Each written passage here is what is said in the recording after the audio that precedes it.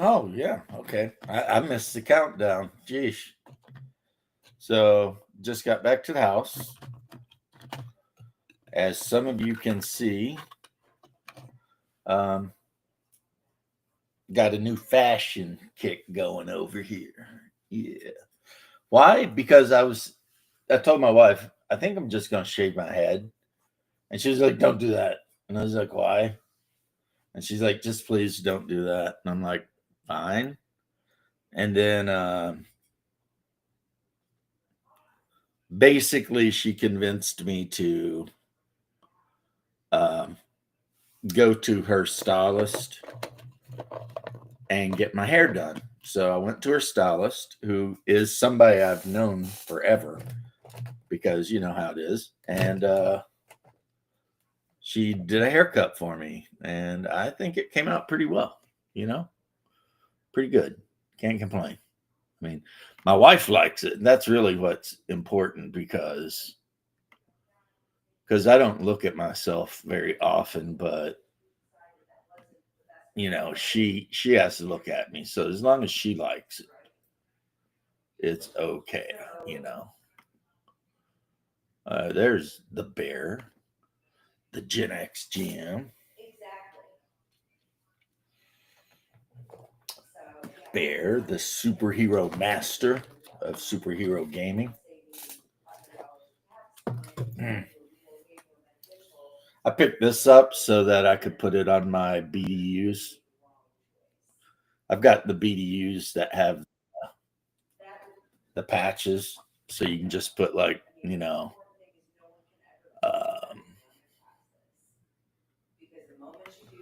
local patches on it. So, Morning. good morning, sir. Nice haircut. Looks good.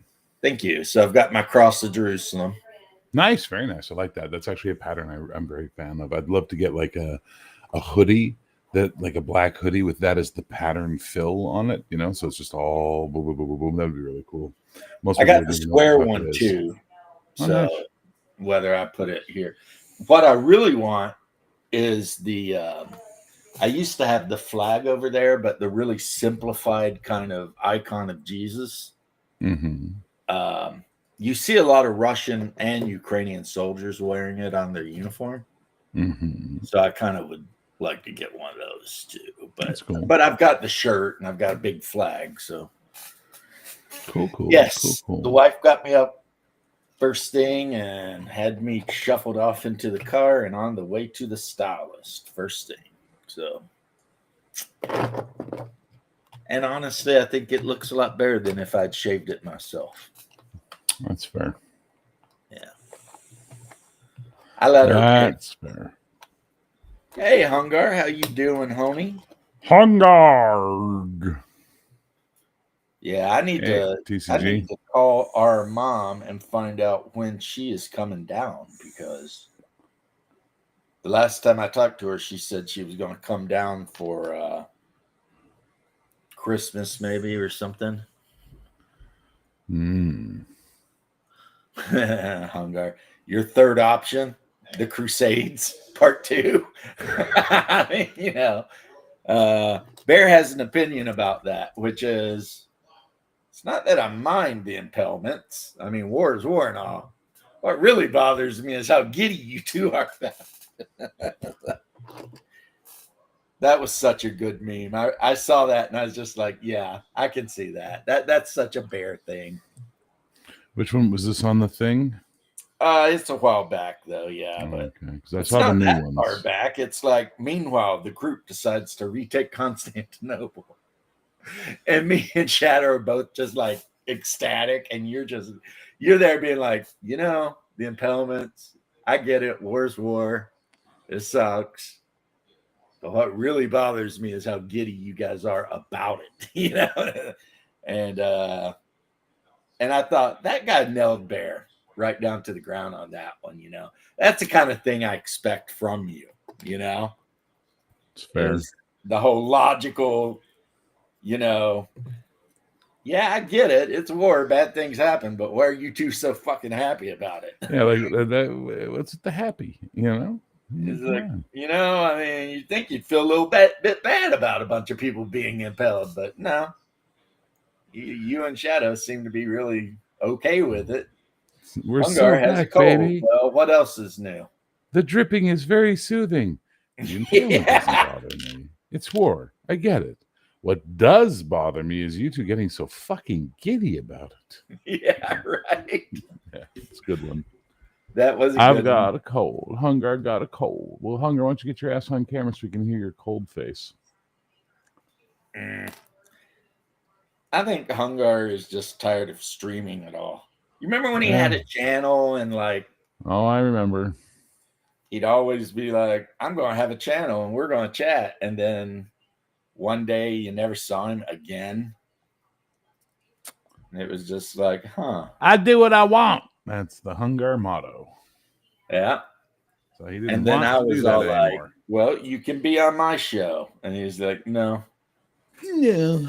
And I was No, he like, used to come on my show. He doesn't do that anymore when I have shows on. No. and I was all like, well, I'll call mom. But mom takes his side.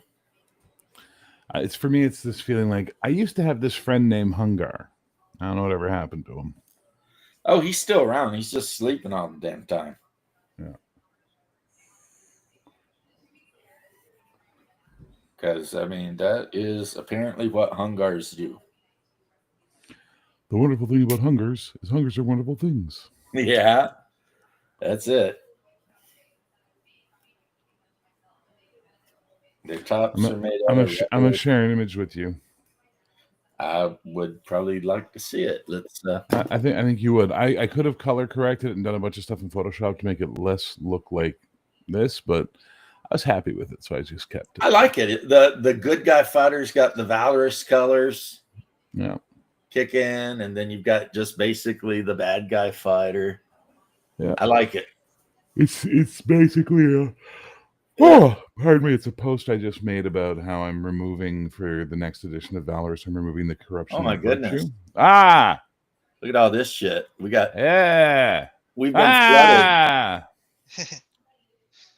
Hi. Fuckers. Oh, that sounds nice. My name Hunger. Are you sure you got a cold? Can you say not like you being like Sling Blade or something? I was gonna say, do you have sudden onset Sling Blade? What's going on over there? My Did you say neighbor, French fried potatoes? French fried potatoes. Uh-huh. My neighbor's got COVID, so I probably have it, but I ain't scared. You I've spend a had lot it. of time with your neighbor? Yeah. And that'll do it. She's got COVID. I'm pretty sure that if you are like having relations with someone with COVID, it probably increases your chance of getting COVID by a lot. Not having relations. All I can say, Also, it Hungar, increases is your chance of divorce a lot too. and I can only just say, sundown, you better take care if I find you've been creeping round my back stairs. No. I like Florida Lightfoot. I'm going like put French fried potatoes, lime strips with the blade. I am very apologetic, Hungar, but I'm sorry. That's fair. What he just did. You sound great. That was not far off. Honestly. I want you to do a book on tape reading of Lord of the Rings with this voice. Hilarious. Or start small with The Hobbit. I was watching. Hole in the ground. Lived a hobbit. On the ground, there's a hobbit lived in there. He's eating potatoes. Eating taters. The dear minister last night. I was watching his live stream. I watched some of it. Okay. I didn't see it. Any good? Yeah, he told me that if I make it to ClearCon, I could stay in the church house. Yes, you can. Did you tell him that you can't do that though because you might burst the flame the second you walk in? I'm sure if Bear lived through it, I would. I didn't sleep in the church house. I walked through it, but I didn't sleep in it. Wow. That was like the ultimate in like, if Bear can live through it, then I definitely can, because Bear's just a piece of shit. I guess I'm just the most evil fuck that ever lived. Thanks, Hungar. You know, I Souls corrupted by Satan. That's what's going on over there. You could just fry potatoes on your cursed ass. you guys are That is, I mean, I don't want to get Hungar in trouble, but that is basically exactly what he said. You know, he's like, you know, dicks. if Bear can survive it, I'm sure I'll be okay. I'm sure I'll be okay because Bear's a fucking corrupt prick who murders babies around. Because Bear's the worst. What the Don't hell is die. that? Don't die. Yeah. That's a nice shirt you got there, brother. Yeah, it's got a frog in a tank and a bunch of Spacers Guild guys standing around it. You know the story about that moment in the film when they were shooting it? They were rolling in the big tank, and if you just at the very top, like the left-hand corner of the screen, just as it passes, you see one of the guys sort of do a herky jerk, and just real fast. Apparently, the tank ran right over the guy's foot and broke it. And on set, everyone started saying, when a stage 4 guild navigator arrives, get the fuck out of the way. Which I thought was a pretty accurate assessment of things. Yeah. Yeah, I would say so. Back when they had a Dune collectible card game, my deck was the Spacers Guild, and the main guy in my deck was that specific guy. And I could set up this fucking bullshit where like I would just outproduce Spice on my opponent. And then I used to play a lot with this one guy, and he always wanted to play Fremen. So he'd have all these brave warriors and shit, but I'd be like, I'm the Spacers Guild, bitch. You can't ever get to me. And I'm just going to sit here and produce Spice until I win. And so it was really kind of boring for him, because it's like, oh, you're going to try and do something? I don't care. What's up, Big Vic? How you doing, homie? Victastic. Victacular. He's Victacular. Victesticular. The testicular fortitude. I call Mom later and see if she wants me to drive her down in December. I need to come down to see the kids anyway. Yeah. I mean, that's why if I ever were to use the not hard R, but the N word with you, it would be okay, because like most of them, you have abandoned your children for the most part. Wow. So, Hungar, is it true you were a dumpster baby? You know what? I'm too sick for this bullshit. Oh, come on. That sounds like something a dumpster baby would say. Fucking bastard. Well, as you said to me after accusing me of being the most corrupt person you know I love you, brother. Hey, Lef. Let's just like, don't drag me in the middle of this shit. Yeah. I'm over here minding my own business. Leave me alone. I gotta go. I'm gonna have to go soon, so I don't want to be involved. Fine right now. I'm just saying, you never know. I'm going to try to get some rest, guys. Don't be a sissy, dude. I'm being a sissy. I'm tired. I didn't sleep good last night, and I feel like shit. That is your excuse literally every time I talk to you. What do you do all night? It's kind of weird, me being unhealthy. I agree. It's not like I have any problems.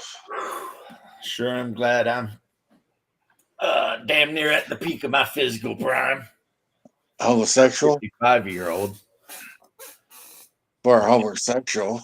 Yeah, well, homosexuals, they're the worst. That's why I married the cute little blonde, so that no one would know my game. Oh, she's your beard. Oh, that makes sense. Yeah, that's it. People Go. see me out with the blonde, and they're all like, "Oh yeah, he's straight." But then when I go into the bathroom, I like put my foot underneath the divider and like play footsies with random men. I mean, you happy now? I mean, I'm not intimidated by you calling me names. I'll just freaking make up stories about it. I didn't say you're a homosexual. I said you're a homosexual. You're into the Simpsons. Well, you know, That's a whole other version of yellow fever. yeah. I love it. Who the fuck was that? It's my phone ringing. That's how your phone rings? Yeah, it starts off like Apple, and then it goes into Erica. No, we heard someone laughing. Oh, that was young Master Gregory.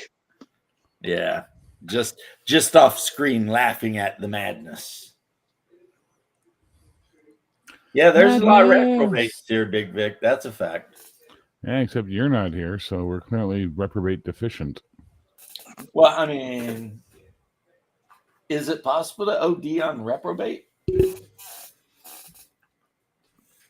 Because if it is possible to OD on reprobate, then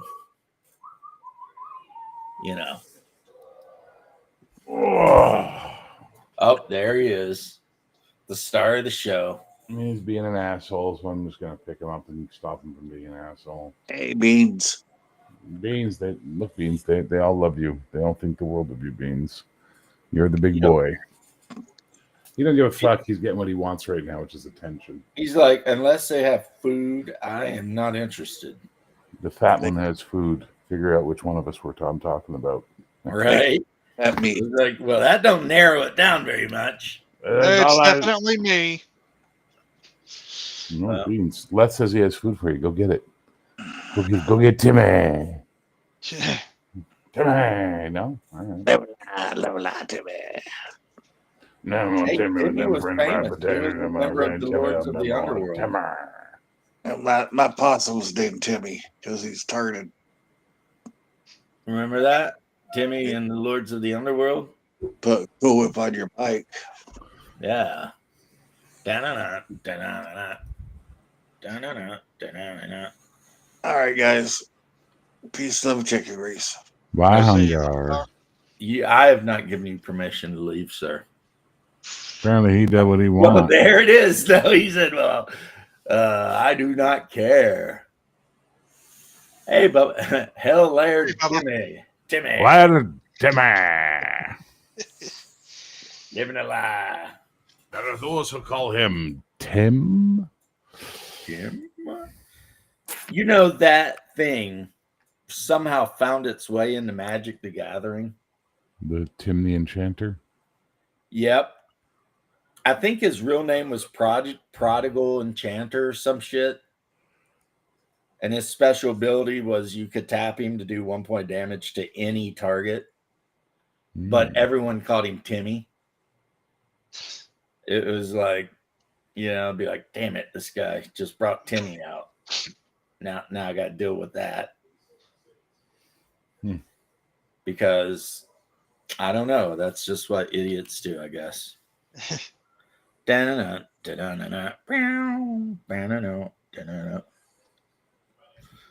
am a killer. Thriller. Yeah. Anyway, is that Nightmare Walking Psychopath Stalking? No, that's Baby Cake singing about being a warrior. I don't know what any of that means except for the word warrior and singing. Yeah. The hell's a Baby Cakes? Wait, don't tell me. I don't want to know.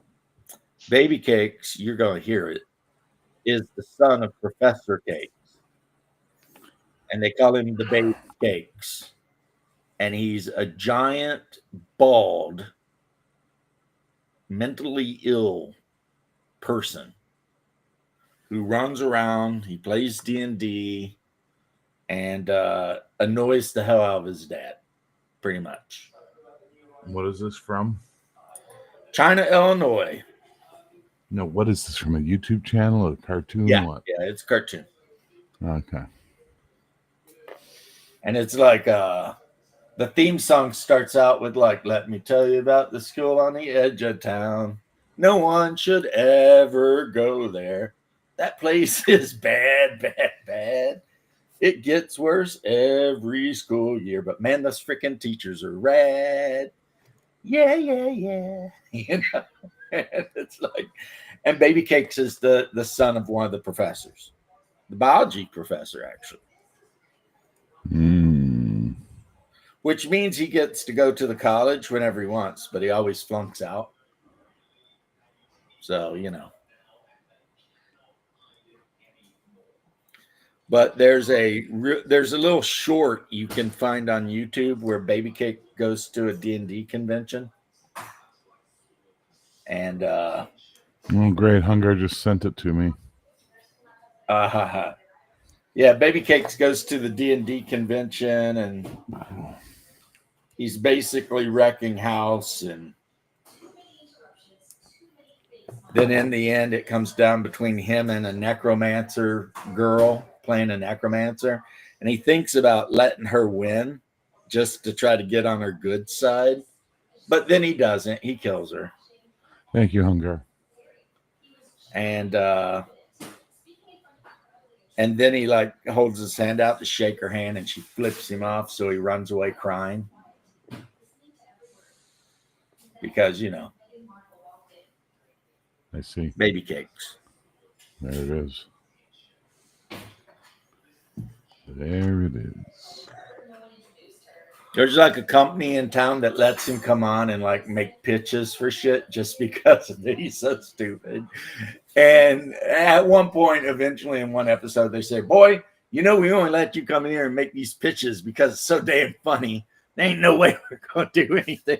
Like he wanted to do one thing where he wanted to make everything into gummy bears. Define everything?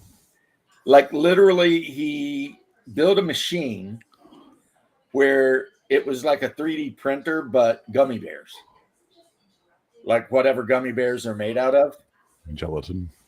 So everybody was running around making everything out of gummy bear stuff. So gummy bear guns and gummy bear this and that. Of course, none of it worked, but you could eat it. And then they made millions upon millions of dollars because it turned out that Baby Cakes was right. It would be super popular. And then after like 6 months, when everybody in China, Illinois got diabetes, the government sued them and took all their money away. They were broke again. Well, James, I want to ask you, wouldn't you want an AK made out of gummy bears? No. Oh. I don't want anything. I don't even want gummy bears made out of gummy bears. I mean, You ate the gelatin that much, huh? It's just not my friend. I just don't need it. If I'm going to break my diet for something, I'm breaking it for something good, not some random shitty gummy bears. Yeah. Yeah. But the I Am a Killer was when he was dreaming, and then like his imaginary friend shows up in his dream to F him over. Okay, James. How about this? A glass shaped like an AK filled with vodka. They have those. You can buy those. The AK vodka is a real thing. Okay, then. Timmy. I hate to do this, but I'm drowsy as fuck, so I'm gonna go take a nap. Oh well. I don't. Hey, man. I'm back. You guys will be on for a couple hours. I'll be back. Yeah, quite possibly. Possibly. Bye now.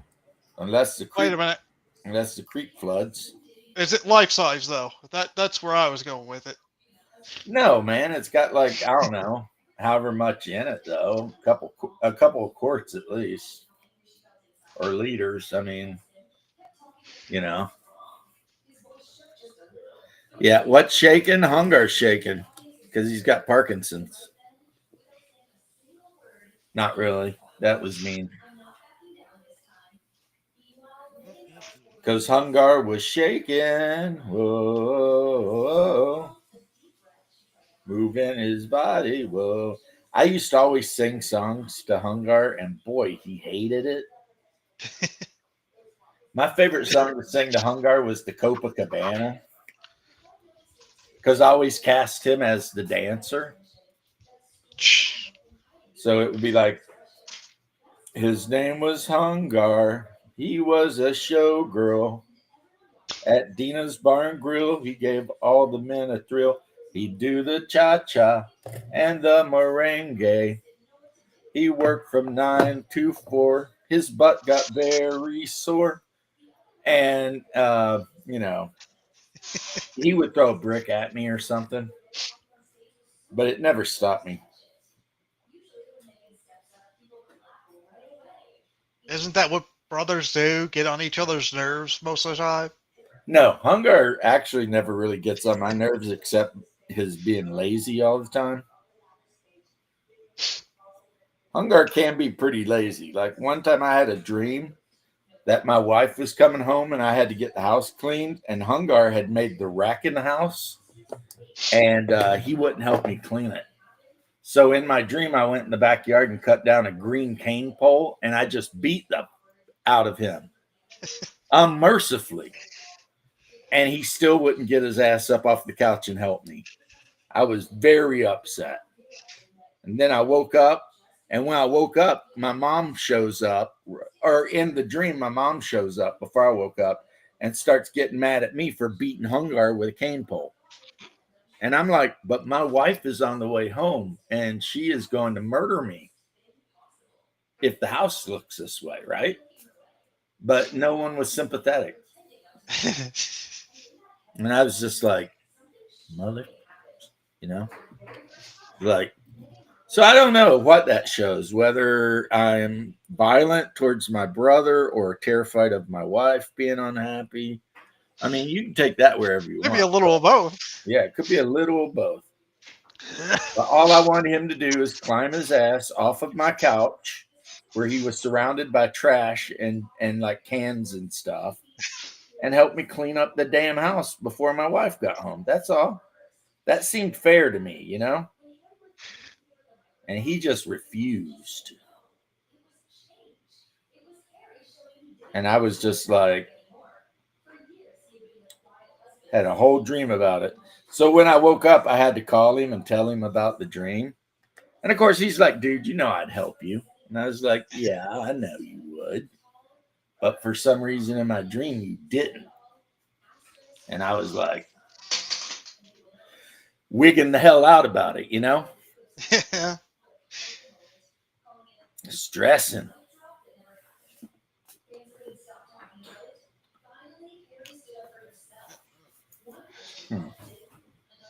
Oh, man. Last night was crazy. Did you play your game last night? Yeah. And? Oh, boy. We somehow survived the big fight. Although the thing is, I was mistaken. The harpies weren't in the same room with us. They were upstairs. So we at least had a turn where we didn't have to worry about the harpies, at least. The old Harpers. Right. But the troll did get its attack off. 3 hits on the dwarf, which one made it, and he took like 8 points of damage. After that, he ran. That's luck. That's luck right there. Yeah, he only got hit once. That could have been terrible for him. But, he did have a decent chance of avoiding, since he was a dwarf and a large creature. He did get a AC bonus, but also the troll had an advantage on hitting him too because he was a dwarf. Yep. At least he didn't have the fairy fire on him, like I did. Yep. I had fairy fire on me once the big bad evil guy got to his attack first. Well, I mean, the fact that you didn't have to fight the troll and the harpies at the same time, that totally was a good thing for you. Yeah, and I didn't get hit by the troll because on my turn, I used the horn. And what did the horn do? It was a horn of fear. Oh, nice. Yeah, it could have been worse. If it was a horn of blasting, it could have probably knocked us took down the staircase that we were on, and we'd take a lot of damage then. Yeah, I mean, AC -6 and his save versus Dragonfire, so not illuminated. Yeah. Well, I was illuminated, which was bad, but also I feared the troll, which was the worst part, so I didn't have to worry about attacks of opportunity. And we just ran down the stairs. There's attacks of opportunity in Dragon Slayer. Yeah, and the troll would have gotten 3 attacks on me if I ran without him here. Oh, okay. We're thinking different things. Maybe. When you say attack of opportunity, in my mind immediately goes to 3rd edition D&D, where it's like if you move near somebody or anything like that, you can get attacks of opportunity. Yeah. Whereas in classic D&D, it only happened if you were engaged with an enemy and you tried to run away. Yeah. Then they would get a free swing on you. When the troll got feared, that made it where it couldn't attack me. Right. Because it's too busy being afraid. Yes. It was like, I don't want to go near that guy. He's scary. I also feared the main bad guy and another one behind him. The troll wasn't the main bad guy? No, the troll was being controlled by the main bad guy. Nice. Yeah, basically in a line, I got like 3 different guys and ran, which everybody else was not going to hurt me or hit me. Well, I mean, like I said when you were explaining the setup, and now that I'm hearing what actually happened, you lucked out. Yeah. Because had the Harpies actually been part of that combat, it would have been bad. I think you'd been hosed, because between the Harpies being able to fly and trying to charm your asses or whatever, and then the troll running amok, I mean, and that they got shit first would have turn. been tough. That would have been tough for anybody. And they got initiative too. That would have sucked. Yeah. Because it'd been like, all right, everybody make a save versus the Harpies. Yep. And whoever fails is just going to stand there like an idiot. Yep. Which, if the troll's smart, then he's going to ignore the charmed ones and go after the ones that aren't charmed. And well, he couldn't get to the ones that aren't charmed. Before you know it, TPK, you know? Yeah. The good thing is, well, just like that. Good or bad thing is, he probably wouldn't have been able to go for the ones that weren't charmed because they were down the stairs and he'd have to go through a few of us anyway. Yeah, but I'm saying if the Harpies had literally been involved in the combat, yep, then they would have been all up on your biznatch. He would have just probably coup de grace the ones at the front. All they would have had to do is hang back and sing, man. Yep.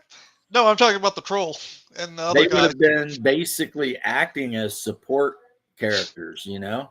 Yep. They're just hanging back singing, trying to get you guys charmed. Yeah, and well, then the troll's taking care of whoever manages to not get charmed. It's like I told you, that ghoul battle where half the group got freaking stunned by ghouls. And it's like at that point, it's like, okay, you can run, but if you run, you're going to end up leaving your companions behind. Yep. And if you don't run, you could die, because now half of your group is not even in the fight. Yeah. Also, when we started going down the stairs, we 3 of the cultists were coming up, so they were going to ambush us on both ends. Well, I mean, didn't work on that one. You should have come up with some witty thing.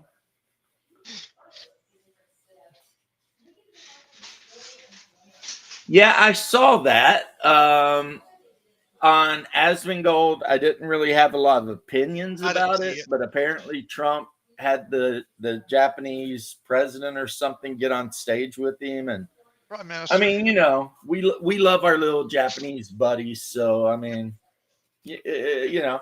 Plus, I guess Argentina had like a move to the right, so you know, that's always good. We need to keep those Argentinians happy.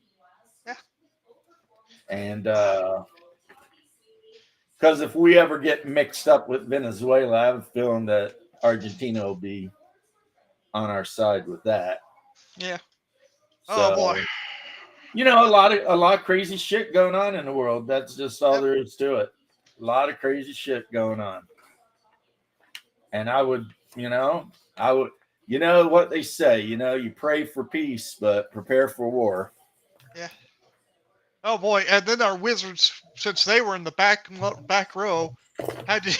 Well, one of our wizards who ran the fastest had to deal with 3 guys coming up behind us. So he put 2 of them asleep, and the other one choked the other one out. See, and this is what making more meme material. My whole life is a meme. But yeah, there's been some really good ones lately. I've been really impressed by this guy. Yeah. Some of the memes he's made are top shelf memes. If I were still on X, I would be posting these freaking memes. Yeah. Yeah, the Argentinians, they're basically, you know what was hilarious is I saw a picture of the Argentinian female Olympic soccer team, and they were all blonde. And I'm just like, but my driver who drives me to my appointments, he's Venezuelan, but he's whiter than I am. This guy, right? And I asked him about Argentina, and he's like, "Oh yeah." He's like, "If you go up in the mountains of Argentina," he says, "it's like being in Bavaria." You know what I mean? Like the houses are built like German houses, and I guess it was like sometime in the 70s or 80s, the government had to pass a law to make the Argentinians actually speak Spanish because all the ones that lived up in the mountains were speaking German. And they're like, look, man, we need a unified language over here. So you can speak German, but you got to learn how to speak Spanish too, you know? Yeah, it's all those World War II. Yeah, exactly. Okay, Bubba. I don't know if this is true or not. This could be total bullshit. But I saw a YouTube video where they were saying they had evidence that mustachioed man had moved to Argentina, remarried, had some kids, and died at like the age of 90 something. That is a popular theory. I don't think it's true, but it would be hilarious if it happened. Well, apparently, when the Argentinian guy decided to unleash all their secret files, that was one of them. I mean, again, and not only that the United States knew the whole time he was there. It's highly unlikely that's true, but I guess it is a possibility. Yeah, according to the story, they flew him out in like a very small airplane. Yeah, the CIA confirmed it. Yeah, that's what I thought. They flew him out in a very small airplane, and then he went to like the Mediterranean where they put him on a submarine. And then he crossed the Atlantic on the submarine and then went to Argentina. And then he went up to one of the big villages in the mountains where all the Germans were. And then he changed his name, ended up marrying an Argentinian girl, and basically lived out the rest of his life. Funny what if story, because I mean, there's like, Senior Hitler. Senior Hitler, I think it was. And that's why the Russians have always refused to let anyone look at the skull they claim belonged to him. And then some people who finally did get to look at it said it's a female skull. So, I mean, okay. I'm going to say who really knows. I mean, even if the CIA says, "Oh yeah, really, Hitler was there," I don't believe it. Well, that's just you being obstinate, because I'd have to ask you this. Let's use a little logic here. Why would the CIA say he lived? I don't know. But what did they benefit? They're not trustworthy. What did they benefit by that? Nothing. As a matter of fact, it's kind of an embarrassment. It's like, that guy that everybody thought was dead all these years? Well, he wasn't. It's like, it's just obstinate. I don't know. I just think a weird thing where I just don't trust them because they've lied to us on so many weird things. I don't know if I trust them on anything. Yeah, you know what? I can totally get that. I totally get that. You have a problem with trust in the CIA. Kind of makes sense, since as an organization, their entire job is just to lie and F people over. Yeah. So, okay, I can kind of totally get where you're coming from. But in this particular case, it's kind of like an Occam's razor case. The simplest thing is probably true. And it's like, if everybody's saying, oh, yeah, we got all these records. Homeboy lived in this village and had kids and grandkids and blah, blah, blah. Then the next thing I'm asking is, okay, who benefits from the lie? I don't know. Nobody. Not Nobody really benefits from sure. that lie. So why would you tell a lie that offers absolutely no benefit to anybody? I mean, here's the thing: is the CIA saying that they're the one that flew him out and hit him? No. According to the Okay. Argentinian files, he was flown out on a very small plane by one of his German guys, and they got him to a submarine base where he was put on a U-boat and snuck across the Atlantic to Argentina. At which point, because Argentina was accepting, as Bubba said, migrants from various places in Europe at that time, and Asia, because you have towns there where everybody there is like Japanese.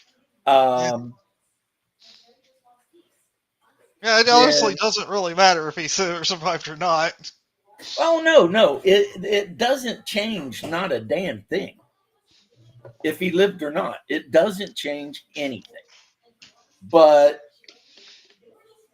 it is a thing that may have happened. The only thing I could find that about this is, just thinking how the woman who slept with him, hey kids, your dad is actually literally Hitler. Well, I think he had relatives before he fled. One of them, I guess, ended up joining the U.S. Navy, and also, if he's up in a village in Argentina full of, his co-workers, let's say, that probably wouldn't have been a problem. Maybe. I mean, I'm just thinking of it like, hey, this is like a woman he married that wasn't part of the group, and then she has to explain to her kids like that, and it's just like, come on, he wasn't that bad. The kids haven't been saying that. It's like, no, I mean, literally, he was Hitler. Yeah, I get what you're saying. I'm just saying that maybe she agreed with his politics. Maybe. I mean, yeah. So, I would love to go to Argentina, but only because I would love to see Patagonia. And they say that supposedly, and this could be total bullshit because I don't know, but what I've heard is if you're standing in Patagonia, you can see the very, very, very outskirts of Antarctica, depending on where you are in Patagonia. Oh, hey. And I think I would like that, even though it's like against the law to try to go to Antarctica. Unless like you're part of some kind of government thing. I mean, you're just saying about seeing Antarctica from Patagonia, right? Right. So I'm probably now, what made me kind of fall in love with Patagonia, honestly, is I was watching Alone. You know that show where they put random idiots like in weird places and wait for them to starve to death? Nope, don't know that. Well, it's a good show. Okay. And in this particular case, they put all the random idiots in Patagonia. And let me tell you, that place was absolutely beautiful. Oh, that's nice.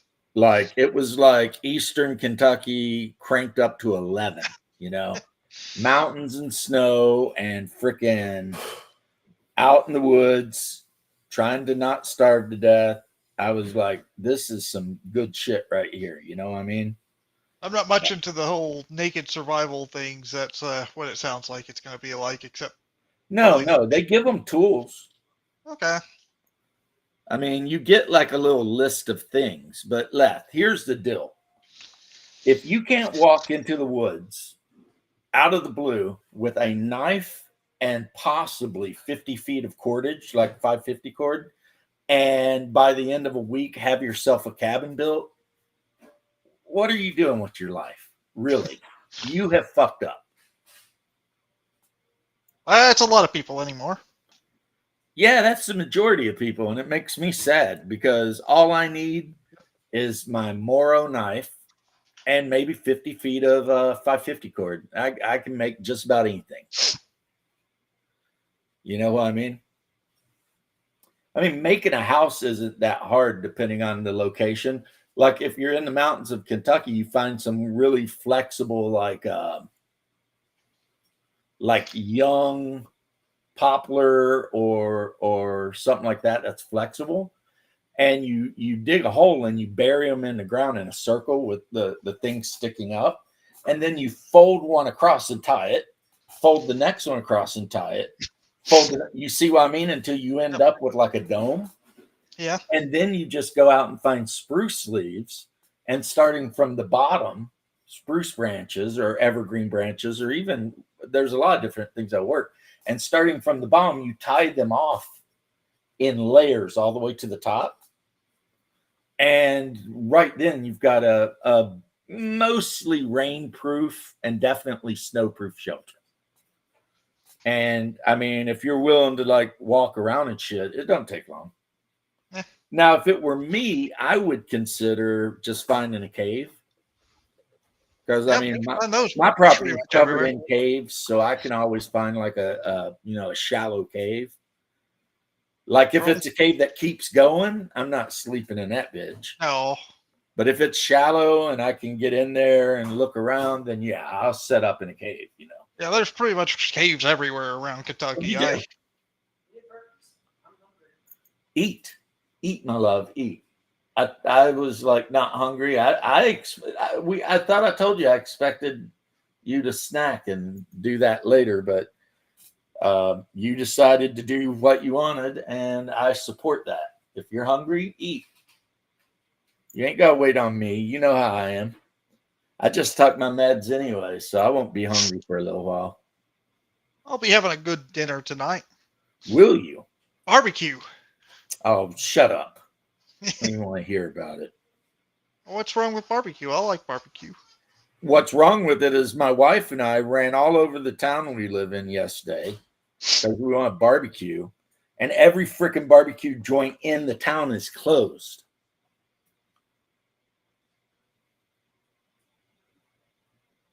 Cal. But it's got to be, no, I'm sorry, Cal. My mountainside is not wheelchair accessible. As a matter of fact, it's not car accessible. As a matter of fact, just to get a little bit crazy, it's barely Polaris accessible. You know, those quad side-by-sides? Yeah. We got one of those, 4x4 quad. And I'll tell you what, going from near the bottom to the top, yeah, that's like some parkour shit.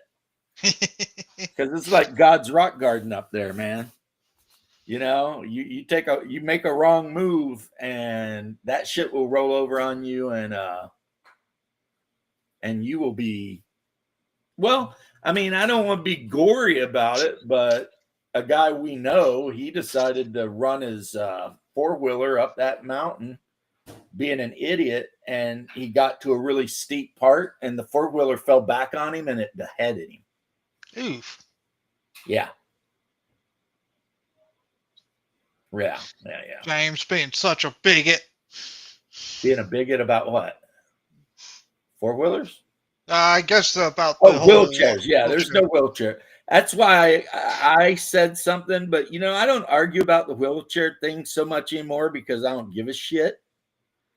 But the reality here is, and this might be unfair, Cal, but here's my thought. And of course, my brain is whatever. If you could not pass Fire 1 and Fire 2, you couldn't be an adventurer.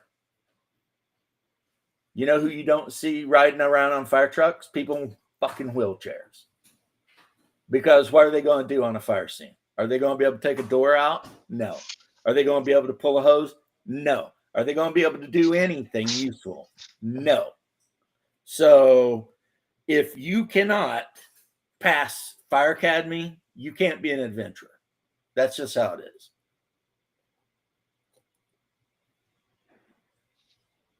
And I mean, sorry if people watching, if there's any wheelchair people here that have to be in a wheelchair, look, my heart goes out to you. I feel bad. I mean, it sucks. I remember when my brother was wheelchair bound for a long, long time. And you know what, though?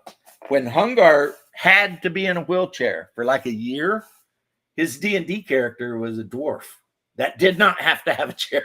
You know, I know you're just kidding, but, you know, I'm just being like, I'm just stating like what I think is the realistic view here. Ooh. I mean, because I get a feeling, especially based on listening to Leth talk about Bubba's dungeon running, that maybe even being able to graduate Fire Academy is not quite enough to survive being a dungeoneer. No, it's quite dangerous. Because, I mean, you know, at least if you go into a fire, all you got to worry about is maybe a roof collapse or some shit like that. You ain't got to worry about a troll just jumping out of nowhere and deciding he's going to bite your face off. That's some shit you can pretty much not worry about, right? And, but I mean, the point is, if your character is not strong enough to be a cop or a fireman, you probably shouldn't be in a dungeon, you know? Yeah. I mean, and the only reason mages make it is because they're surrounded by burly fighters. But if the burly fighters had to carry that mage everywhere up and down stairs and shit like that, they would not want to adventure with that guy. Yeah. They'd be like, yeah, you know, get a job, you know, as a scribe. Magic's nice, but it's not that nice. Yeah, I mean, I'm nice, but I'm not going to risk my death so that you can ride around in a wheelchair and virtue signal about it, you know? Like, I'll kick you off a cliff before I'll let you get me killed. Yeah, and I know a lot of people seem to think I'm a really nice guy, and I do try to be really nice. Yeah, the Volsectum cultists, those I people do really try to don't be like as us. nice as I can about everything. But if your bullshit is going to get me killed, I have a saying, and it is, if it comes down to me and you, it's going to be you. It's not going to be me. You know what I'm saying? I am not going to let some idiot get me killed because they want to play a character that's in a wheelchair. No. Sorry, no. Nope. Immediately no. Look what Bubba had to say. I saw that. Noticed by the Volsectum cultists. Well, being noticed by any cultist is generally not good. No, it isn't. They've been chasing us down, and somehow we've been avoiding them for the most part. Could be worse though. What's that? Well, you could have been noticed by the Jehovah's Witness cultists. Oh God! And then, like, no matter where you go, you're trying to relax, and all of a sudden you hear a knock on the door. And like in my area, you know, it's like 3 abuelas and maybe 1 semi-attractive Puerto Rican woman, and they're trying to convince you to come to their church. And the attractive Puerto Rican woman is just there to try to, you know, honeypot you into thinking maybe I will go to this church. This chick's kind of hot. And then, you know, next thing you know, you're in a little building somewhere with no windows, being told that anyone who does anything that they don't like is obviously, you know, evil and whatever. I mean, yeah, about Bubba's game though. We finally did divvy up all our loot, in which I got a +1 shield now. that is a wonderful piece of loot for a cleric. Oh yeah, I got an AC of -4 now. So if I do my math right, that's like a 15 in the other way. Right? -4. No, 4 would be 15. That's like a 19. Yeah, it's a pretty high AC. That's a good AC right there. Ah. Yeah, that's good. I have recently found out that every night, no matter how you build it, you can exchange one of the weapons for like the giant power fist. So I've decided that a lot of these new knights are not going to have like chain swords. They're gonna. This item's definitely, You yeah, got a no kidding. +3 defender warhammer. Jeez, man. Yes, the hammer of Kron. That's the thing I would be bragging about.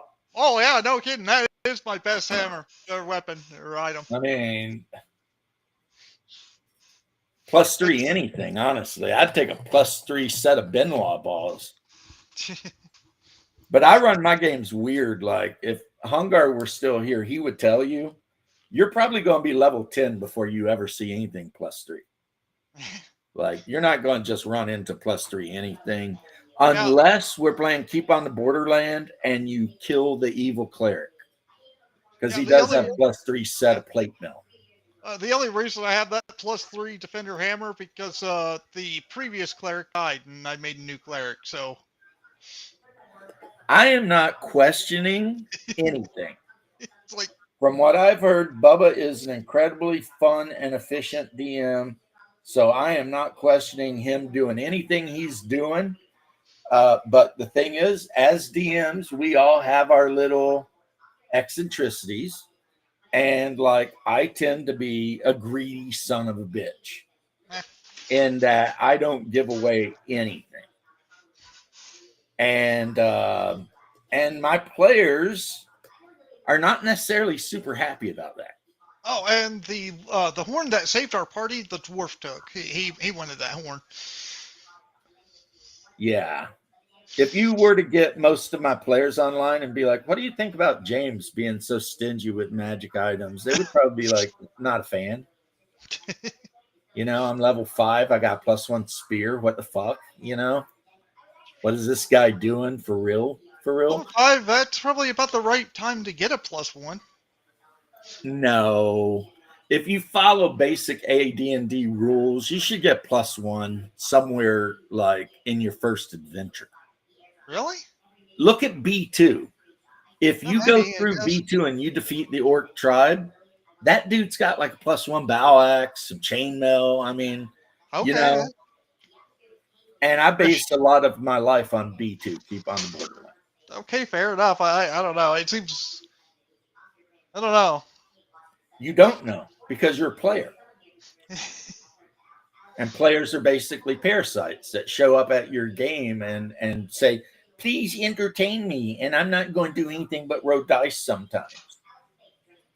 I try to do more than that. Look, don't take what I say personally because it's mostly joking. I know. Mostly. Usually I'm the craziest, most entertaining person on the... Mostly joking. Not 100% joking. There's a reason why one of my first games went so crazy and turned into the Godfather. But anyone who has DM'd a very long time, they know. Yeah. They know. And it's like I always say when people are like, hey, you should join my game. And I'm like, you don't want me in your game. I've been DMing this game for like 40 damn years. I am the worst player you will ever meet. Nothing you do will ever be good for me. I will always think I know way more about it than you. Why? Because I'm an asshole.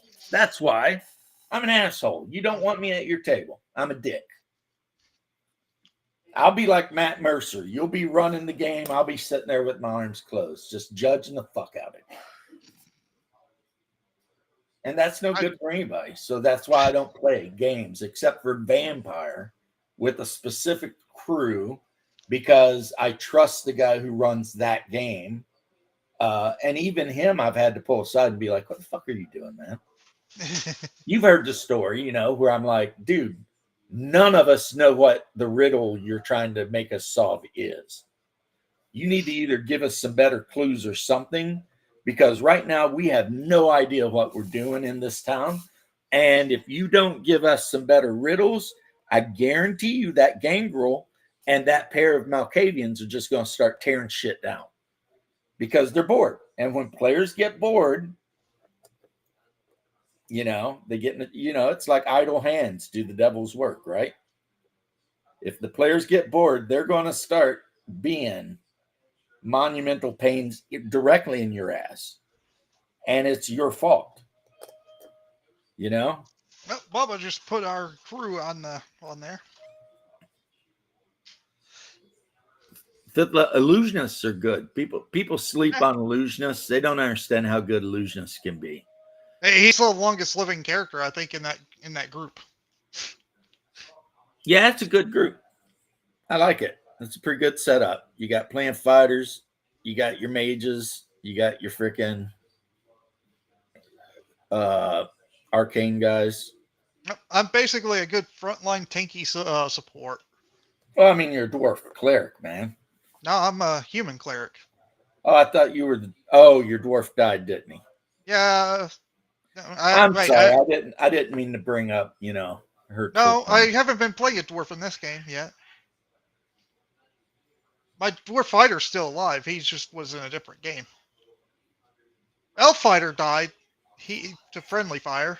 Well, I mean, you should have known that. Elf fighter? Yeah, whatever. Get out of here. I wanted to play Link. Link is not an elf. I mean, technically, but he's close enough. He's a new winner, whatever the hell they are. Hyrulean. A Hyrulean or whatever. Yeah, but I mean, they're elves. They got pointy ears. So do Klingons. And all of those purple-skinned, white-haired alien women that I listened to the YouTube videos of them getting knocked up by ex-soldiers, they all have pointy ears too. Okay. The human, the HFWs or whatever. Yeah. HFY. Yeah. I've listened to so many of them that now I know like exactly what's going to happen. It's like, she is an alien princess until she met Mr. Reeves, retired human special forces. And I'm like, oh yeah, he's knocking that bitch up. You already know it. She's going to give him a hard time, and she's going to talk about how humans are primitive scumbags or something. And then eventually he's going to be guts deep in her. And then some people are going to be like, we can't allow this because you're like, screwing up our bloodline by letting a human knock you up. And then, there'll be a fight. Eventually the human will win. And then everybody will be like, yay, humans. That's pretty much every single episode of that. And then there's the other one that's made by the same guy. And it's like, the aliens thought they understood shit until they pissed off a human. Yep. And those all start the same way too. Like the alien, humans are space orcs. Fighter craft. Humans are space orcs. And then like 3 human ships come into orbit around their home world and just start annihilating them. And they're like, oh shit. We didn't know the humans were actually, super predators from a death world. It's all the humans are space orcs. It is. It is. It's like, One of my favorites had to be this one about the humans basically getting a war because the aliens thought they'd be an easy to conquer race, and then it's like, wait a minute, we're losing now. What? How about we surrender and go back to the old borders? And they're like, no, we're not doing that. That's fucking stupid. Yep. Yep. The one I saw, it was like the aliens decide, holy shit, we're getting our asses whipped. Maybe we can beg for peace. And the humans are like, we don't do that. You attacked us and killed a bunch of children and stuff. So we're just going to exterminate your whole species. And the aliens are like, what? Like humans in this one was a little bit nicer, but they're like, yeah, we're not going back to old borders. That's for sure. But the aliens are like, okay, we're going to blow everything up, including ourselves. Yeah. And the humans had to stop it. Yeah. And well, I've seen the one where like the aliens are like, we're going to invade Earth, and like the Earth people start planting booby traps all over the damn place, and and the aliens are like, I don't understand. They're taking massive casualties, but they're just not stopping. And then they finally figure out. They're like, humans don't stop. They just, they would rather die than be conquered. So this is where we are right now. These humans are coming, and they're coming for that ass. And like in the aliens go to invade a colony, and when they land all of their troops, the humans like detonate the nuclear reactor at the colony and just exterminate a whole alien army plus the colony. And the aliens are like, wait, what just happened? They're like, and it's like, yes. Kind of makes me think of the First Contact War in Mass Effect. Right. And it's like the human commander tells the alien, look, we're not fighting to beat you. We're just fighting to make it so painful for you that you'll stop trying to fight us. Earth is Vietnam for aliens. It is. And then there was the one where these aliens were being dicks, and one Earth battleship shows up. So it's like one Earth battleship versus 100 alien ships. And the aliens are all laughing like, we're getting ready to whip their ass. And then that Earth battleship just freaking starts exterminating them. They're like, what the fuck? There's the story where aliens come in with like shields and lasers. They're like, oh, these inferior humans, they don't even have shields. What are they going to do? Shoots their laser, does nothing. Wait, what? What? And they're like, human shoots a railgun. Human ships are so primitive. They're still using like kinetic energy weapons. And then some ship with a rail gun cuts one of their battleships in half. It's just like whack. Like, and like the people on there, like, are you sure you just don't want to give up? This is just getting depressing. It always says something like, within the first 5 minutes, 300 of the alien vessels were burnt and drifting as debris. And the aliens are just like, I think we messed up here. Yeah. Yeah, they're all the same, but when I'm sitting in a room reading or working on something, it's cool to put it on. Something to listen to. Yeah, it's just like sometimes funny whenever the AI comes up with something ridiculous, and it's just hilarious to think about. Yeah.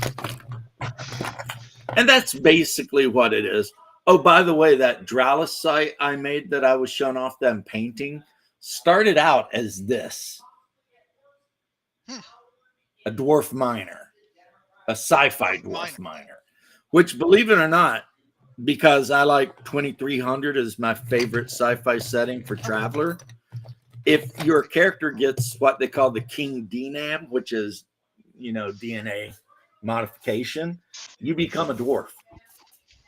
Like, yeah, I forgot to take that horn off my inventory. Yeah, you become really short and really sturdy with a bigger heart and everything. Because the gravity on King is like 1.7 Earth norm. So while a human can step off a ship there, you would immediately be getting crushed by the gravity. You know what I mean? That doesn't sound fun. So they do the King DNAM, which makes your bones way denser and all of your organs and everything better, except you become a dwarf. And you live on King, and it also shortens your life expectancy by like 40 years. So you live to maybe around 70 instead of over 100. But the good news is you can get a job as a miner on the King colony, and that's all it is. It's like it's a large, high gravity world full of lots of rare minerals and stuff. It's an Earth colony, so people volunteer for big pay to go work as miners on King. Now, you would think they would just have robots do it, but apparently you still have to have people on the planet to keep the robots doing it. And that's the thing, like all the heavy duty work is probably being done by robots. Think you'll make fried chicken this week and make a video of that. Nice. I got a hamburger in there waiting for me. But I'm not hungry right this second. The wife was starving, so, Yeah, I'll have myself barbecue soon. And you'll get barbecue, and I'll be jealous. Because homemade barbecue's really good. And here's what's nuts, too. We were in Gainesville, which is where the very first Sonny's barbecue was ever made, right? And we had 100 opportunities to go, but we kept not going because my brother-in-law is kind of a hippie, and he does not like to eat at chain stores. He likes to eat at like local, like independent businesses. And so we took him to all these little independent, like a Greek place, which was amazing, a Mexican place, which was good, Mexican and places are usually really good. but it also meant that we weren't going to be able to go to Sonny's. And since we were up there with one specific goal, which was to, entertain him and help him take his mind off of losing his mom, we bit the bullet on that, And then we both thought, well, it don't matter. When we get home, we'll go over to Fat Boys or whatever and grab some barbecue. Fat Boys is closed now. It's like, damn it. How'd that happen? Fat Boys has been open in this area since 1970. It's like, and they're closed now? I just don't even want to believe it, honestly. I'm just like, yeah. But when I walked up and tried to open the door yesterday, it was definitely locked. So whether I want to believe it or not, doesn't matter. It is what it is. I'm trying to find the extra sprue because I want to throw a rocket launcher on top of this night, since you can throw a rocket pod on top of any night for 5 points. And to me, that sounds like a great idea, especially because some of my knights are only equipped with close combat weapons and like one little, like a stubber or something. Have to brine the chicken thighs overnight, and your pulled pork is great. My wife makes really good pulled pork. She puts like apple cider in it and seasons it up, and like she doesn't put barbecue on the pulled pork. It's just pulled pork. If you want barbecue sauce, you can add it. And I never do because, the pork is so tasty and delicious that, in my opinion, it needs nothing. But, some people want to throw some sauce on. That's fine too, But when it comes to barbecue, I'm kind of a dry rub kind of dude, Not that I'm talking smack. If somebody likes the sauce, well, get jiggy with the sauce if that's your thing, right? How about hot wings? What's your favorite type of hot wings? Just standard buffalo wings. Okay. And I don't like them if they're breaded. Wait, really? I like unbreaded, medium heat buffalo wings. See, the thing is, when I was younger, I used to eat a lot of really spicy food. And then I realized that while I might seem like a badass to all of my bros because I'm sitting here downing all this spicy food, I'm not tasting it, because it's so hot. It's like you don't even taste the food anymore, Oh God, I remember when I accidentally ordered some ghost pepper hot wings. Yeah. That was a little bit much. Yeah, you're sitting there just trying to, get it down and sweating bullets, and your friends, they might be all like, damn, this dude can eat a lot of hot stuff. But at the end of the day, it's just not enjoyable. So it's like, yeah, I'm not doing that. I'll get it medium so that I get that kick of heat, which I like, but then also I can actually taste what I'm eating. Which is also pretty much a good benefit, Oh God, I know what you mean.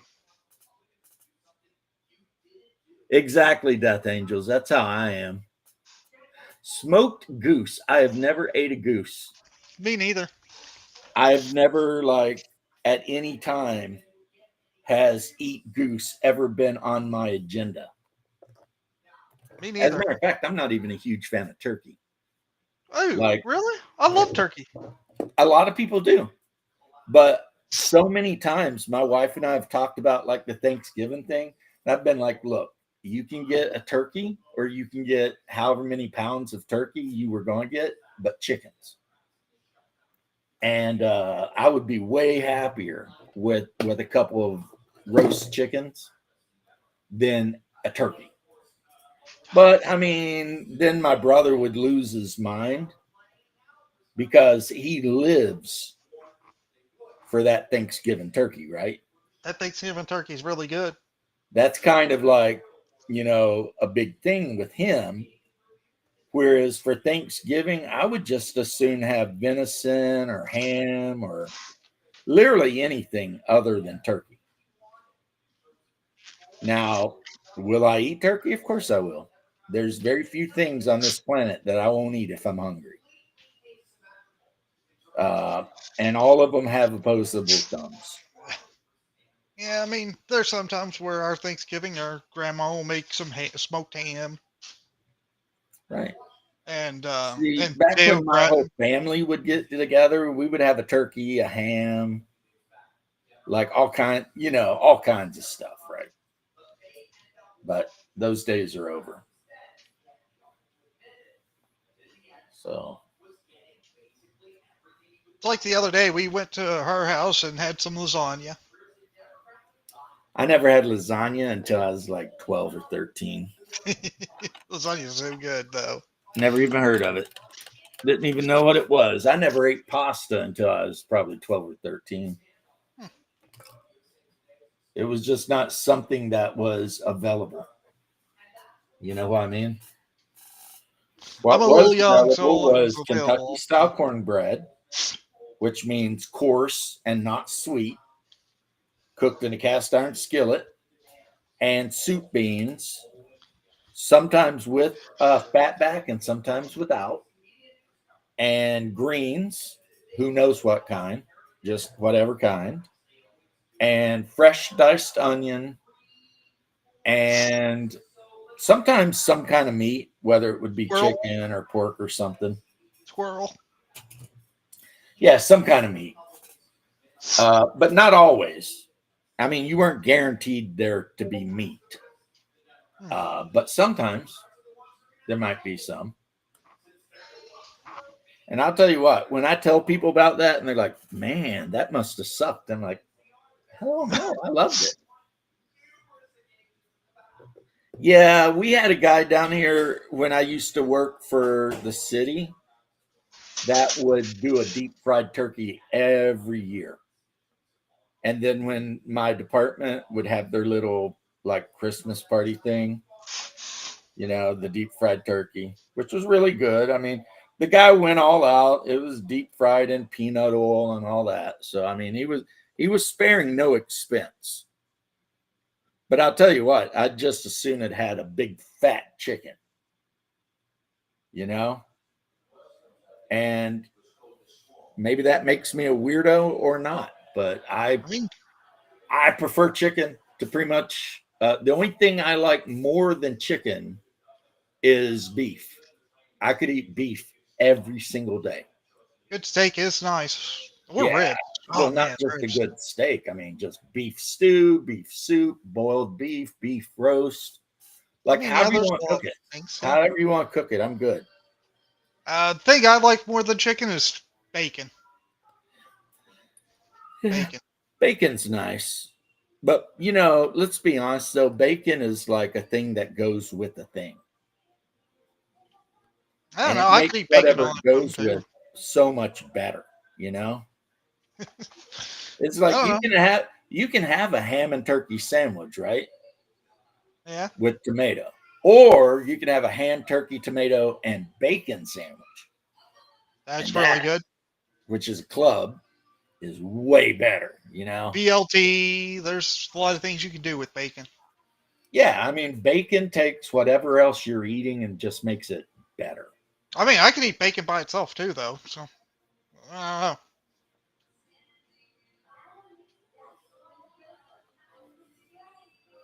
Yeah, grilled corn is good. Yep. Fried corn is good. I don't know if you've ever had it. It's kind of an Yeah, Eastern that's a, Appalachian thing. that one. I mean, I could see you doing it. There's weirder things people fried. Just Well, yeah, it's with not fried something we corn, you do. take the skillet and you cut the kernels off the cob into the skillet, but then you take the back of the knife and you scrape to get all that corn milk out. And you do that until you've got however much you want, and then you fry it, right? Until you've got like this, fried corn. Yeah, pan And fried corn, it's huh? nice, it's sweet. The only rule is if you're gonna make fried corn, you use white corn, never yellow corn. It's gotta be white corn. Banana peanut butter bacon sandwich. Hey, Nah, the king lived off that shit. So, well, lived off of it until he died. But I'm not so I much of mean, a peanut butter fan. if it's good enough for Elvis, it's good enough for anybody. And what if you're allergic to peanut butter? Then you're weak, and your genes probably should have ended at some point instead of being carried on. Peanut allergies not allowed, huh? Well, it's a relatively new thing anyway. Okay. It's kind of like people who are lactose intolerant. It's like, I don't mean to be mean or anything, but maybe they should get a stamp on their record and not be allowed to reproduce. Because it's like if you're born half blind and you're gonna have to wear glasses, maybe you shouldn't be able to reproduce. Because you're not making the species better. You're just Now, effing it up. now I feel personally attacked. Were you born blind? Not blind, but my eyesight's always been relatively poor. And it's probably because you got it from someone else. And to be honest, hey, look, a lot of our best sharpshooters were actually pretty poor in the eyesight too. Actually, they were really good in the eyesight situation. They just had to lie Good. because the army said they were bad. I mean, no way was Ching Li bad. His eyesight was good. You don't win a national marksman championship and have bad eyesight. I'm sorry. But the army is very stupid. And They failed their eye exams. and yeah, no, they don't, man. When I was going through my introduction, they like hold up a piece of paper and it's like a bunch of dots, and they're like, "What number is there?" And you tell them, and then they're like, "Okay." And if you can't tell them the right number, then you can't do a lot of different jobs. Like if they hold up the thing and it turns out you're colorblind to like green or whatever, you can never be infantry. Huh. You're done. And it makes sense because if you're an infantryman and your sergeant says you on point, but you can't see, green or some shit, I mean, you're going to walk into an ambush maybe. That's not a good idea. Yeah. So yeah, I'm not colorblind at all. As a matter of fact, those big glasses I wear, they're basically reading glasses. And I never had to wear glasses until I got into my late 40s.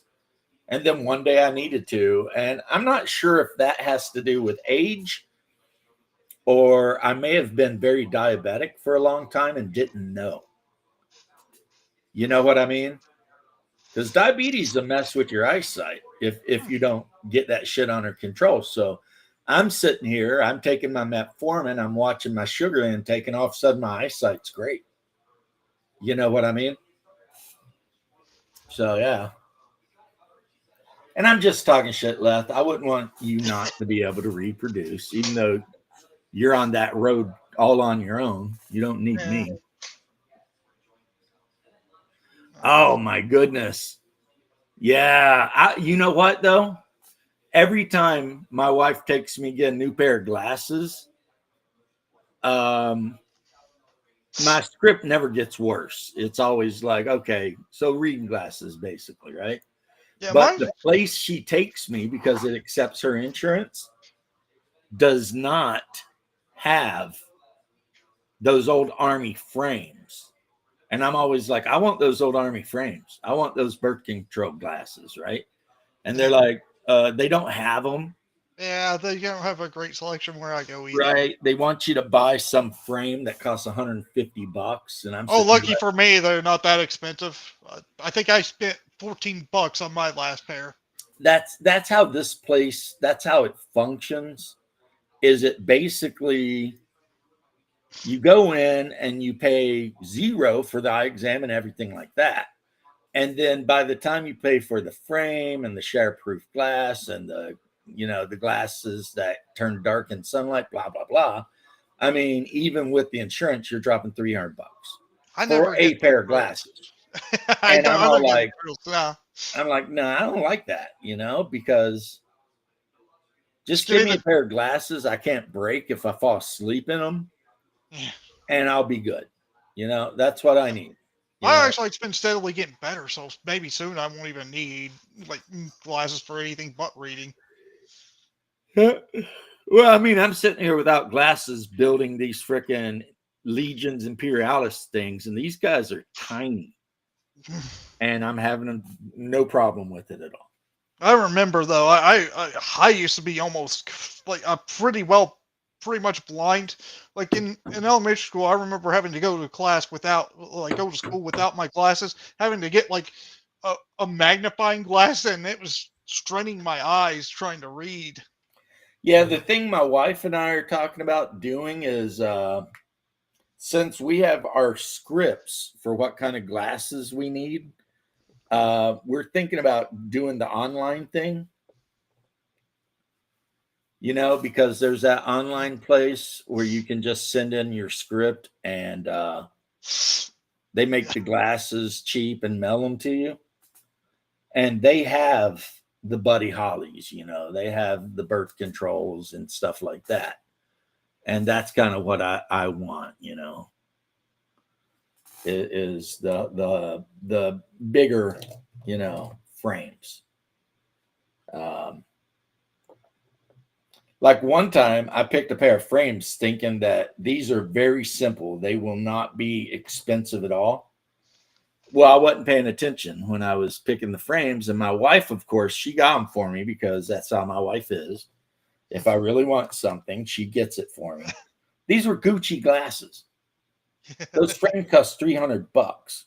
When I actually realized what was up, I was sick at my stomach because I'm like, really? These assholes. It's like, look at me. Do I look like the kind of person that needs to be walking around wearing Gucci's with Burberry print on the freaking little case and all that? It's like, but that's how they get their money. Yep. They freaking, you go see the freaking doctor, you look into the thing, you do whatever, he writes a script, and then the ladies out front, they set you down at a desk and do everything they can to upsell you so that you're spending $1,000 on two pairs of glasses. It's I'm like, happy no, because no, the ladies at ours don't even try to upsell you. They're just like, yeah, here's what you can get. see, that's better because I'm not a fancy lad, No. right? And I don't like name brands overall, except for maybe Adidas. And well, no, I did change up. I bought myself a new pair of boots, and they're Milwaukee leather, which they're pretty high end cowboy boots, right? But I needed some really good boots, and these things will last me for probably until I die. It's not like my feet are getting bigger. So I've got some cool engineer boots with the buckle and the round toe and all that sort of thing. And I'm happy. And yeah, my boots last a long time. I've got a pair of Doc Martens my brother bought for me 20 years ago. And I still got them. And that's back when Doc Martens used to be made in America. Yeah. Before they shipped it to China. And let's be honest, Chinese Doc Martens are garbage. You'd be better off I would rather go to an army surplus store and buy some dirty leg boots for however much than to buy some Chinese made Docs. I'm not doing it.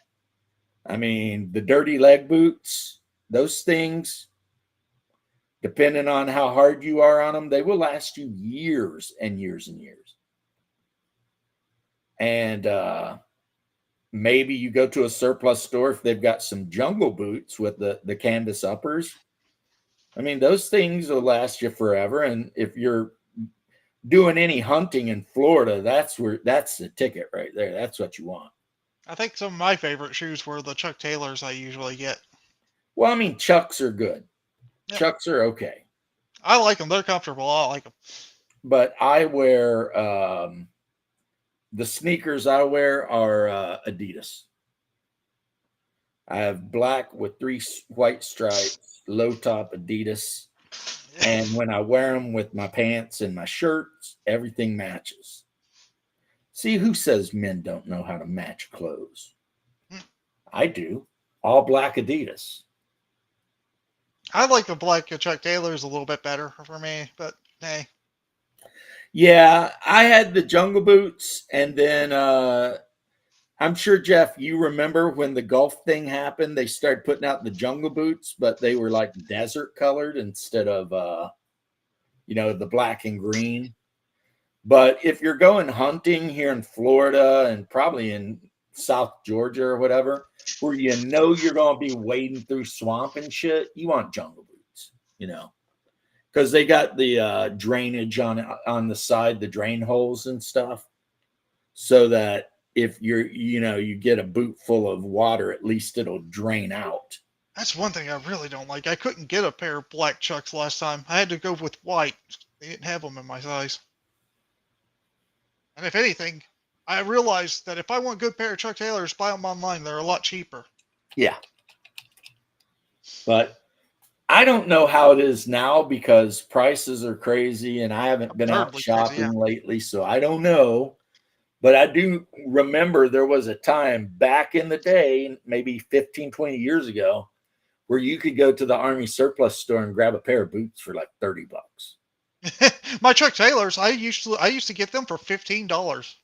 And these were actual brand new official Army issue boots. That's not bad too.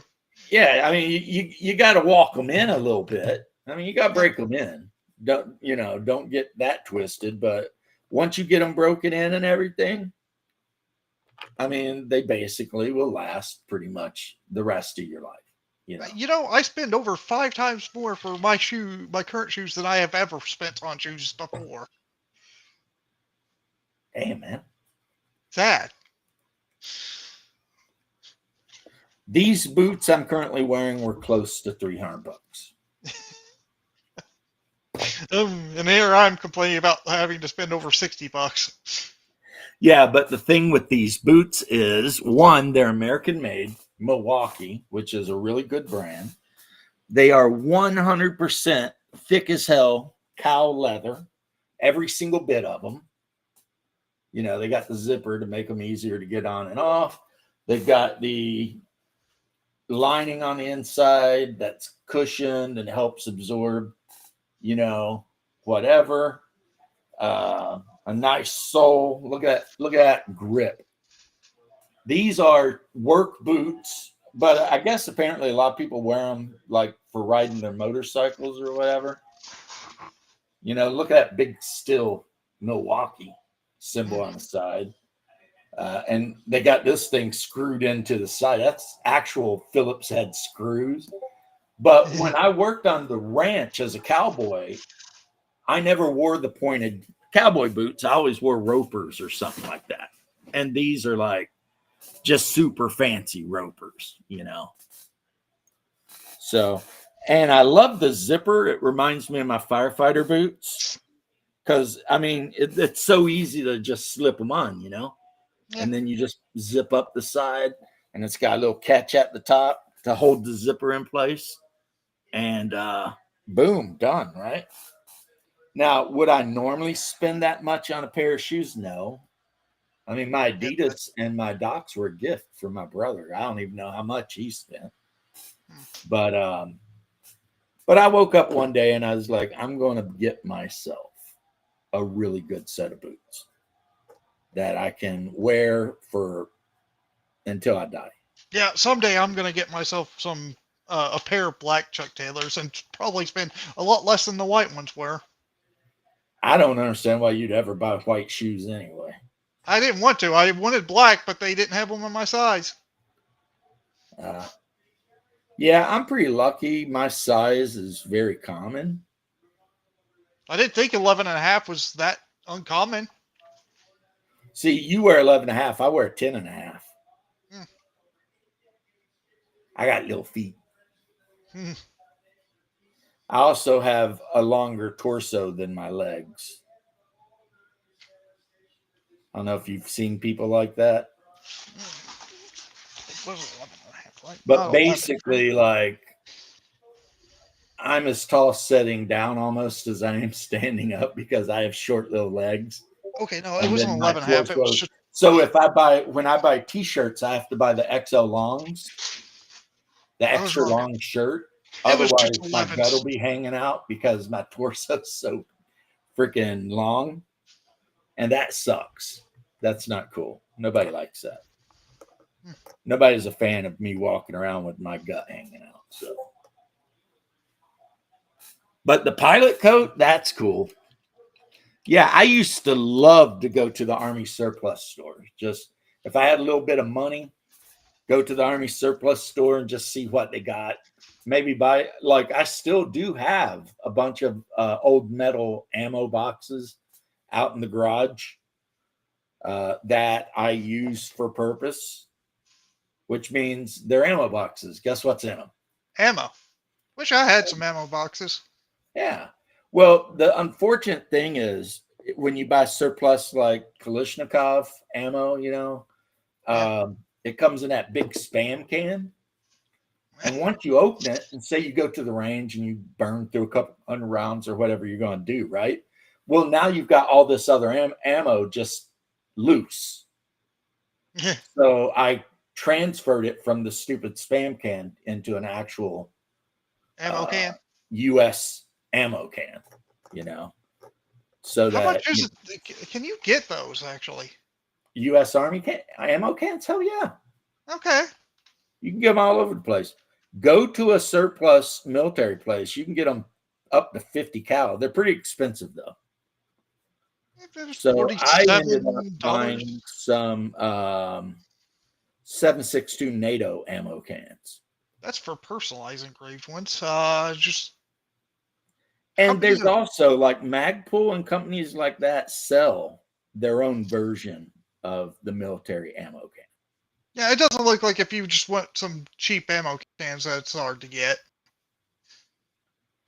Now, I should add the caveat when I was young, because I don't know. I haven't been to a surplus store since I was going to paramedic school. I have to remember it's not med school, it's paramedic school. But anyway, because I don't want people to think I actually went to medical school. I did not. I went to paramedic school. But there was a surplus store there. So sometimes during lunch break, I would just walk across the parking lot and go into the surplus store and look around. It looks pretty. There was some good shit in there, man. It looks pretty cheap if you just want cheap ammo cans. I mean, I found something with like two of them, 30 cal and 50 cal, and they're like $35 for both of them. Yeah, I mean, if there's one thing the U.S. Army has plenty of, it's ammo cans. Yeah. You know what I mean? And then a lot of people will ETS and just take some empty ammo cans with them. And, you know, people sell shit. I mean, it is what it is. I'm not saying people should do it, but some people do exactly do that. It wasn't the worst thing I heard somebody try to take. Like, I think, what was it, Angry Cops? I think he talked about almost taking like either it was a Jeep or a tank. I swear to all of you, and I hope you believe me, I accidentally brought home my flak jacket. And I don't know how. And then it ended up, we somehow had an extra flak jacket. So the guys just gave me the extra one to turn in. And this is after the Gulf War, right? So right now out in my garage, I have one of the old school flak jackets. that That's they cool. used to issue. Not really. I can't fit into it. Well, When I was in the Gulf, I weighed like 150 pounds. fair enough, I I guess. lost so much weight in the Gulf. You know, I you don't know. wouldn't think I would, but I did. Now the mechanics, they just got fat as shit. I remember seeing the mechanics walking around. Those boys were getting up to 300 pounds somewhere. My papa wasn't like that when he was a mechanic. Right. Well, I mean, I'm just talking about my mechanics. I know. But for some reason, all of us, we were eating MREs and shit, but we were dropping the weight, man, like crazy. Papa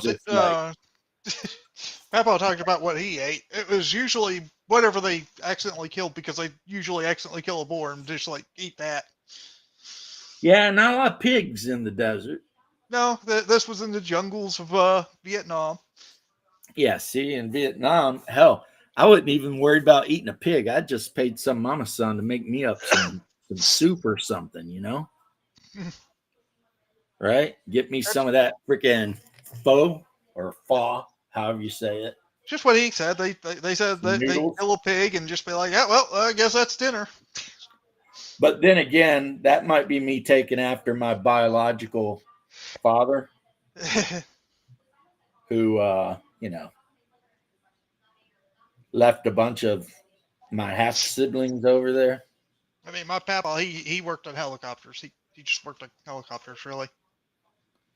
Well, the other things too, but mainly helicopters. Mine was a tanker. And he was a special tanker. You know how you become a special tanker? Nope. Yeah, you tanker in an airborne unit. Now that is some crazy shit, if you think about it. I think you froze up a little bit, because I did not hear part of that. I think he was a tanker in an airborne unit. Oh, a tanker in an airport. Okay.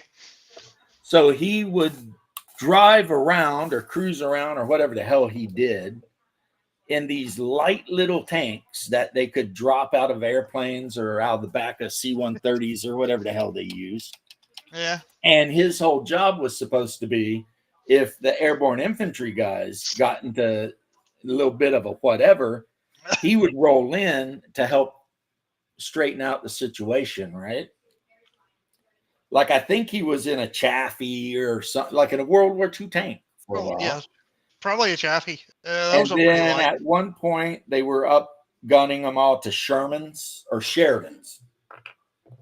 Which he didn't like, because he said it had about the same armor as a freaking Fiero. Yeah. You know, so it was like, and he lost a buddy of his because, like, someone fired a RPG at the tank, and the RPG didn't detonate. It just went through the tank, but it took the gunner's head with it. Oof. Yeah. So he wasn't a huge fan of the Sheridan. Also, he said that if you fired the main gun too much, it had a tendency to crack the front of the hull and shit like that. And like he was not a fan of that thing, but that's what he had toward the end. Just think, in World War II, we almost had the Locusts actually be a thing. Yeah. But that was the thing. Like, you also see AirCav 113s. Yeah, the 551. Yeah. And the 113s, you can tell an AirCav 113 because they'll have a 50 cal mounted facing forward and like at least two M60s on either side, like one on either side. And it's the same deal, you know, because you can hook chains up on a 113 and pretty much any helicopter, like any of the large, especially like a Chinook, can pick that bitch up and swing it wherever it needs to put it, right? Yeah, it was, he was not a fan of it. He liked the older one. But apparently it was super light, and they transported them around in Chinooks and shit like that. And you know. Now, on my dad's side, my step-papa was an infantryman. Yeah, that's what all the best people do. Actually, I'm just talking shit. I mean, I you know, whatever. Everyone's required. Everyone's necessary. I mean, I think keeping the helicopters running would be considered an important job. absolutely. It's as important as the guy flying it. Because if the helicopter ain't running, guess who ain't flying? You Yeah. know? So, yeah, I mean, we like to mess with people with our, like, at my company headquarters said, if you're not infantry, you're support. And I totally get I get where they're coming from, but I mean, it's not really that big of a deal. No one's, you know, I had buddies that worked in the motor pool and shit like that, you know. And the poor old dudes that were in the mortar company, geez, those guys. I always talk about those guys because they all looked like they were 90. Because as much as I might complain about carrying a machine gun and 60 pounds of ruck gear and shit like that, at least I didn't have to carry a 120 millimeter mortar. The base plate on that thing weighs 100 pounds around. So you have these dudes and they're like 20 years old and they look like they're 70. They're just. I gotta say, the U.S. did have a funny what a small arms are. I mean, we're America. We do what we want. They consider the chain gun on a Bradley a small arm. Well, believe me, the people downrange don't. They do not consider that to be a small arm. They consider that to be the worst thing ever. Because, you know, with the flip of a button, the Bradley can switch from AP to HE, right? Yeah. So, you know, if you got people in cover and you're in the middle of a firefight and the Bradley's hanging back, say 1,000 yards, supporting you, and you're fighting against people in buildings or something, the gunner on that Brad can just flip that shit to HE. And then it's basically like it's a 20 millimeter rapid fire grenade launcher. Yep. And it's I was just saying that because there was a guy who did small arms repair in the military, and he talked about having to work on one of those or clear it. Well, they're not machine guns, first off. Nope. Because they do not reciprocate rounds by the exhaust of the previous round. They're powered by an electric motor. Yep. And so that makes them really good, though, because they don't jam up. You know, because if you put a round in and it's a dud, it will immediately extract that round and drop it and put the next round in. I mean, in order to actually jam that thing up, you have to have like something crazy happen. Yep. Which can happen. But overall, you know, and then there's another button on the inside near the gunner's position that controls the rate of fire. You've got like normal, it's an and then autocannon, you've got a heightened rate of fire you can use. That is an autocannon. Yeah, it is an autocannon. It's or a I don't know. I guess you could say chain gun. Yeah, chain gun, autocannon, I something like that. Yeah, that's an AC5. If we're talking Baltec, definitely an AC5, I'd say.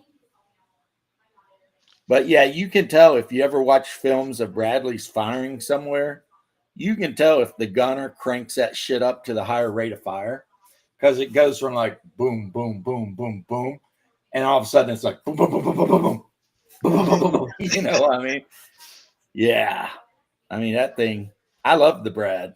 A lot of people talk shit about the old Bradley, but most of the people who actually were, you know, in a Bradley during their term of service that I've ever known have been like, oh yeah, we love that thing.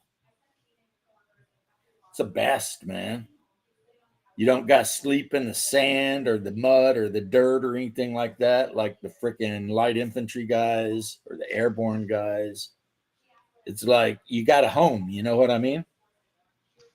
Wherever you go, you got a home. You can sleep on the inside if you want, which is super uncomfortable, or do what I do and sleep on the back deck, which is still not super comfortable, but at least, you know, it keeps you out of the mud and whatever's crawling around on the ground. Once you're in the desert, probably a lot of things that you don't want crawling around on you. Yep. And the worst thing in the desert, besides sand vipers and shit, there's a kind of it's a green scorpion, and they don't get really big. They're called Yep. vinegaroons, and they are incredibly toxic. Yep, don't want to get stung by one of those. A lot of people worry about the big black scorpions, the emperor scorpion, but those things, their venom is about like a honeybee. So, like, if I saw them, I'd grab them up and mess with them and whatever. And they're the ones that if you go into a pet store to this day, the big black armored scorpion that they'll sell you, that's what it is. It is, yeah. Yeah. But the vinegaroons are like long and thin, and they're green. And they come out at night, and they are very venomous. They're not to be joked around with. And then, of course, sand vipers, which, you know, if you're sleeping on the ground in Iraq or Saudi Arabia, make sure you check your boots before you put your feet in them, because they're attracted to heat. You know, they're out there at night hunting, you know, lizards and whatever. But yeah, they'll climb it. There's a snake in my boot. Yeah, they will do that. They will. And then there was this kind of lizard that looked like a bearded dragon, basically, but not. But basically. Oh, God, you got the yellow spotted lizard. And we had one, and this guy was about 8 inches long, and it had like this really thick, like knobby tail and everything. And we would feed it chicken a la king because we all hated the chicken a la king MRE. And by the time that we had to load up to leave, that poor lizard was so fat from eating nothing but chicken a la king for months that, you know, he probably didn't survive. We probably gave it a heart condition and freaking diabetes and every other thing. Oh, I mean, we let him go, and he like took like 3 steps and just sat there like, ugh. And I was like, I think we've murdered this poor lizard. Poor lizard. The first thing that comes up on him, he's just going to be like, I'm too fat to run. Yep. But hey, you know, it's what you do. You gave the predators a pretty good meal. Yeah. And of course, the ever loving, everyone always talks about camel spider. Oh my God. The good old camel spider. They will follow you around to hide in your shadow. If they bite you, they numb the skin so that they can eat a hole in your face and you won't feel it. And they get pretty big, but I mean, not like people showing them like that. No, but they get pretty big. And they're not really spiders. They're some kind of arachnid, but not a spider. It's actually like they're closer related to scorpions and spiders. Okay. But they don't have a scorpion tail, but whatever, right? And so sometimes we catch those guys and mess with them because, you know, I mean, I remember eating one for like $20. That's how bored we were. We were daring each other to eat weird shit. And it was like, yeah, all right, you know, and it here. And yeah, so your boy ate a camel spider. I did make sure to pop its fangs off and stuff before I ate it because I didn't want to get caught up with you know, putting him in my mouth and having it just bite the shit out of me. That would have sucked. So they did allow me to pull its fangs off before I ate it, but that's what happens. You got a bunch of guys hanging out in the back of the track. bored. Nothing's really going on. So obviously, we're going to start eating weird shit and running amok. Well, You know. I think it's time for me to get off here. I'll see you. It's almost been 2 hours.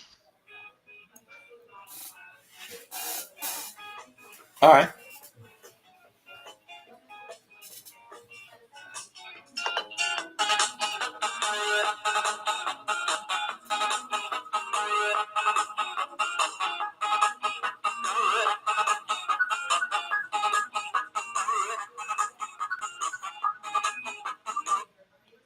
I hate when like I try to answer the phone and it's like don't want me to answer the phone. Hello? Hello?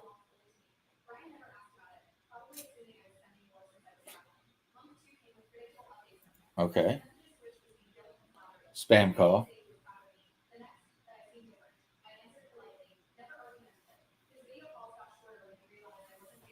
So it's just me for a little bit. Let me see if I can get a call through here.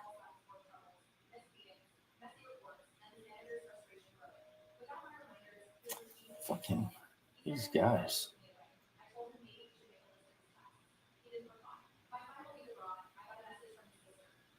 Time is it's 3:00, so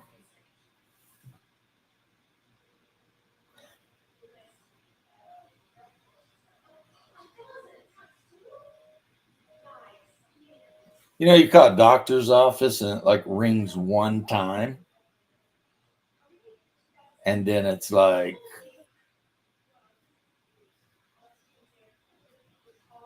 and then it goes doo, doo, doo, doo.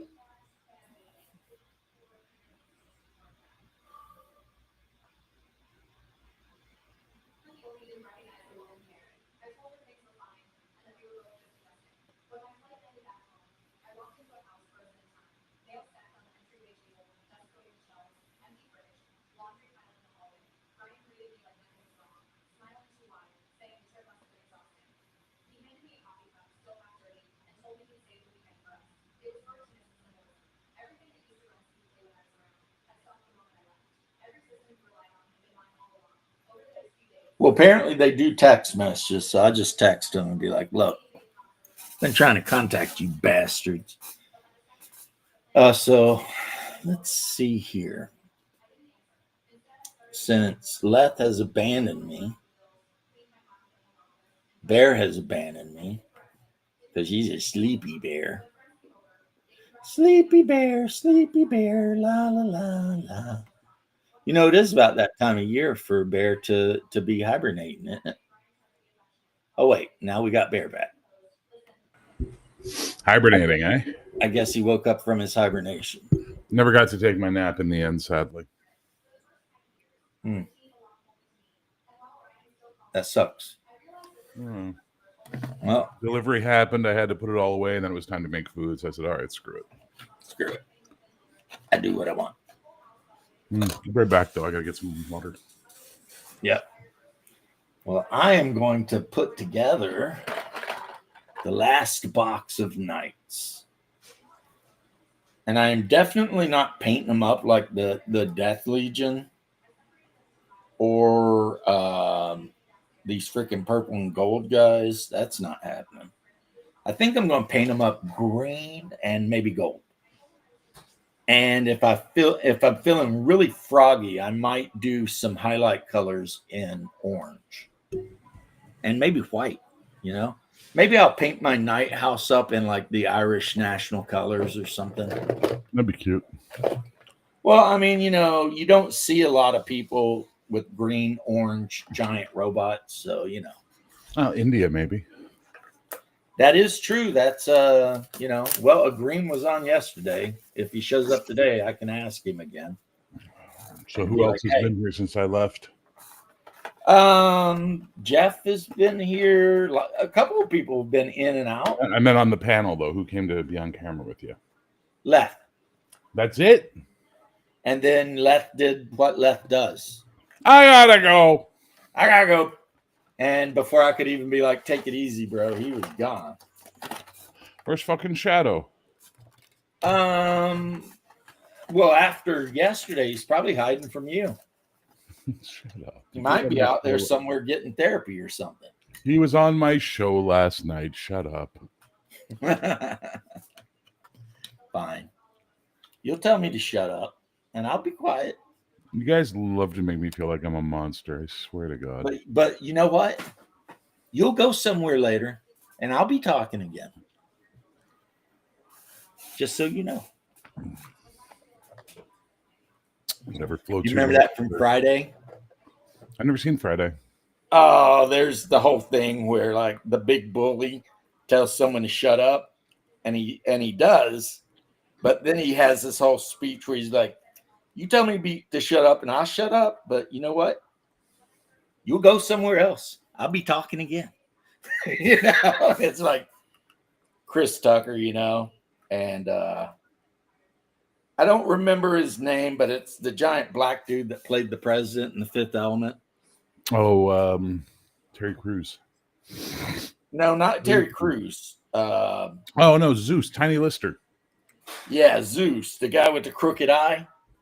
He plays like the main bad guy in Friday, which is about a bunch of people who live in a black neighborhood in LA. Isn't that where Bye Felicia comes from?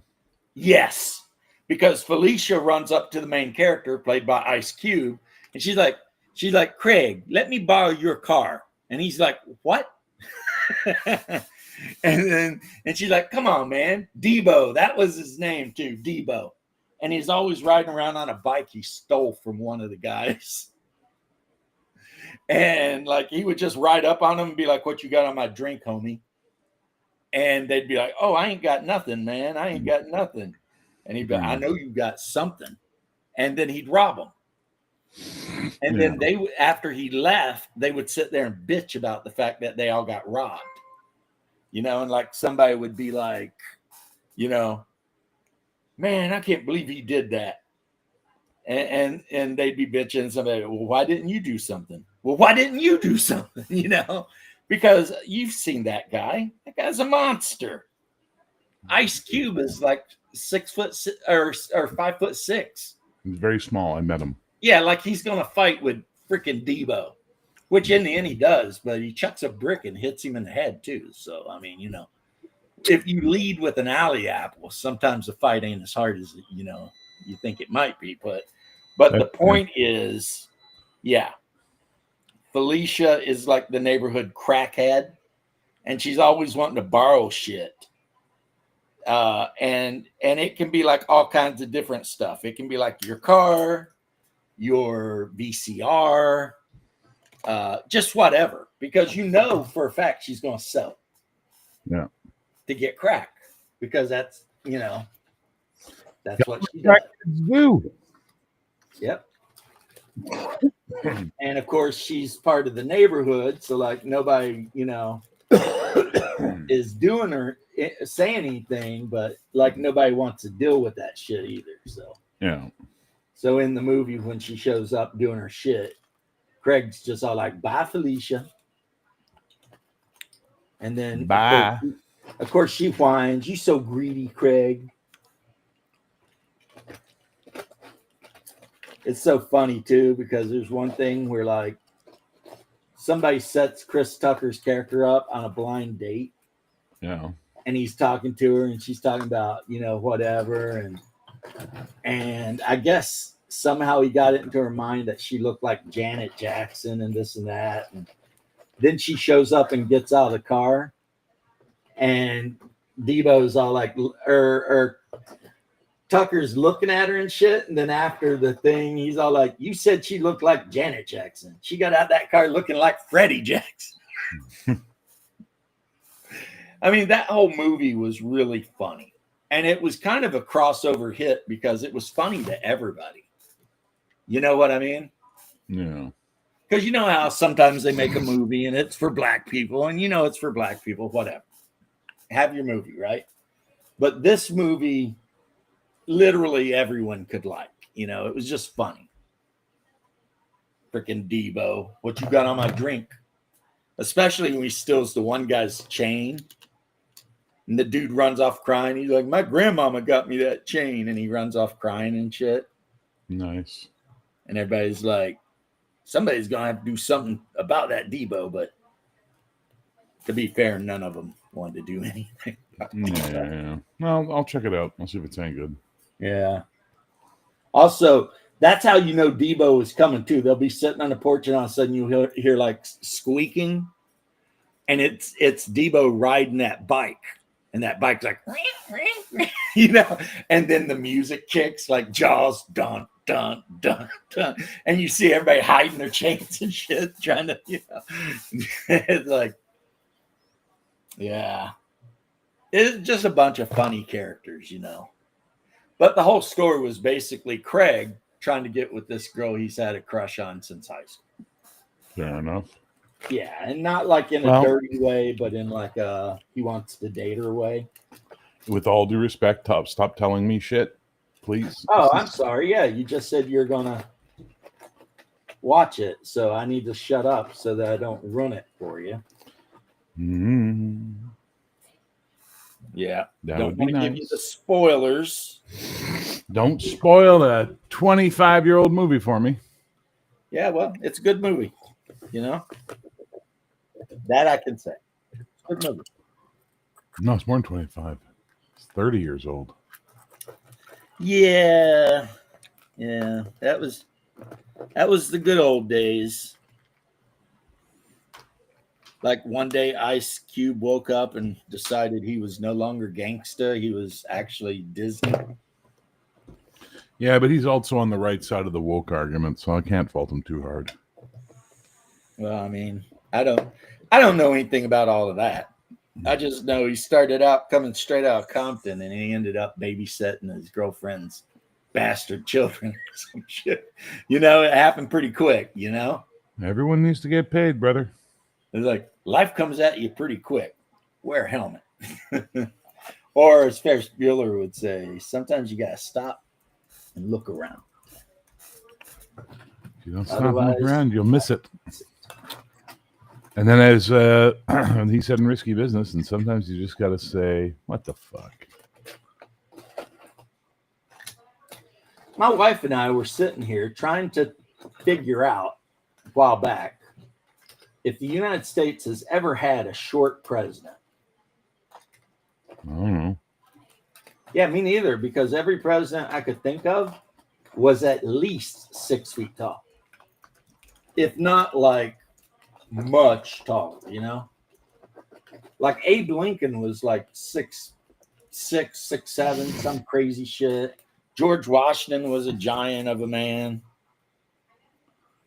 Okay, the shortest U.S. president was Ruther B. Hayes. Ruther B. Hayes. Nope. Sorry, not him. John Adams was. Oh, fuck! Here it is. James Madison, 5'4". Madison was only 5'4". Benjamin Harrison, 5'6". Martin Van Buren, 5'6". William McKinley, 5'7". John Adams, 5'7". John Quincy Adams, 5'7.5". Ulysses S. Grant, 5'8". Zachary Taylor, 5'8". James K. Polk, 5'8". William Henry Harrison, 5'8", which that name sounds like the guy who would have shot him. William Henry Harrison. Rutherford B. Hayes. Somebody who's going to be a lone gunman or something. Yeah. 3 names like that. Rutherford B. Hayes, 5'8.5". Harry S. Truman, 5'9". Millard Fillmore, 5'9". Jimmy Carter, 5'9.5". Calvin Coolidge, 5'10". Theodore Roosevelt, 5'10". Andrew Johnson, 5'10". Franklin Pierce, 5'10". Dwight D. Eisenhower, 5'10.5". Woodrow Wilson and Grover Cleveland, 5'11".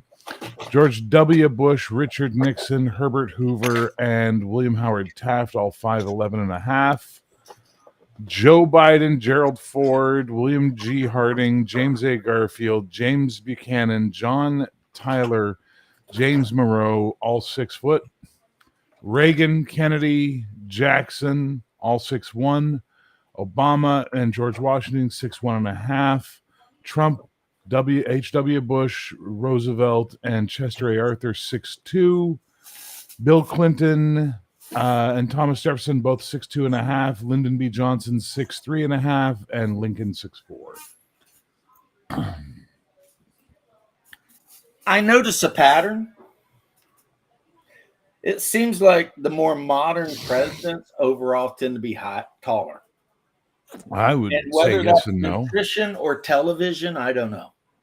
Oh, you got Lincoln. What's your cutoff for modern? No, I'm just saying it seems like the more recent presidents on average. What is your cutoff for recent? That's what I want to know. I want to take a look and see. JFK. JFK upwards. So that would be Johnson and Because, onward, right? JFK was the first television president, really. So that'd be Johnson and onward. Johnson 6'3.5", Clinton 6'2.5", Bush 6'2". He was a tall man. Trump 6'2", Obama 6'1.5". Yeah. Kennedy was 6'1". Reagan was 6'1". Biden was 6 foot. Ford was 6 foot. Nixon 5'11.5". W. Bush 5'11.5". Yeah. Carter. Yeah, it seems like as soon as earlier. they started doing like television debates and shit, all of a sudden the presidential candidates got a lot taller. Yeah, but I mean, you start off with Lincoln at 6'4". I mean, that's a pretty tall son of a bitch to follow as well, right? Especially in 18-something. Yeah. When Americans were not known on average to be, really big people, Yeah, on the other hand, that did make him an easy target. Right. Well, George Washington was tall as shit too, wasn't he? 6'3", I think. Yeah. I don't know. I just read it out to you, so I'm not going back. Right. No worries. Thank you for looking it up. My pleasure. No, that's kind of shit I like to know. Like, who was the shortest? Well, because my wife and I were sitting here talking about the unfair advantage it seems like in politics that very tall men have. And that was caused because we were watching some freaking thing where, politicians were on a stage and they were talking shit. And I noticed that they called a guy up and this guy was a freaking giant, like the girl that was standing next to him barely came up past his waist. He was like a shoulder and head taller than the Speaker of the House. And I'm just like, that is a big son of a gun right there, And then that led to I think being a really tall man actually helps you get elected. Because people are like, I don't know. Maybe there's some kind of weird gravitas with just being a really tall dude. And that's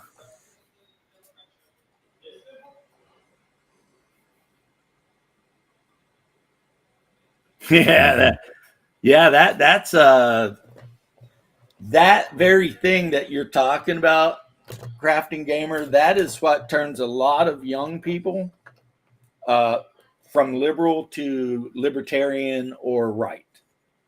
When you wake up with a mortgage and kids and a wife, all of a sudden, a lot of your fancy schmancy, virtuous bullshit you used to believe in goes out the window because you got to have your ass to work to pay a mortgage. Those kids need juice boxes. And so I think what happens is, like our good-natured leftist friends, they're looking at the world. They're trying to solve the world's problems.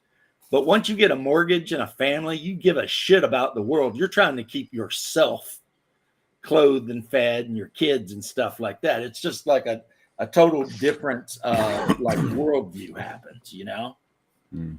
All of a sudden, you don't give a shit if people are starving in freaking East Africa. You're worried about buying juice boxes for your little bastards that are running around being idiots. It's just, it happens, man. Everyone's a communist until they get a mortgage and a car payment and they see how much taxes are getting taken out of their paycheck. And then all of a sudden, it's like, I'm not a big fan of all this. Now, I won't say they become Republicans, but they do get a little bit more libertarian about the whole situation. Yeah, I was never a communist. Well, your hardcore assholes will never go that way. They're going to stick with what they're going to do because. So did you just what? Did you just call me a hardcore asshole? No, not at all, my good man. What I I literally said just is said, the I literally said I was never a communist. And went, yeah, well, you're hardcore assholes. I was like, wow. Oh yeah, I'm sorry if it seemed that way. It was No, good what and it I was well meant played. to say, like, you're truly devoted commies, they're gonna commie. Oh yeah, You know what I mean? That's just what they're going to do. They're going to commie because that's what they know. That's what they want to do. Okay, whatever, right? But your average commie that just become a commie because they want to get laid or school or whatever, as soon as they get old enough that the real world starts smacking them in the fucking head, all of a sudden all that virtuous communism bullshit goes right out the window. You know, you're like, nah. Fancy fucking. I sure wish I could be a commie and go out there and protest, but I got to work this weekend, you know, because if I don't, then who's going to pay for the juice boxes? Yeah, the revolution. And I know I said juice box a bunch of times, but that's because when I was raising my kids, you better have those damn juice boxes, is what I'm saying. Yeah, says the man says. Or they will be held to pay. The revolution will not be televised. Didn't they used to say it would be? No, that was the change, the update. It will not be televised now. Yeah, back in the 60s, they were always talking about the revolution will be televised. And now it's like, I'm all like, no one cares about the revolution anyway. You know? No one gives a flying fuck. Nope. We all have our own shit to worry about. Whether it's juice boxes or, like I said, getting the mortgage paid so you don't have to be homeless, being up to work on time. Ain't nobody got time for all that bullshit. It's like those one thing, good news. Apparently, at least for a little while, all of the idiots up in Seattle decided to go home. Oh, yeah? Yep. Amazing how the The cops came in and said, look, you guys need to break up. They were nice because I watched the thing. The cops came in and said, look, you can't have all this stuff here, blah, blah, blah, blah, blah. And the Antifa guys are like, all right. And they just all went home for a while. And it's like, well, you know, they need a break. They've been out there a while, you know. That can't be easy, standing out there getting shot with pepper gun rounds all night. I wouldn't want to do it. Plus, right-wingers are showing up, and they're getting in the scraps. And these Antifa guys, a lot of them are getting knocked out and shit. So they're not liking that. Because it turns out when you're a 190-pound vegan, pro-communist, and you decide to go up against, like, a 250-pound biker, that shit is not going to work out the way you think it is. No. Right? I mean... Especially since you've been a vegan for the last 10 years and he's been eating pork. You're a vegan. You've got like no muscle mass. This guy's a biker. He's like 300 pounds and 6'3", and he's going to slap one on you and you're going to go to sleep, you know? And it's like, yeah. I mean, you have my sympathy, sir, but you have made mistakes. Very fair. You know, you have made some mistakes, some tactical errors. Like, if you're hanging out with 50 buddies all chanting your crazy shit, and like one dude in a leather vest comes walking in amongst you like he owns the whole street, I don't know. You might want to give that guy some leeway.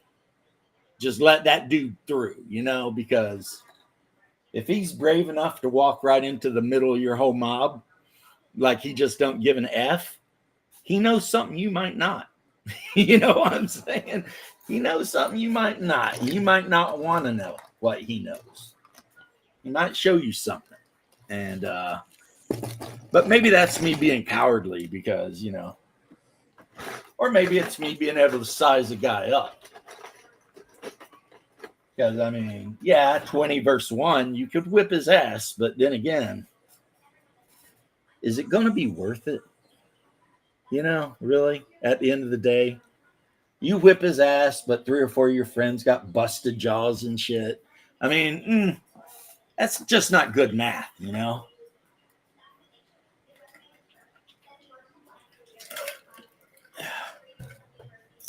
Yeah, I was watching a video where some of these. First off, there was no politics in this. It was just some idiot Twitch streamers. Pros. Okay, I'm back. Some idiot Twitch streamers thought it'd be a good idea to stream themselves basically like harassing this 100-year-old Japanese guy. But what they didn't recognize, because, uneducated idiots, is this guy was wearing like an old World War II uniform with that freaking whatever that unit was that was made up of all Japanese guys that the Germans were so terrified of. And they were like filming themselves, mocking him and talking all this shit. And they didn't notice that there was like a bike club standing in front of a bar, like a bit away from them. Needless to say, the bikers ran up on them, smashed their camera, made them cry. Picked the old man up off the ground where they pushed him and, helped him get on. And the old man, of course, asked the bikers to please not hurt the young kids because, they don't know any better. So the bikers said, fine. But they told those young kids, you better be careful who you mess with because you don't know. But yeah, our army in World War II, we had a unit where we just stuck all the Japanese Americans in. And these guys were called the Go for Broke Squad because they were like fearless American samurais. You know what I mean? Like they gave zero shits. And the Germans hated them. You know what? Because these guys, again, they just gave no shits. They were just over there whipping ass and taking names. And so these punk ass kids out here messing with one of our beloved vets, they got what they deserved, Even if he wasn't a vet, what kind of scumbag bullies a 100-year-old man? It's like, come on, dude. Really? You feel big and bad because you're making a TikTok video about you mistreating a 100-year-old man? It's like, get out of here. Trying to find this guy I like watching on X. Steve Inman. You ever watch Steve Inman? I may have. I don't remember. Like a lot of things in my life, it's fuzzy. Well, here, sounds familiar, but I love Steve Inman. I'm going to share a Steve Inman video with you off X. Okay. Here we go. Let's see this shit.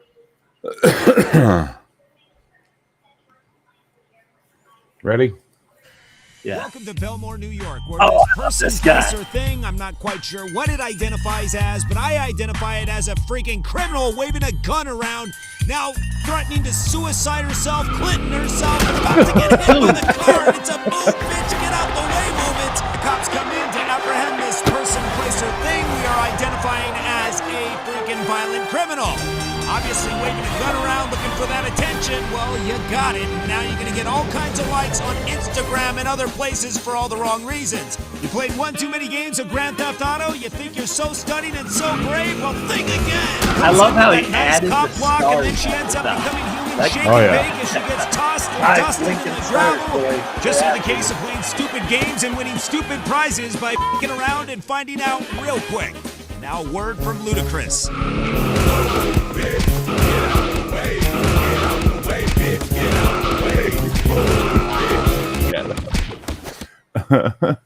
But she handled that collision pretty well, though. Or he,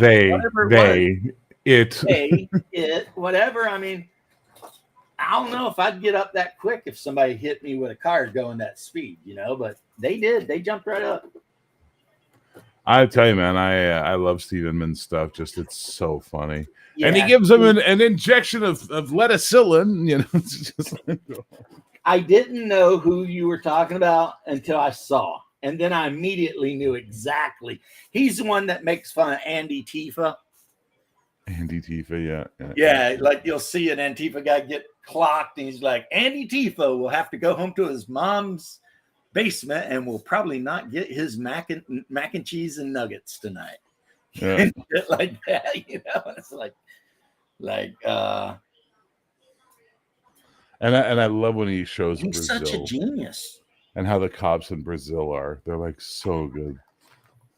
But this guy is a genius. He literally saw videos and said, you know, what if I acted like a sports commentator? Yeah.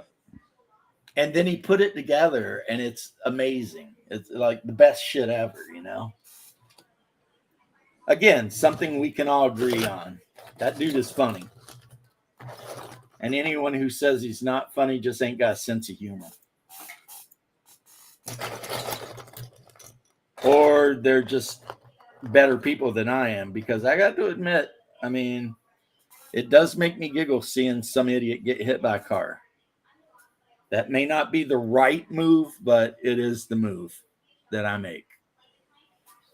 It's kind of like watching a skateboarder try to ride to do the rail grind and F up and like tear his whole gooch up. And you're just like, well, there you go. Got caught in the grundle. You know, you fucked around, you found out. Maybe next time there, Tommy Hawk or whatever his name is. Tony Hawk, yeah, Tony Hawk. Maybe next time, but not today. Not today, sir. Yeah, today you are going to probably be in the ER, and they're going to be stitching your testicles back together.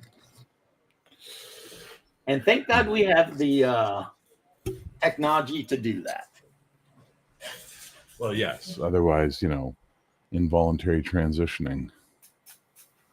Well, like that dude up in Seattle or Oregon or wherever, they got shot in the nut sack with one of those paintball guns, and it exploded his testicle. Like they interviewed him. He's in the hang on a second. Someone said something stupid on my Patreon that I have to respond to, so I'm just going to be right back. Okay, take care of business. I mean, you guys might know this, but that is kind of a Bear thing. He is 10 toes down. He stands on his business. And why would somebody say something stupid on his? I'm actually a Patreon member of Bears, and I mean, I don't get it, man. I don't get it. I'm naive. I'm a sweet summer child. When I mess with people, it's usually because I'm just trying to be funny. I'm not actually trying to, unless they're being assholes. That is the constant caveat. Like if you're a super hardcore leftist and you come to my channel and start trying to preach at me and call me a genocidal whatever, then yeah, I'm not going to be real nice to you. I mean, I'll try to be, but you know, some people can't be taught any, you know? It's like you explain to them like the way reality actually works. They call you a Yahtzee. I mean, what do you do? At that point, it's like, fine. We cannot talk because nothing I say will matter to you. Because it's like, what's his name? Ling Zhao said, the Chinese philosopher, a bowl is most useful when it's empty. And why is that? Well, because if your whole head is completely full of stupidity and you're not willing to dump a little of that stupidity out to let some intelligence in, then no one can put any intelligence in because it'll just run out because you're too full of stupidity, you know?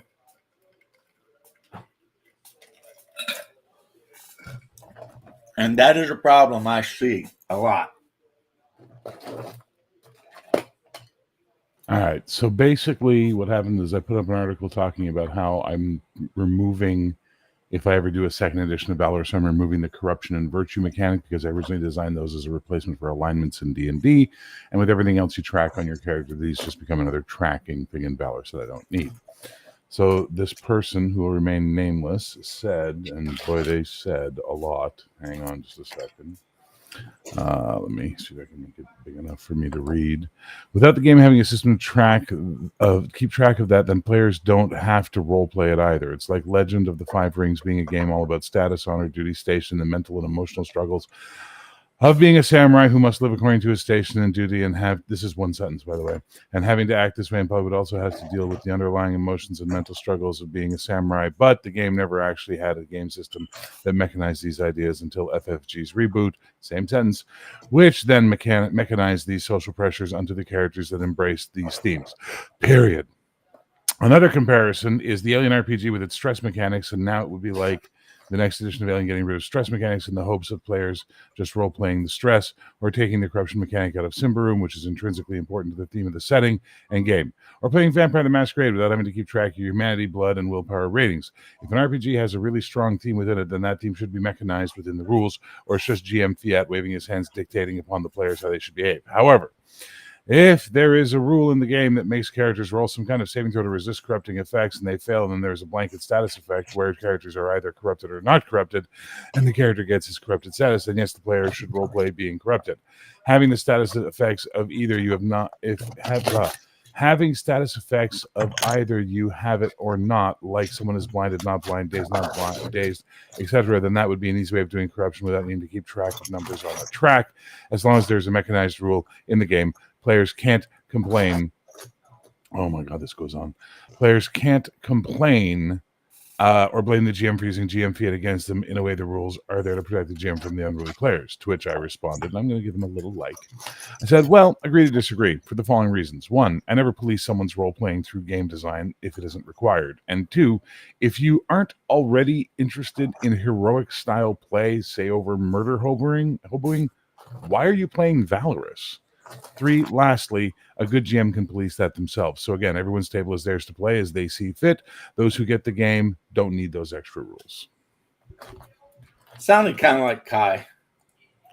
Sorry, say that again, please, James. Sounded kind of like Kai. It wasn't, but I'm honest.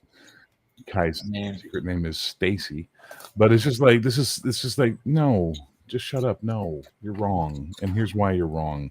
That's one of the deaths of game design, is this idea of games that require, like, oh, well, the rules say you have to do this. Wait, we're having all the argument about character agency and player agency and all that bullshit, Well, I find that with a lot of people, the rules are only important when they feel like they're important, and the rest of the time they're not important. Yeah. And, I don't care. Whatever. I mean, I try to stick by the rules of whatever game I'm playing as best I can, but I'm not going to be like fanatical about it. Sometimes I might forget a rule. And one thing I will never do, even though I've had players ask, is I will never go back, to a combat that already happened because a rule was done wrong and be like, we need to refight that combat. I'll be like, no, we don't. We are not doing that. Shit happened. The past is the past, and, I might be a little bit more gentle about it if somebody lost a character due to stupid me being dumb and making a bad ruling or something. But, it's like, no, we're not going to litigate everything that happens in this game. I'm sorry. Like, nobody's got time for that shit. To quote my favorite lady from New Orleans. I forget her name, but you know what I'm talking about. When she says, oh, Lord, I got the bronchitis. I was like, ain't nobody got time for that. I love that lady. She's one of my favorite ladies. Just like I love that one dude that was like, hide your wife, hide your kids. They doing bad stuff to everybody around here. Hide your husbands too. They up here raping everybody. It's like, wow. Yeah, that guy was pretty hilarious, Hide your wife, hide your kids. Yeah. But yeah. But anyway, it's like, I don't know. I think I agree with overall. I mean, I guess if I understand the debate, I agree with you. But Well, I'm the not debate is guaranteeing that I so actually understand the issue. So when it was a D&D clone, I replaced alignment with a corruption and virtue system, right? You would gain points and then they would give you tags, right? Right. Now the way the game system works, it's heroic ported into fantasy. You've got primary abilities, secondary abilities, proficiencies, talents, boons and banes. Do you really need another karma that you got to keep track of? Do you need another mechanic to track while you're playing the damn game that decides if you're a good person or a bad person? Or how about with the karma penalty and award system already built in, the GM or the judge can punish you for corrupt deeds through karma penalties and can reward you for heroic deeds through karma bonuses. So, Right. There's already a sort of system in place for that. It's just not clearly, marked out as corruption versus virtue. Also, because I felt for some people they were starting to see the corruption and virtue system as like religious stuff, and I didn't want this to be turned into, Baptism of fire, or whatever. Yeah. Because baptism of fire is unapologetically pro-Christian. It's like, yeah. You live in medieval Poland. You are a Christian. Pagans hate you. Go. It's like, okay. Yeah. Well, no, I guess if you played the Viking setting, you can be like, you are a Viking pagan. You hate Christians. Do your thing. Knock yourself out. Yeah, I just the idea is the game is not supposed fun. to turn into holy wars, the role-playing game. Right. Whereas with baptism of fire, I mean, if that's what the group wants to do, they absolutely can do it. As long as they're all the same religion. I mean, it'd kind of suck if you've got some people trying to play, Slavic Christians and some people trying to play, Yadavingian pagans. You're going to have problems, immediately. Yeah. There's going to be some issues that are going to end in bloodshed. But as long as all the players are on the same, wavelength with it, then, do what you do, I mean, because the Vikings, their whole vice and virtue thing isn't about being good. It's about being brave. That's like their vices are all like, you're a hero and you did this and you fought like 12 guys, at the same time. And then all your vices are like running from battle and shit like that, because it's all like Odin type shit, like WWOD. Wotan. Yeah. Or what Woden. would Odin do? Or Wotan. Oh. Yeah, cute. So you can have it the way you want it, but I get what you're saying too, because a lot of people, even people who are very devout, just really don't want their game dominated by real world religious things. And I've seen that with baptism of fire, because when I ran my homebrew fake, Russian thing, but there was no actual like specific Christianity. There was like, the Church of the Empire, and it was a monotheism, but it wasn't like in your face. Yeah, the players loved it. No one had a problem with it. But then you bust out baptism of fire and say, yeah, you guys are all Catholics, and all of a sudden people are like, I don't know if I want to do that. And it's like, what's the problem, man? But what's the problem, Shaking Stevens?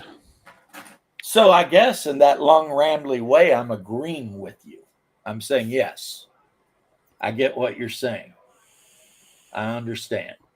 It's all good. Some people are cool with things and some people are not. What is up, Satya? Preparing for your Call of Cthulhu one-shot tomorrow. Cool. That'll be fun. I mean, Call of Cthulhu works really well as a short campaign game, or even a one-shot, especially if you're like playing like through the Ghost House, or one of the really short adventures that came in the rule set or something like that.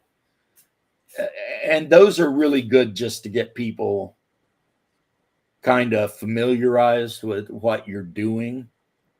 Because, I mean, Call of Cthulhu is one of those games where having a very high level of research and library use can be more important than being good with a gun or brawling. I mean, it's an investigative game, right? But so all I would say to you is don't do too much describing. Keep everything as kind of ambiguous as possible unless the players ask specific questions. If it's a investigation, make sure come hell or high waters, the players get the clue somehow. Don't leave them standing around not knowing shit, because then they'll just get freaking bored and start wanting to rob somebody or start the mafia or something. And then that's really about it, really, you know. When they walk into the room, tell them you walk into a curtained room with a couch and a nightstand with a lamp on it. And then wait for them to actually say, well, I'm going to look inside the nightstand, you know. I think the most important thing with a game like Call of Cthulhu is just keep the game going. Yep. You know, just keep it moving. Don't let the characters get hung up on a riddle or some kind of thing and stand around for an hour. That is game killing bullshit right there. And that's for any game.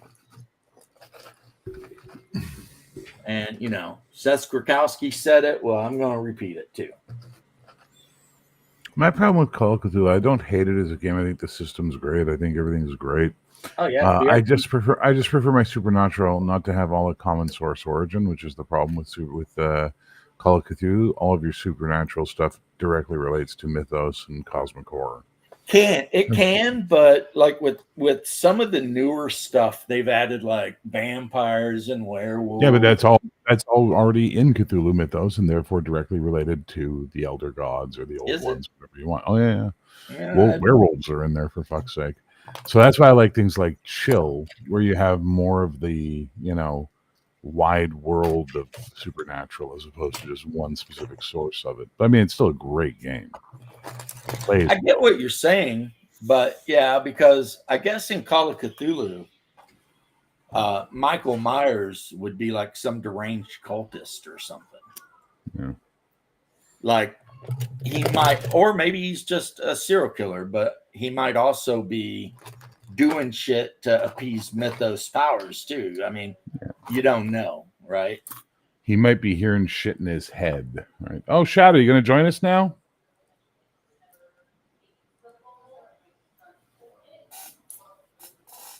He was doing something. I don't know. He was doing something.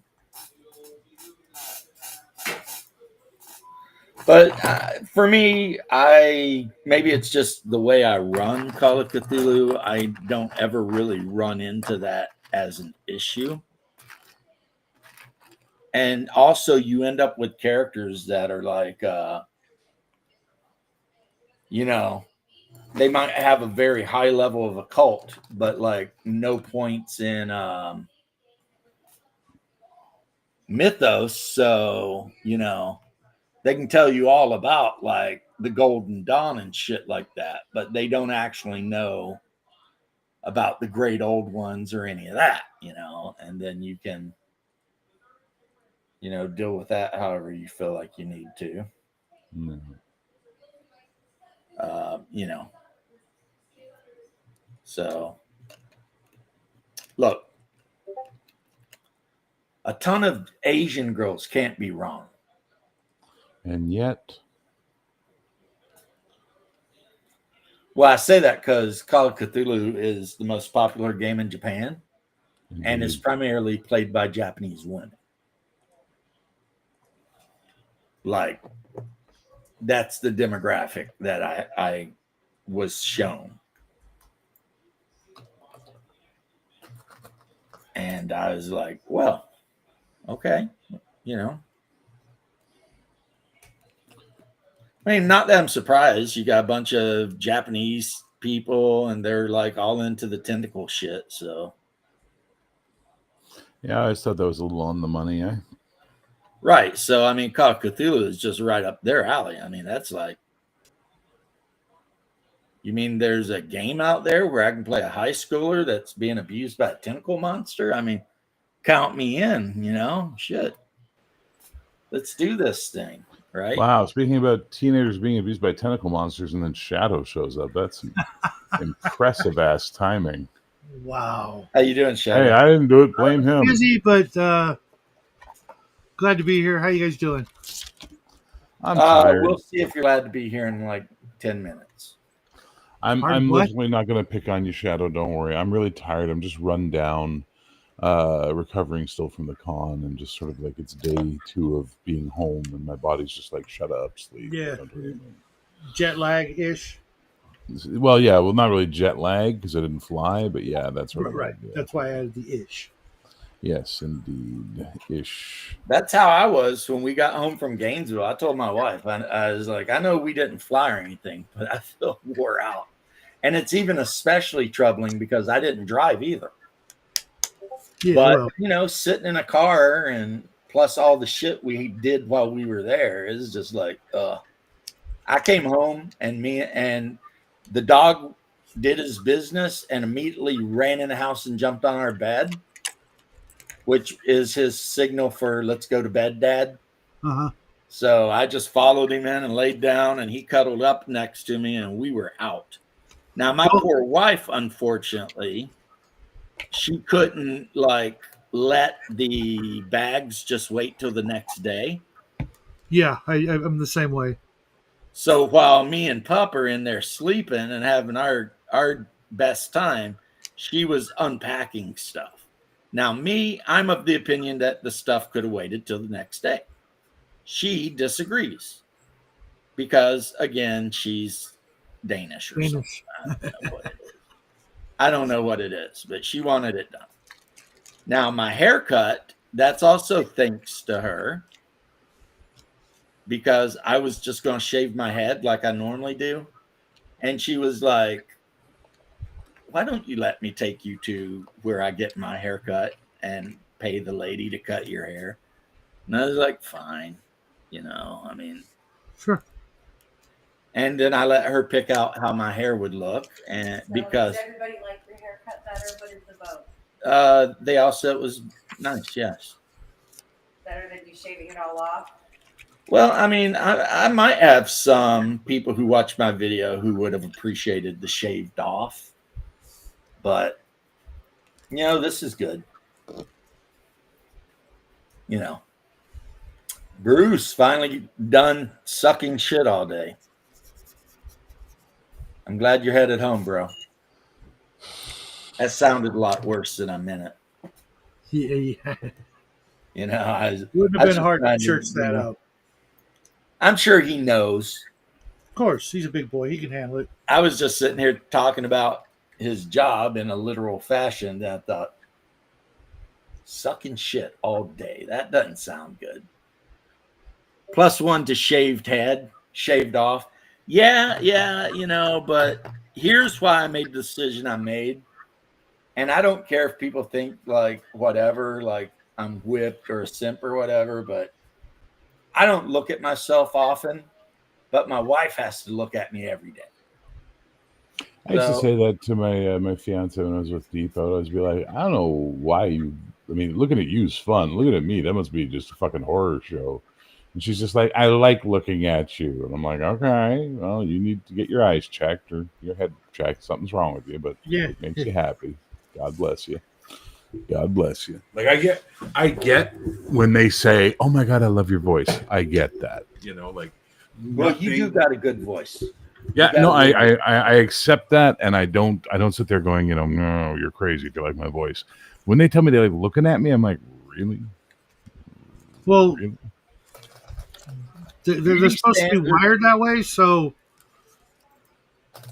yeah. Well, it's one of the many things that proves to me I can't be gay. Because what I think is a handsome man, what I think is a good-looking man, is not what most women date. So therefore, I can't be gay because I'm not going after what is considered an attractive man by most people who want to fuck men. So I'm like, okay, well, there we go. That helps me, reassures me in my my heterosexuality. Go for it, Shadow. I can see it forming in your mouth. Like you just want to spew it out. Bring it out, Shadow. Go for it. Everybody likes something different, Well, and we need women to like us, for more than just our wallets. So if it's going to be our looks, bring it. I'll tell you right now, man, and I say this as a big fat ass who was once an in-shape guy, making them laugh gets me way more pussy than ever lifting weights did. Yeah, unfortunately. I hate that I was going to say that exact thing, and you beat me to it. Except Napoleon. Except that as time goes by, their sense of humor becomes.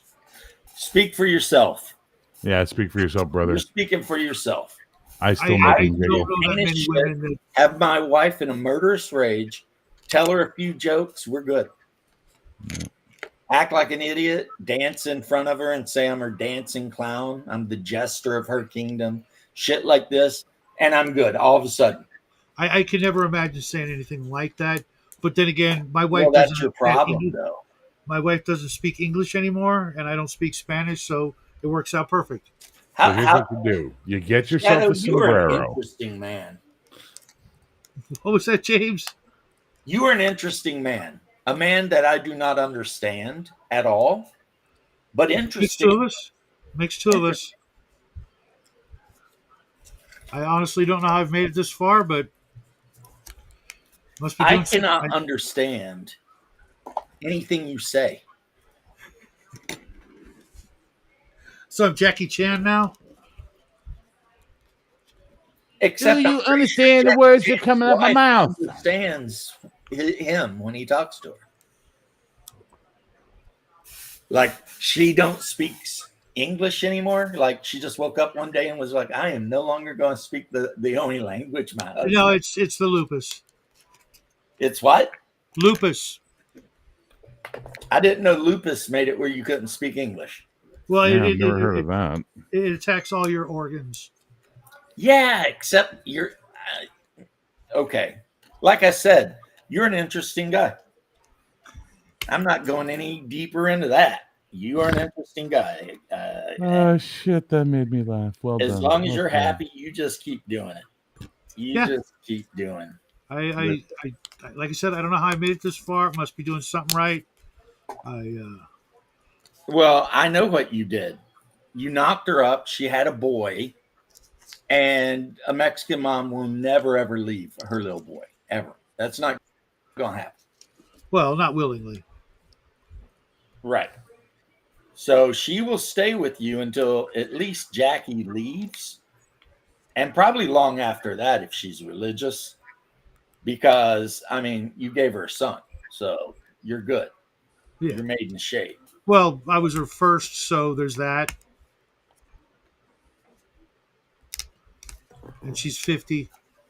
You were the first person who ever, kidnapped her and chained her up in a basement? Pretty much. I'd say there's a lot of people who say that. Shadow was the first person to ever, chloroform or roofie me and chain me in a basement. I prefer the stun gun, but that's me. Oh, geez. You like to inflict the pain, huh? Okay. Hey, whatever works. Whatever's clever, right? But no, I don't know. Yeah, I haven't heard that in forever. I love that expression. Clever? Whatever's clever, yeah. Yeah, I don't know, Shadow. And I have no opinion of anything. It's not my place to have opinions. If you and your wife are together and doing the right thing, yeah, I have no opinions.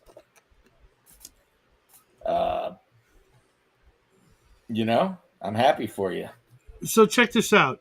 And to be fair, you did have a good son. So no matter what happens, I don't know how that happened. At least you come out ahead because you got a good kid. He exhibits traits of my father, and he never met his grandfather. That are but sometimes that shit skips a generation. I mean, this is like magical shit that he should. The odds of these exact traits are just mind-boggling. The odds are a lot better than you think. Apparently, like 99%. So check this out. I got this paint from GW, right? Yeah. It looks way cooler in the camera than it does in real life.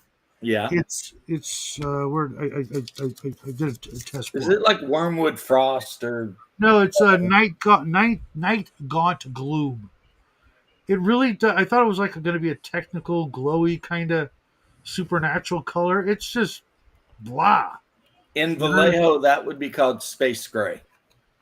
Yeah, this is just like, okay, I got another bottle of paint. Cost me 12 freaking bucks through Amazon because it's part of a box set to paint night gaunts. It comes with a couple of them, and it's supposed to be everything to make them look all spectral and crap. And every color in the box I already had. I don't give a shit about the miniatures. And I'm like, okay, I'll just, use my brain. And instead of paying $35, I'll just buy the single bottle. And I can't imagine how this is going to make anything I'm trying to work on look spectrally, translucent, glow in the dark, none of that crap. Well, you can't trust the GW painters, like the heavy metal guys, because I'm pretty sure that someone came out and pointed out that after they paint a miniature, a lot of times when it gets taken a photo of to be put in White Dwarf or whatever, they touch it up with computer. All those bastards. Yeah, so I mean, like old school White Dwarf, where every miniature had that goblin green base, and that was real. That was real deal. Some idiot painted a bunch of blood angels, that orangey red color, and painted their bases goblin green, and their weapons are all red or whatever. Because there was a time when Games Workshop, the haft of every weapon for like Warhammer Fantasy or whatever would be red. Yeah. And then at some point when they got more technical and more, whatever, they stopped doing all that shit. But you can still get that goblin green paint from other dealers because Games Workshop doesn't make it. So that if you want to make like an old school looking army with that goblin green, you can. Septic, yeah, I've had to deal with grease, man. Grease sucks. But one thing I noticed, Bruce, and maybe you noticed it too, I don't know. But anytime we had to get grease out of a sewer main, that grease would be so white that it would look like brand new grease. You know what I mean? You'd think it'd be filthy and full of like things, but it wasn't. It was like pure white. And I'd always be like, wow, that is pretty weird, Pretty strange. But hey, whatever, We lost Bear with the miniature talk. No, I think he had to go do something. And it could be both. He might have had to do something plus the miniature stuff. I mean, like I always like to tell people two things can be true at the same time. Yeah. That's one of my favorite lines. Can it be both? It can be both, indeed. Like, don't limit yourself. It can be both. But yeah, Bear's been tired all day, so I wouldn't. He might be making coffee. He might be doing anything. Feeding his cats. Whatever. I mean, It's going to have to be one of these. He would never be like rude on purpose or anything like that to us, I don't think. So I also got some minis, and I'll show them off in just a minute as soon as they're done drying. I got some minis, and I'll show them off right now. And you won't know what they are, but I'm gonna interrupt really quickly. Yes, I was making sure my supper didn't burn in the crock pot and I gave it a good stir. And I'm making a cup of coffee right now. And Shadow's saying thing of like, why can't it be both? Best of both worlds. That's why he loves Futanari porn. Yeah. Yeah. I never assume somebody's, like I said, I always try to assume the best out of a person's actions. Now, is it always right? Hell no. You know, sometimes they are actually scumbags. But, you know, you want to give people a chance, right?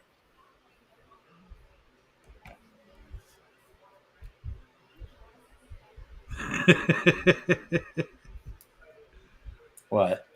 Oh, nothing. I was just letting that awkward silence linger for a little bit longer. You were. That's not very nice of you either. Yeah, Dead space is a killer, man. yeah, I know.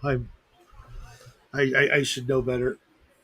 But Yeah, I you ordered know these. that. I ordered these minis from Bombshell Miniatures. You probably heard of them. Probably never heard of them. They're kind of edgy. They're a little underground. They're very underground, but I keep getting emails from them, and I noticed the last one they had I thought it was a creature from the Black Lagoon, and I'm like, awesome. And then I'm like, oh wait a minute, the creature's got tiggle bitties. So it's a female creature from the Black Lagoon. Exactly. So I was like, okay, now I have to have that. I'll eventually find a creature from the Black Lagoon, and they can make little baby, lagoonites or whatever. But there was also a Bride of Frankenstein, a Camilla, the first vampire, and somebody else. Oh yeah, a female mummy, along with I got their logo. A girl named just Liberty, kind of a World War II pulp Yeah. lady with the Thompson machine gun. So I picked up some of those. They were on sale. Long story short, that's what I'll be working on this week, in addition to the Headless Horseman, which I'm almost done. But I was hoping this green would have been, something more like this, neon, to give some really spectral highlights. I'm just going to have to go back Well, over. I haven't primered her up, but since we're talking about big O titties and stuff, I've got Vampirella. That's a nice mini. Vampira. That's a nice mini. I don't have. You know what I do? I actually have the archive miniatures lead miniature from like '79 of Vampirella, but it's just called somebody else. But it's. I mean, that outfit that she wears alone should be able to, you know. Well, according to the artwork, it's basically a blood red bikini. Yeah, but the actual specific cut with the collar, the sort of like vampiric looking collar, gives it away. And I haven't seen one of her in like 28 mil scale. I've got the big, 52 and 72, or that might even be taller, statues. But I don't actually have a gameable Vampirella miniature. I'm gonna have to look into that. I don't want to pull out the Well, old I got her for two reasons. One, because I'm a pervert, and two, because she will fit in with a lot of the games I intend to run. Mr. and Mrs. America and all the ships at sea, you heard it here today. News Time Live, Place, Florida. James, a pervert. Yes. Bruce, go to Reaper's website for what? Sorry.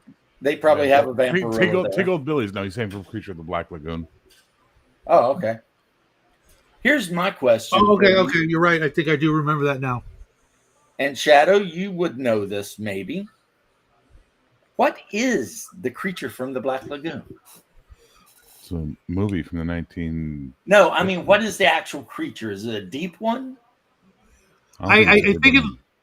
Is it some one-off weird mutation? Is it no, clearly, because there was the fossilized. There was the fossilized hand that they found first, so it was obviously there were multiple, of its species, and they must have died off, and it's like the last of the Mohicans. What kind of creature it is exactly?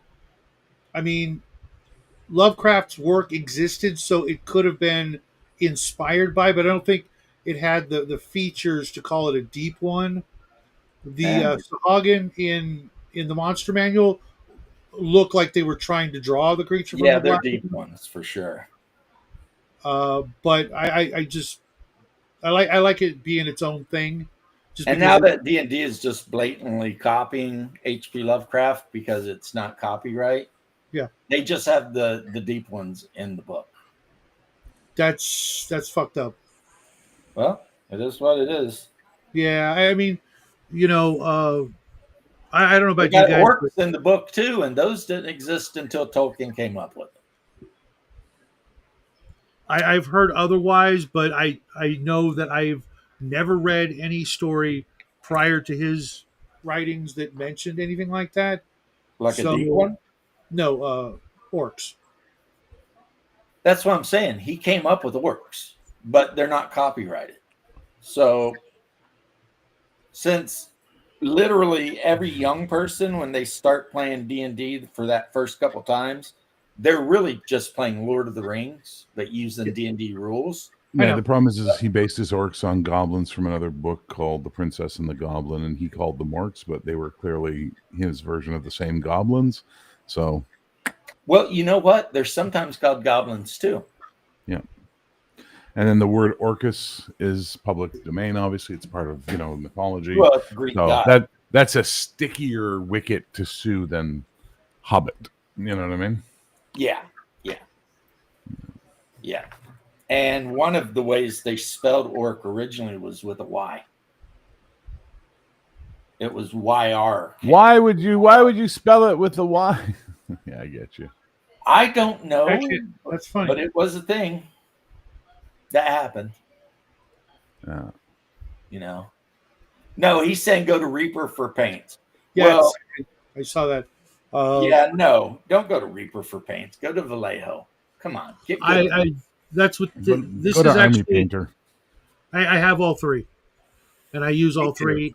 This Me is this green color that I really like is actually a Reaper, but I've got probably right here on my desk right now about 400 bottles of paint, another 300, 400 over there, and then a couple hundred craft paints. I really at some point need to learn how to mix colors instead of being lazy. You all right, James? I dropped a piece. Just I would say at some point you need to learn to stop buying paint. That I don't see that in my future. Let me consult the magic 8-ball. Unlikely at this time. Because there is no reason for anyone in the universe to have 100 sets of anything. Well, no, I have like I said, I've got probably 200 Army Painter, maybe more, a couple hundred Vallejo, about 50 Reaper, and less than 20 Games Workshop. Yep, and I stand by what I said.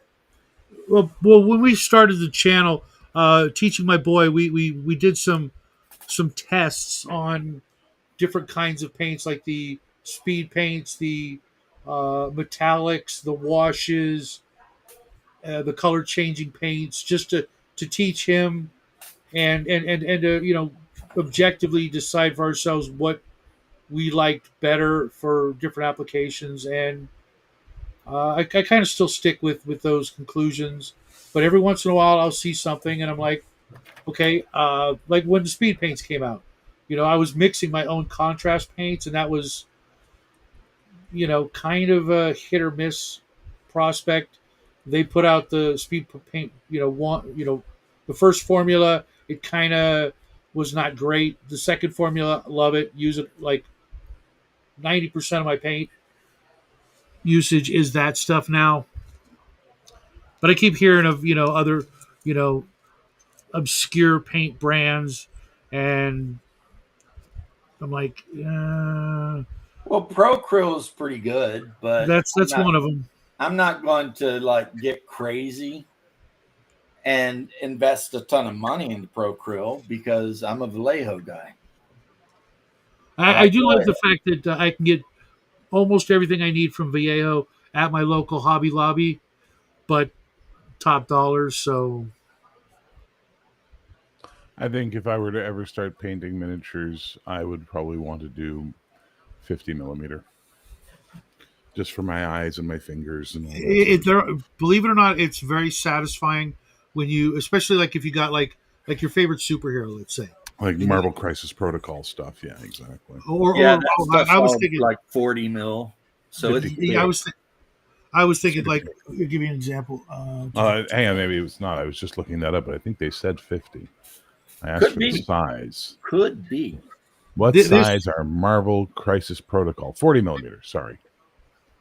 And you know who else? Here's a 28, and here's a 52.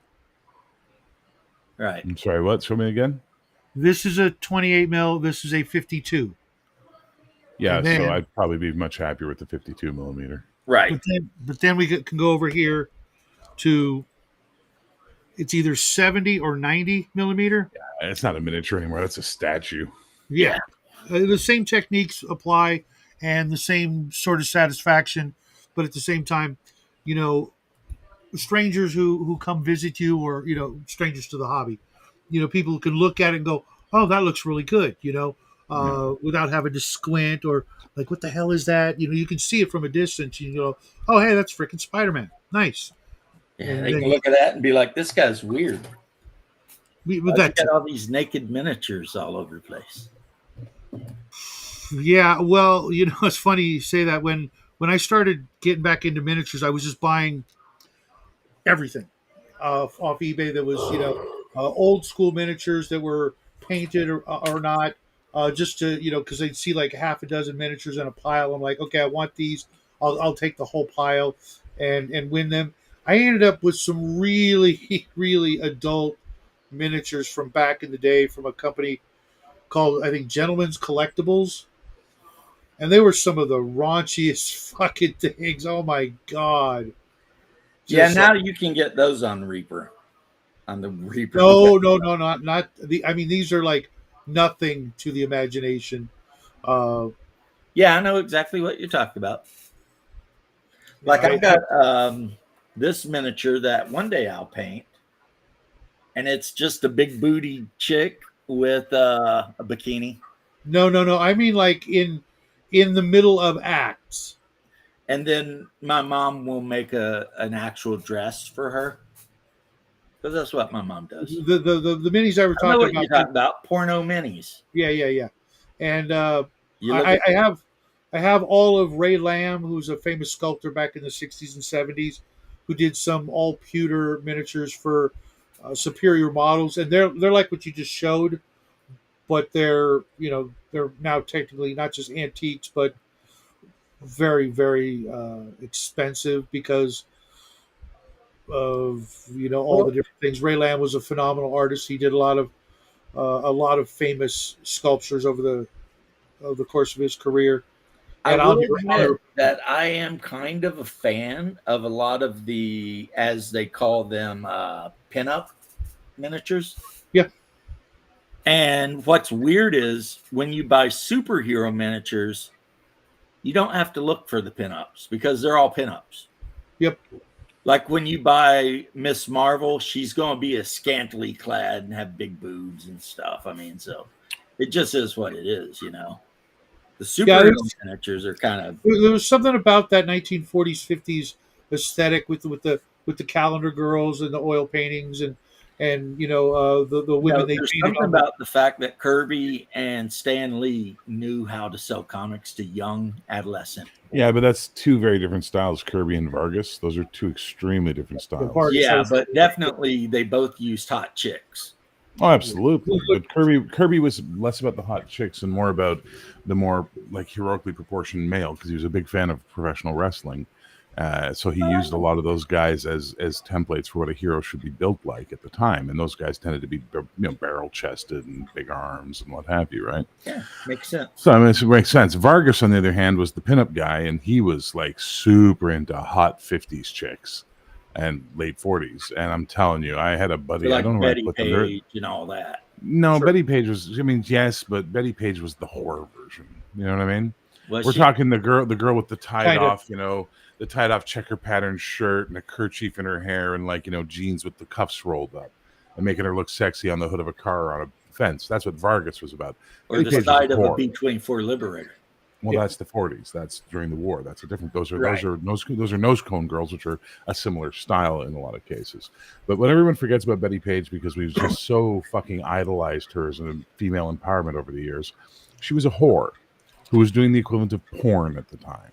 You know Yes. what I mean? Like that's what she was. Well, she was in a lot of porn as well. All I'm saying is that I am sick and fucking tired of the empowerment of women being if they fuck a lot, they're empowered. Like, how does that make you strong? How does that make you better? It doesn't. You're just feeding men what they want, you know? Preach. But I mean, I know about her because of a guy in the SCA. He was like a super fan. So yeah, that's funny. I thirsty found out, motherfuckers are gonna thirst. I found out about her because I had an ex-girlfriend who had ex-girlfriends, and that's how I found out about her. What's up, Bruce? Hey guys, drinking Old Fezziwig. I could have swore that was a bottle of syrup at first because of No. the label. Oh, he's Might having a as well Sam be. Adams, but you know what? I'd rather have a Sam Jackson. It's a good beer. You're gonna get fucked up. Yeah. that was So really on good. Friday, for those of you that seek violence, you can go transracial. What? You can become rooftop Koreans on Friday.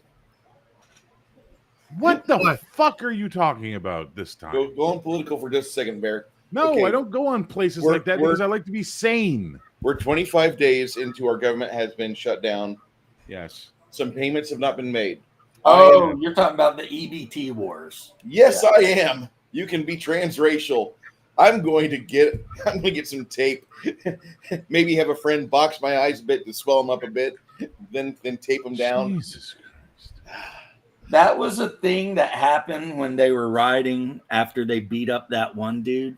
Yeah. After And that the only run. stores in Actually- LA that never got robbed were the Korean-owned markets Yeah, that was because the the Rodney King Koreans were on riots. the roof with rifles. They M16s and AK-47s. It was pretty fucking. They weren't alone. Just saying. very nice and I got intimidating. some of that action. And so it become the running joke about, roof Koreans. Yep. It's all Or- fun and games until the roof Koreans come out, and then all of a sudden, people want a bitch. Yeah.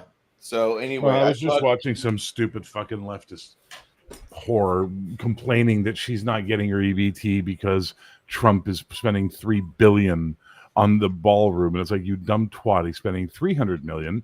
The money's coming from donations, and the reason you're not getting your EBT is because your buddies, the Democrats, closed the government. Yeah, you're Fair. Well, educated. isn't a Thank you. big portion of the ballroom coming out of his own damn pocket? Look, Probably regardless of all of that, Yes. I'm going to tell you guys this. You can't talk to some people. They're just dumb. No, just like you can't fuck fix them, you can't talk fix them either. And you can never You just trust have to your- wait. You just have to wait until the Bubatunde event happens in their life, and then suddenly they're all Anna Kasparian going, I don't feel so good about this anymore. Right, Hey, Bear, does this look kind of familiar to you? Get these little bowls at the store with the salad toppings and all that. Yeah, we have these here. Yeah. Okay, I don't know if you guys had those there. But they've I been downsizing the, they put the salad dressing in the middle of the bowl. They kept the hole the same size, but they made the cup shorter. Yeah, I know. They used to be deeper. Yeah. Fucking shrinkflation is the real thing. It is, man. Like It's- when you could buy a gallon of ice cream and now you buy like 2 point something whatevers, and it's like And I absolutely hate the people who say like ice cream sandwiches. We all love them. We all got them. We all ate them. They used to be freaking a thing, something, not a Snickers bar sized ice cream sandwich. They used to be like, Oh, big. they're still big in Canada. Okay, well here, not only are they, like 2 bites and they're gone, but if you complain about them, people go, "Oh no, that's just you just remember them when being bigger because you were a little kid." I'm like, No. We have those there. Those are literally labeled minis. You know Oh, what I no, mean? They label them such. But the regular old ice cream sandwich, she's the right size. The problem is you got to be careful where you buy it. I just There's a Canadian ice cream company called Chapman's. You absolutely want to buy theirs because they're great. They're a family-run company, real ice cream. When their factory burned down a few years back, they put all of their staff on temporary layoff while they rebuilt and then hired them all back. You know what I mean? Nice. Like that's the kind of place they are. I've had Chapman's before. It's great ice cream. The two Then times- you go to Walmart and get fucking great value ice cream sandwich, leave it on the table overnight, and the fucker doesn't melt. Oh, It's what like the a fuck is fucking that? quarter pounder 30 years later. Yeah, what the fuck is that? You know? That does It not ain't ice sound cream. appetizing. Well, I mean, it's like when you go to jail What? and they give you like the fruit juice to drink. But if you actually read the ingredients of the fruit cup, it says this is made without any real fruit. Well, things I don't know because I've never been to jail, James. Oh, well, I've been to jail a lot. James, what tastes better, jail food or MREs? MREs, man. I loved MREs. Okay. Jail food is horrible. And like I said, like when I was up at 33rd in Orlando, like they give you the fruit juice, but the package on the fruit juice says this drink is made with 0 fruit juice. Yeah. Because if it has It's fruit juice in it, then you can use it to make wine. Yep. And they don't want you to do that, which makes no sense because I'm all like, look, man. You know what's funny? You're already in jail. Let him have some wine. Shit. We've all read Cyberpunk, right? Sure. William Gibson only. Which, if you're talking the rules book, that brings something up that I meant to say to Bear. Cyberpunk, all their miniatures are 40 millimeter. I don't know why, but our Talsarian decided all the Cyberpunk miniatures would be 40. Cool. So there you go. Well, you guys remember the Prolies? Yeah. We're like minutes away from that being a reality. And as soon as that shit happens, you'll see there's going to be some. I predict, I should say, some medications given to convicts to make them even I just more love manageable. seeing the look on Bear's face. Bear, did you ever hear of your friend? Fucking tired. Hang on, Bruce. I'm just too fucking tired to deal with dystopian shit right now. Go ahead, Bruce. What was that? I was just asking, any of your friends from like high school or college go in the military? Yeah, I have family that's military. Okay. Well, did they have? And you know what they tell them all on JTF exercises? Don't trade your MREs to the fucking Americans. Theirs are shit. Man, I will fight you on that because the fucking American MRE stroganoff is fucking delicious, dude. Oh god. Well, Canadian MREs are considered some of the best. Not as good as the Belgian, but pretty damn fucking good.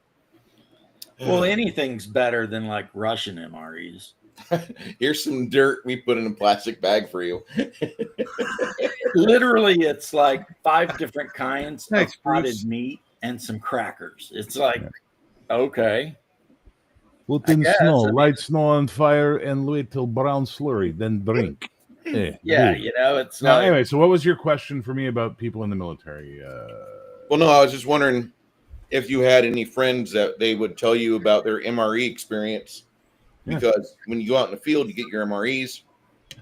Might take a couple days, but then you come back off of your time, and like you probably haven't pooped yet. They clog you up. Well, me and my friends don't talk about pooping on a regular basis. It's not like we have other things to discuss other than so you shit all right lately. You know, like it's My just shit's not part of great. our I'm just saying from a military standpoint, I've had some ugly stuff, but the day that you get back is usually the day they say, okay, now chew the gum, because the gum completely loosens things up a bit. Take a nice healthy roll of toilet paper in. Oh my god! You could be a 24-year-old healthy and fit man. You're gonna feel 30 after that. Hold on, I have to write this down next to yesterday's notes of October 27th. James didn't want to talk about religion, and Connell admits to being wrong. Now I have to write down October 28th is the day we officially discovered that Bruce is also on the spectrum.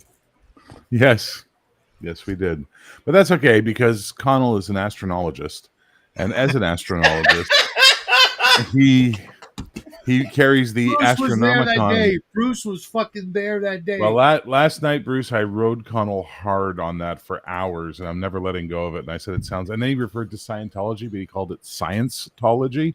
And I went, yes, those are the enemies of the astronologists. Of course, the two of them are competing over the holy texts of the Astronomicon. You know, like, I mean, what are you going to do? It's just the way it is. Tell me, please, is this on your live channel? Yes, from last night. Yes, I think I might have made it members. Shadows or bears? Mine. Yeah. Astronologist. That's that came from the Quantum Show with Nathan Allen when Connell was on the show, but I'm pretty sure Bruce was on that show. Like, were you on that one, or was that the other one? I believe I was on that one. And I tried so hard not to say anything because I already wrote him hard earlier that weekend about the library. Oh no, no! That's my second favorite. I maybe it's my favorite, but also saying prescription or subscription, it's not going to happen. God. Well, I mean, you know. He is literally Marconi from the Year of Living Dangerously, I believe, with Michael Keaton. Connell is his, and then he says this, which was so funny last night. He's like, "It's only when I'm on your show, Bear."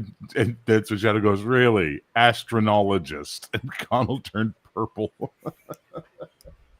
my god! And then we were off to the races after that. Well, I mean, you know. That's what we do, Gen X. We bust each other's chops. Yes, he's a good kid, but he needs to, you know, practice.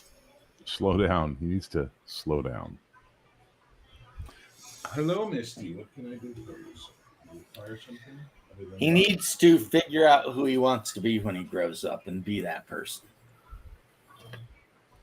I still remember one of the first times I busted his chops. I just looked at him. I went, "Fat, drunk, and stupid is no way to go through life, son." Dean Wormer, God bless that man. Now he's like, "Hey, I don't drink anymore." All right, well, that's an 2 out of 3 good. Good, but hey, at least you got one of those demons in the box, you know. Fucking James, he's just trying to be nice. A debit box. He's crying over there, but holding it in. So I think next session of our Czar game, I'm going to have Connell announce that we have to go back to the library and speak with the astronologist. And speak to the astronologist. Clearly, the astronologist has the secrets within the Astronomicon so that we may stop the Scientologies from coming towards us. And at that point, we shall, what do we say? Prescribe? Hallucinate. And then we shall achieve hallucination. I just want to step in. I want to hallucinate a point, he said. I want you guys to know, hey, RPG Dad, I love Connell a lot. He's a friend of mine. He's a brother. We're actually tunnel brothers, but I must say... Eskimo brothers, you mean? Eskimo brothers, tunnel brothers. Tunnel brothers. What is that? We shared a girlfriend. Gross. Eskimo. At the same time? No. Gross. Like he piggybacked. God, dude. He was. How many short hairy men? How many short hairy fat men can that woman take? That bat's got to be reinforced. 2. The answer is apparently 2. 2. That we know of. Right. Is there anything else you want to get off your hairy chest? Shadow, hold up one of your forearms real quick. No. That's about the size of her husband now. Not his dick. That's his entire body. She was like, no more short, hairy, fat men for me. Listen. I can't be Rosie and the only trick in the Shire. Okay, I'm gonna go outside and go get an elf. That's what I'm gonna. Smurfette. Smurfette. Exactly, Smurfette. And the last 2 Smurfs had eaten all the other Smurfs. You know what I mean? So that was why there was just 2 fat Smurfs left in Banger. You're saying Schmervs? Yeah. You know who else says Schmervs? Who? Baby Cake. Who's Baby Cake? The Babe of Cakes from China. Oh, Illinois. well, I hate to break this to you. It is the proper way to say it. And he has a rap word in about it. English. And he says, I call them Smurfs because they're dwarves and they're elves. Yes. Like he That's logically exactly how it works. Elf, the F when you pluralize becomes a V, therefore elves. Dwarf, dwarves. Schmurf, schmurves. But that's okay because I also know what to call them in French. You know what we call them in French? Belgian? Strumpf. What? Strumpf. We use the Belgian word for them, the original Belgian word, which is strumpf. Stromph. Yeah, that sounds like you're trying to clear your throat or about to commit a hate crime. Yes, I know. Or about to commit a hate crime. I'm going to listen to your show tonight when I go to work, Bear. It's not a good show, man. Like you enjoy it, but it's not a good show. Don't sell yourself short, bro. No. It was just turn on the camera because I was bored. And then we just went up talking shit all night, and then Connell just kept being Connell, so we just talked shit about Connell. Yeah, you just basically described every live stream I've ever done. Well, I'm not okay. Except in Connell, it apparently appears to be shadow for you. But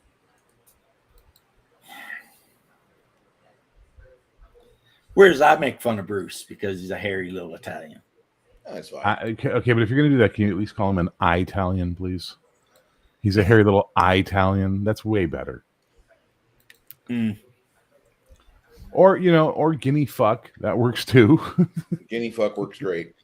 Dago bastard, there's I love how there's so many for the Italians. Like I love that, Fucking Giuseppe's. That's my favorite Italian slur right there. Is Guinea you guys, or is it the Portuguese, the Spaniards? Guinea works for us. Yeah, Guinea is you guys. Yeah. That's Archie Bunker. Hey, what's up, Rudy? Yeah, when Meathead goes, yeah, but what about all the poor people in Papua New Guinea? And he goes, jeez, don't bring them Italians into this. I missed that show. That show was good. It was. When every year, thousands of people are killed by guns, and he's like, "Would you rather they was thrown out of windows, little girl?" And it's just like, how do you even argue that? It's like, I don't remember that. Yeah, because that was Archie Bunker basically saying outlawing guns will not stop people from killing people. They still going to kill people because, guns make it easy. Point and click interface. One of my favorite lines ever. You want to kill somebody, you will figure it out. One of my favorite lines ever on All in the Family. I can't remember how it comes up. He's referring. He goes, "Gee, see that you're gonna turn him into a morphodite. What's a morphodite, Archie? It's one that's got too much of one and not enough of the other." It's just like, I fucking loved that line. It stuck with me all my life. And now, in our current world of morphoditism, I'm like, we should bring that show back. Though no one could replace Carol O'Connor, let's be honest. When his wife died and he went through that mourning episode, that was really, I wasn't expecting it. Yeah, I remember seeing it the first time it aired.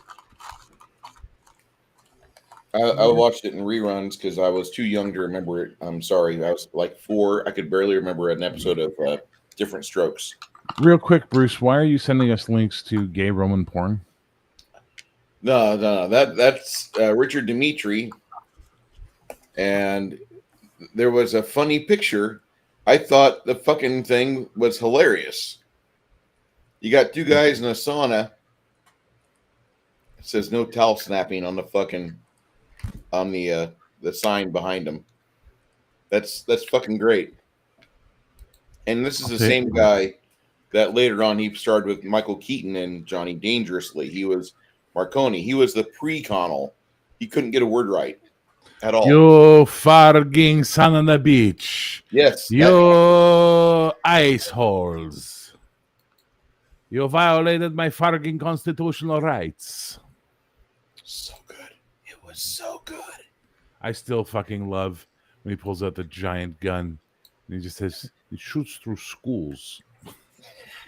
It's an 88 Magnum. It shoots through schools. So it's even more relevant today. Yeah, fuck. It's so fucked up. Wow. This was in like 1986 before we even had a Columbine. Oh no, I remember the movie. I just don't remember that line. And, well, he continues it like it shoots through schools, and then the bus outside, and then the building across the street. But it's just that opening line. It shoots through schools. Shouldn't hang me on a hook, Johnny. My grandma hung me on a hook once. That's like his constant response to everything. Yeah. All right. Let's give him another shot here. No. All right. Can you hear me? I just thought that you and your veteran friends were a little closer, Bear, because this is just something that if you guys are sitting around drinking for any length of time and the MREs and going out doing operations or being outside of the FOB or whatever, that becomes a discussion point because everybody laughs about it now, but it was the most painful time during the process. Well, I can assure you we've never talked about poo. You guys are different. Well, but you're also maybe. I mean, look at what I do for a living. So, I mean, this is just normal. Just shit talking. You're not a barometer of normalcy, Bruce. We need to just accept this reality. I don't know if I'm on the low scale or on the high scale of that barometer. Well, as Shadow said, we just know you're a spectrumite now. I would aim high, and whatever you do, avoid the middle. I mean, if you're gonna be a spectrumite, be the most spectrumy you can be. I mean, really. Well, no one can beat Saxius, especially if it involves that guy's awesome. Like paperwork. Saxius was talking 2 days ago when I caught your stream, and I just sat there and listened to him, and he was discussing Warhammer 40K lore, and I think Bear had possibly checked out. But Saxius' love and passion for the project, I was there. I was here for it. I don't like 40K that much. I like certain parts of it. I don't like all the grimdark. It's like the little bits where like you get on the one-on-one stuff, the investigator side or the inquisitor side of it. I don't want to deal with squads of people and have to remember names and such. I don't really care that much. I don't even know the guys from Saving Private Ryan by their names except for Jackson. No, I'm gluing something. I thought Shadow went to sleep. Nerdy. I'm gluing something. I hate when they put miniatures on one leg and that's your glue point. You know, I know it makes them look more dramatic and dynamic and what have you. Boy, do I got a project for you. It's called the Dark Elf Blood Bowl Team. You would love that. Yeah, not really a big fan of pinning. Yeah, them little bitches almost made me stop just working on miniatures. Just basic ass Reaper figs nowadays. They still have a little base you get to fuck with. I love that. Yeah, that's what I'm doing right now. I'm gluing little pieces of terrain onto the base to make it look a little more. How you doing, William Sava? Good to see you. Hello, Mr. Sava. But I just was enraptured by Saxius because he looks like an accountant. He looks like a guy that I would give my file cabinet to at the start of every year. Here's my taxes. And he'd have it done within about 2 hours. He may, in fact, be an accountant. I'm not sure. He's just a very unassuming, very nice man. Yeah. And then the fact that he gets so deep into the Warhammer 40K, I applaud that. It's not mine, not my passion. He loves it. That's awesome. No, the best thing you may have missed was when he talked about auditing a dragon. No, I think my favorite was him and his future wife discussing the steps of their relationship. Oh yeah, how he had to draw out like the blueprints of how the spreadsheet out the dating process. Yeah, because wow, that was awesome. It was awesome. But yeah, no, I like the auditing the dragon bit though. Like, yeah, that was comedy gold. The dating thing was just and like the dragon sit on the horde and be like, well, you live in the kingdom, and as such, technically, you are a citizen, and therefore, you're a bit behind on some taxes. Dragon just be like, what? Like, we're gonna have to see like what your net worth is, and we'll do a write up. I was like, yep, that's Saxius. But like I said, Saxius I've known longer than anybody, because like 15, 20 years ago, he and I were like amigos on Twitter, even though we didn't ever see each other. Spectral Glow. There's Yeah, a website. I no longer click on any links Bruce sends ever. He's just sending paint to. I don't care. I just know I'm going to click on the one day that puts me on a watch list. No. Bruce, I think I have that right here. It's like a blue color. Yeah. Yeah. Where the frick is it though? I mean, you know what, Bear? Fair. Here's right here. Fair enough. No, this is Phantom Glow, and then I've got Alien Goo. I have that one too. They go really good together, but on this, I don't think Bruce has seen this. Where's my card? Here's your card. The Headless Horseman. That looks really good. But I wanted just a little bit more pop on the green on the horse. Green, yeah. So I'm not sure if I'm going to use Tesseract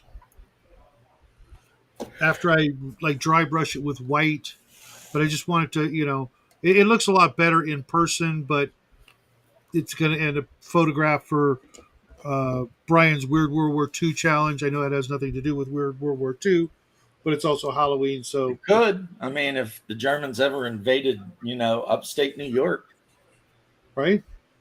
Could be an issue.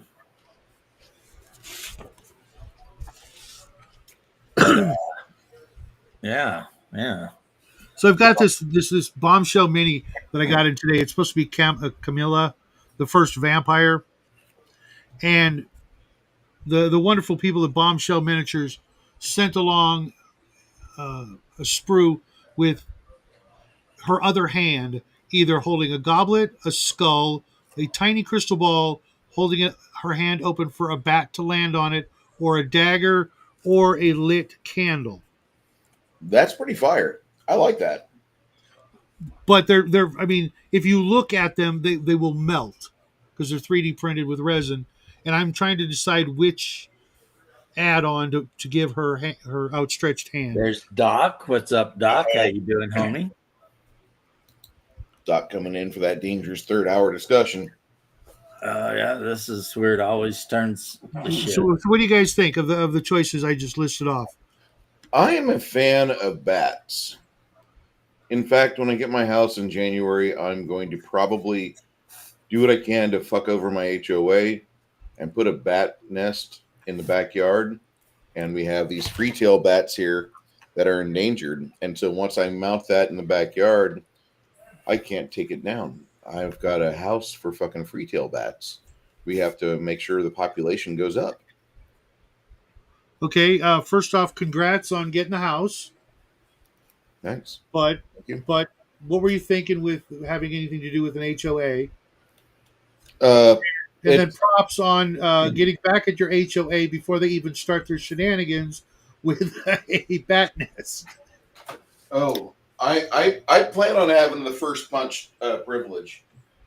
Well, things. So he's moving in and choosing violence, folks. Yes, it is. And the thing is that this is a situation that their HOA, they want a yearly amount. It's not much. It's like, what, $400, $390, something like that. That's not much.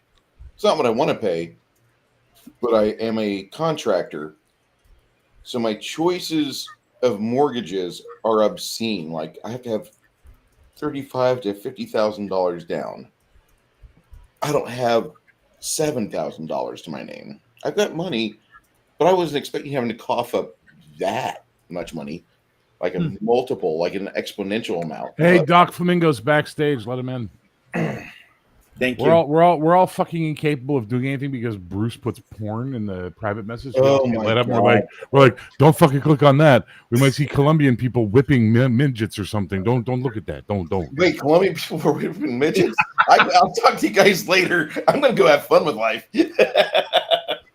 Hey Doc, what's up, brother? What's happening, Doc? Hey, what's up? You hear me? Something going on with my camera here. I'm trying to work out. All right, Okay. well, try it. Plugging it back in. That usually works. Yeah. Or alternately, get a real computer and stop buying. That PC is the Windows secret bullshit. of IT. Okay, where is this even? I got to trace Unplug wires it, now. and This then is getting plug it. complicated. So basically, one of the things I like about Mac, it's like a Jaguar. When it runs perfectly. When it stops running perfectly, it just stops. It doesn't run at all. Windows computers, they're like a fucking dog that's been shot and is dying. They'll just keep limping along, getting slower and slower and slower until the day they just shit the bed and we're finished. You know, it's like, I don't get the appeal of Windows at all. It's so Other than weird though price. that you compare your Mac to a Jaguar, because I guarantee your Mac is not leaking oil anywhere. Thank you, Bear. Well, fair. It may be leaking bit rate though. So, Thank you, Bear, for taking a topic back to one of my favorite subjects. My 2012 laptop just amber hearded. Yeah, that was a joke from way back in the day. It was like, do you know why the British don't make computers? And the answer, of course, is because they have no idea how to make them leak oil. Damn. Yeah. Now, I don't know that. Wow, and that's awesome. honestly, I always thought the Jags were pretty nice. But I'm talking old school Jags. I'm not talking new rainbow weirdo Jags. I don't know what's up with that. I don't like any new cars. There's not a single new car out there that interests me. Even if you gave me a 7-speed Maserati, I couldn't get excited for it because it's got a fucking screen in it that the moment the fucking sun goes down and I'm driving along and I get to where I need to go and I'm going to back into my parking spot, the fucking screen lights up and blinds the shit out of me, and there's not a severe enough brightness control in this world to be fucking sensitive to the ambient light around us. Well, $200,000, fuck you. Yeah, I'm going to drop out real quick and try to sign back in and see if that'll fix it. Go for it. To continue that thought process, James, in a utopia, your cook is Italian, your mechanic is German, your policeman is English, your lover is French, and it's all organized by the Swiss. In a dystopia, your cook is English, your mechanic is French, your policewoman is German, your policeman is German, your lover is Swiss, and it's all organized by the Italians. I'd actually go for dystopia because I don't want to have a fucking lover with French. No, that's pretty dystopian because, I mean, not to be mean, Bruce, but organization is not an Italian strong suit. Yeah. And making love is not a Swiss one either, by the way, in case you were wondering.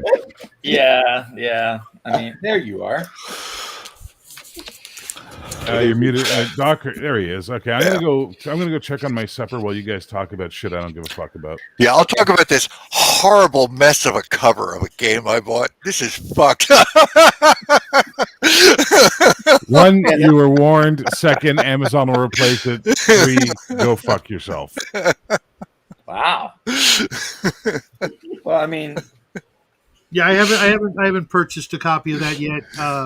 I'm waiting for the deluxe shadow print only, one of one copy. Shadow, give me your fucking P.O. box. I'll get you one.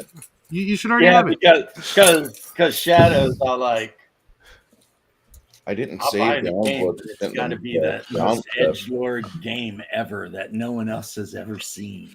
No, Shadow is a fan of one of the finest games ever made that never gets the amount of attention it deserves. Mutant Chronicles? Mutant Chronicles. Fucking cyberpunk dystopian future with a not a Orthodox Catholic background, but yeah, they're definitely something. That is definitely like one of my favorite RPGs of all time. But every time I bring it out again, it just looks more modern day and more modern day. And yeah, I've got the newest release right here somewhere, and it's absolute dog water. But, I mean, it's How long has that been out? Since some guys in like Sweden figured out a way. Yeah, it's the late 80s, I want to say. Yeah, it's one of those games. I've heard the title. I've like never seen a copy of the game. I've never seen it Mutant played. Chronicles. I'm telling you, Doc, you'd love it. It's literally like a realistic look at like it's almost like 10K. You know what I mean for Warhammer? It's fucking Temu 40K is what it is, sir. Temu 40K. No. Also, Shadow, what a way to support your pal. I'm a hipster. I'm not buying your game till there's the super deluxe site. Fuck you two. You and Doc, both of you can go fuck off. You know, I'll grab it eventually. I just if I'm going to grab something, it's that you know. When do I get to go on your show and do a 3-part introspective on my game, Shadow? Dude, I told you November. Any day you want. That's only any next day you week, want. dude. Just get me your address. Get me your address, and I'll send you a review copy, sir.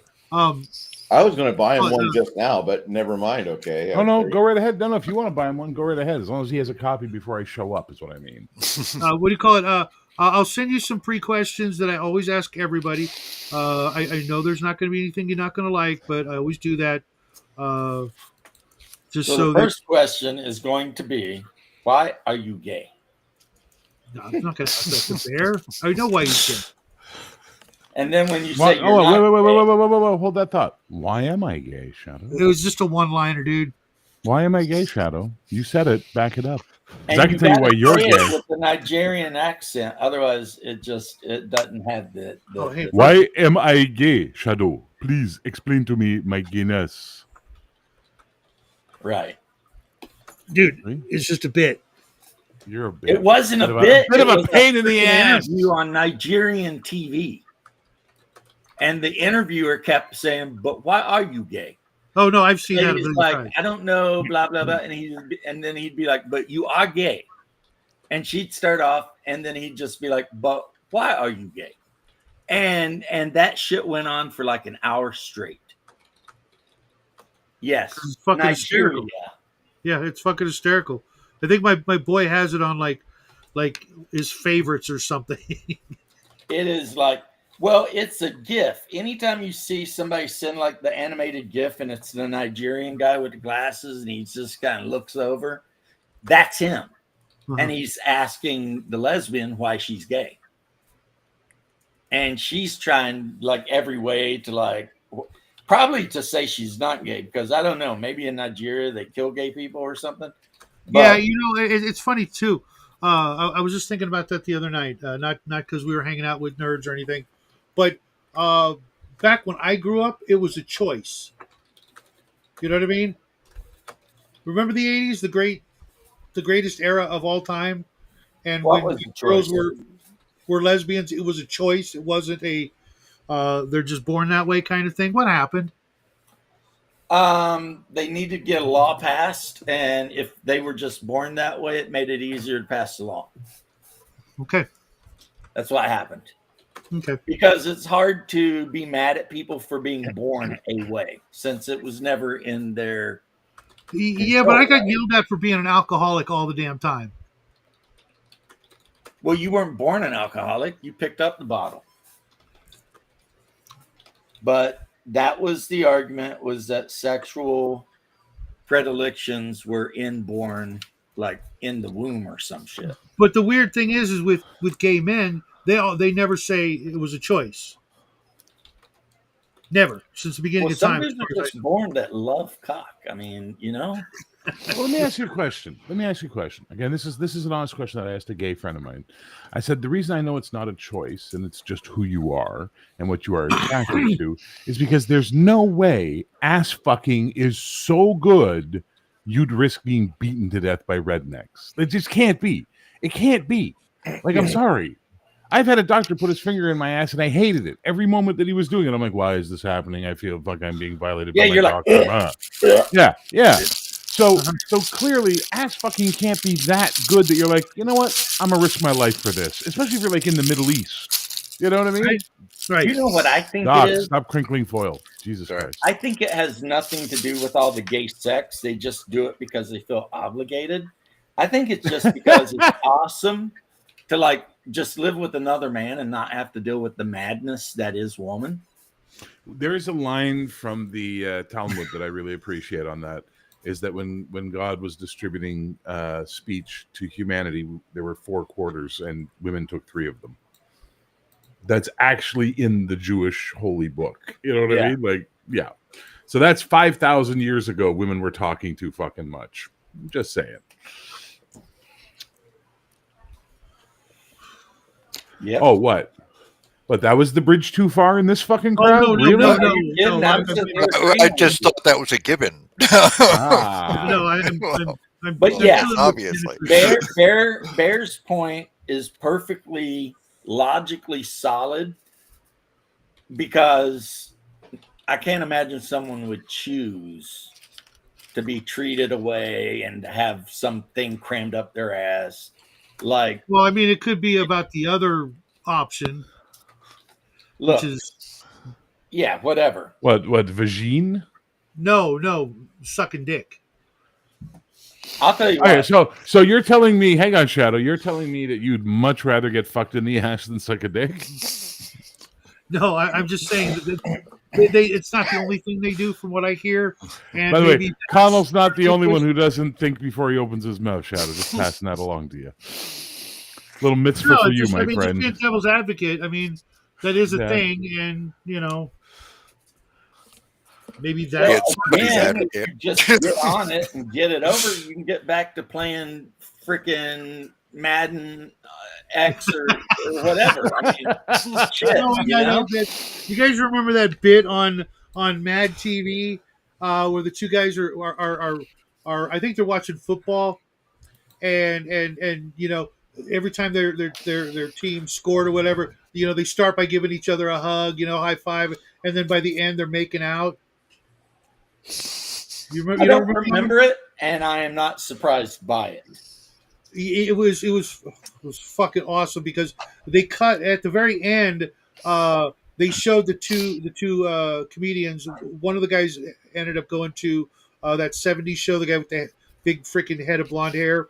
But they showed them like just spitting and just doing all the things you'd expect from being grossed out, having filmed that scene.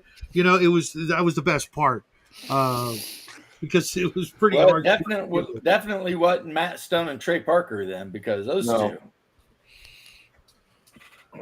And basketball, like, they literally are just making out on the board of brotherly love or whatever. That is an interesting movie. Yeah, it is. The Ernest Borgnine laying on the ground, having his chest compressed by the... And you keep seeing the hot dog come. Yeah. Yeah. My mom saw that advertisement, and she's like, do not tell me if you see that movie. I know it's trash. These kids today with their hula hoops, their Dan Fogelberg records, and their Zima. I say that all the fucking time. I love that. They have the attention span that can only be measured in nanoseconds. Oh, son of a bitch! And then they like pan over to frickin' Trey or Matt Stoney's just staring at a bird on a tree limb or something. I'm like, oh man, that was one of my favorite movies actually for a long time. Miracle. Like, Oh no, I spoke too soon. What did you speak too soon about? I dropped the miniature that I was talking about with the missing hand that I had to choose what hand to put on it, and then I freaking dropped it right after I super glued it, and I was expecting to lose the little tiny freaking microscopic little bat. It stayed on, but it bent at a weird angle, and now I gotta fucking redo the whole thing. What a homosexual. Dope. At least I didn't lose it in the carpet. And also, is that a euphemism for how you lost your virginity? James, will you please go through the memes on your fucking Discord? Will I? What? Dude, At least I didn't lose it in the carpet. Your fucking memes in your Discord. Oh my god. Yeah. I haven't seen them since yesterday, so yeah, go ahead and share. And wait, is that who's Condor with? Is that the guy from? Is he the sheep from Brokeback Mountain? Yeah. Okay. Which kind of pisses me off because I'm a big Ryan Gosling fan and I didn't know he was in that movie. Wow, you didn't watch the gay cowboy movie? What's wrong? No, I missed that one. I have never seen that fucking movie. I will never see that fucking movie. What, Midnight I don't Cowboy? want to watch him. No, Brokeback Mountain. I don't want to watch two cowboys fall in love. I just don't. There's nothing compelling about that they've movie. They've been in love since they were young. And once a year, they go on their camping trip to do gay stuff. But they're both married to like hot chicks. Well, let's ask Shadow if they're hot because, you know. Too straight. According to him, Scarlett Johansson's mid. She is. She's so average. Have you ever seen her without makeup? Yes, I have. I've seen that fucking movie Under the Skin she did where she even let her body go a little bit and didn't dye her hair and was fully nude. And I still would fucking cut off your dick to fuck her. That should be wrecked afterwards, but okay. You know what's hilarious? Like, I think I was gonna. I gotta agree with Shadow here. She's pretty mid. Yeah, but you have no taste. Number one, 2, you're a natural born contrarian, and 3, you are bitter. None of which has any bearing on her being mid. And bitter. Hipster and bitter. You're like a fucking indie, a craft beer. Hipster and bitter. Ooh, it's a fucking India Pale Ale. Listen, before I'll take any of your word on whether she's mid or not, I need to know what you consider hot. Tia Carrere, apparently. Remember that? Actually, she's not even in the top 10. For me. Yeah, because Tina. All right, what's your number one? Let's go right to the top of the fucking list, Shadow. What's number one? Stanikadic or Marina Bacardi. Stanikadic? Who the fuck is that? A fucking Swedish hockey player? What are you talking about? She was a love interest in Castle with Nathan Stanikadic. She's in Castle. Yeah. She's the lead actress in Castle. Oh my god! You think this fucking broken face Bosniak is better looking? What? I need to see the picture because I haven't seen her in. How about we just go for her fucking Wikipedia picture, gentlemen? Let's just go for that. Sharing the picture now, James. This is her Wikipedia, and I'll even zoom it in. When she was on Castle, or when she was on the library. This broken. This is hotter than Scarlett Johansson, according to Shadow. She's pretty rough now. She looks like when the Yugoslav war came, I ran to Germany. Go find her. Go find a picture of her from the librarian. I take the seatbelts out of my car. I hope I die on road. I hide under cabbage in cabbage truck to get smuggled to Hungary. Holy shit, you are being savage. Yes. I've been a good boy, and you guys talked about fucking Warhammer for an hour. You did? Okay, good boy. Well, hold on, though. Doc hasn't told us who he thinks the hottest chick is. I summon thee. Am I going to have to do your work for you? Yes, I guess I am. All right, Doc, who's your number one? Okay, this is celebrity-wise. I'm not a huge celebrity person, but it would have to be a toss-up between young E.G. Daily and young Zooey Deschanel. Ooh. What? Holy yes, bug-eyed crazy bitch? Yes, I like bug-eyed crazy bitches. Now I know why you're divorced. I'll still take fucking Christina Hendricks any day after she turned 18. Even up to now. Well, good news, she's like 50 now, so you're in good shape. Yeah, you ain't got to worry about it anymore. No one's going to accuse you of any cradle robbery. Okay, dude. Let's see if I can do this. All right. I got it easy. And hang on, I got an easy one for you. My actual number one. And if you guys disagree with me, I know you're gay. For Lonnie. Jennifer Connelly. Jennifer Connelly is hot as hell. Yeah, she's attractive. She still looks good in Top Gun Maverick. Even as a skinny, modern 50-year-old, she looks great. Yeah. Okay, James. But in career opportunities, she was crazy hot. Oh my god, that's still one of the best fucking masturbation scenes I've ever watched multiple times. Wasn't she like Labyrinth or something? Yeah, Yeah. was. Yeah, When she yeah, was yeah. Like 15 or But 16. you got to see career opportunities when she's on the fucking bucking horse. Or Mulholland Drive, or that movie where she's nude on the beach with the other girl. I've only seen her in that.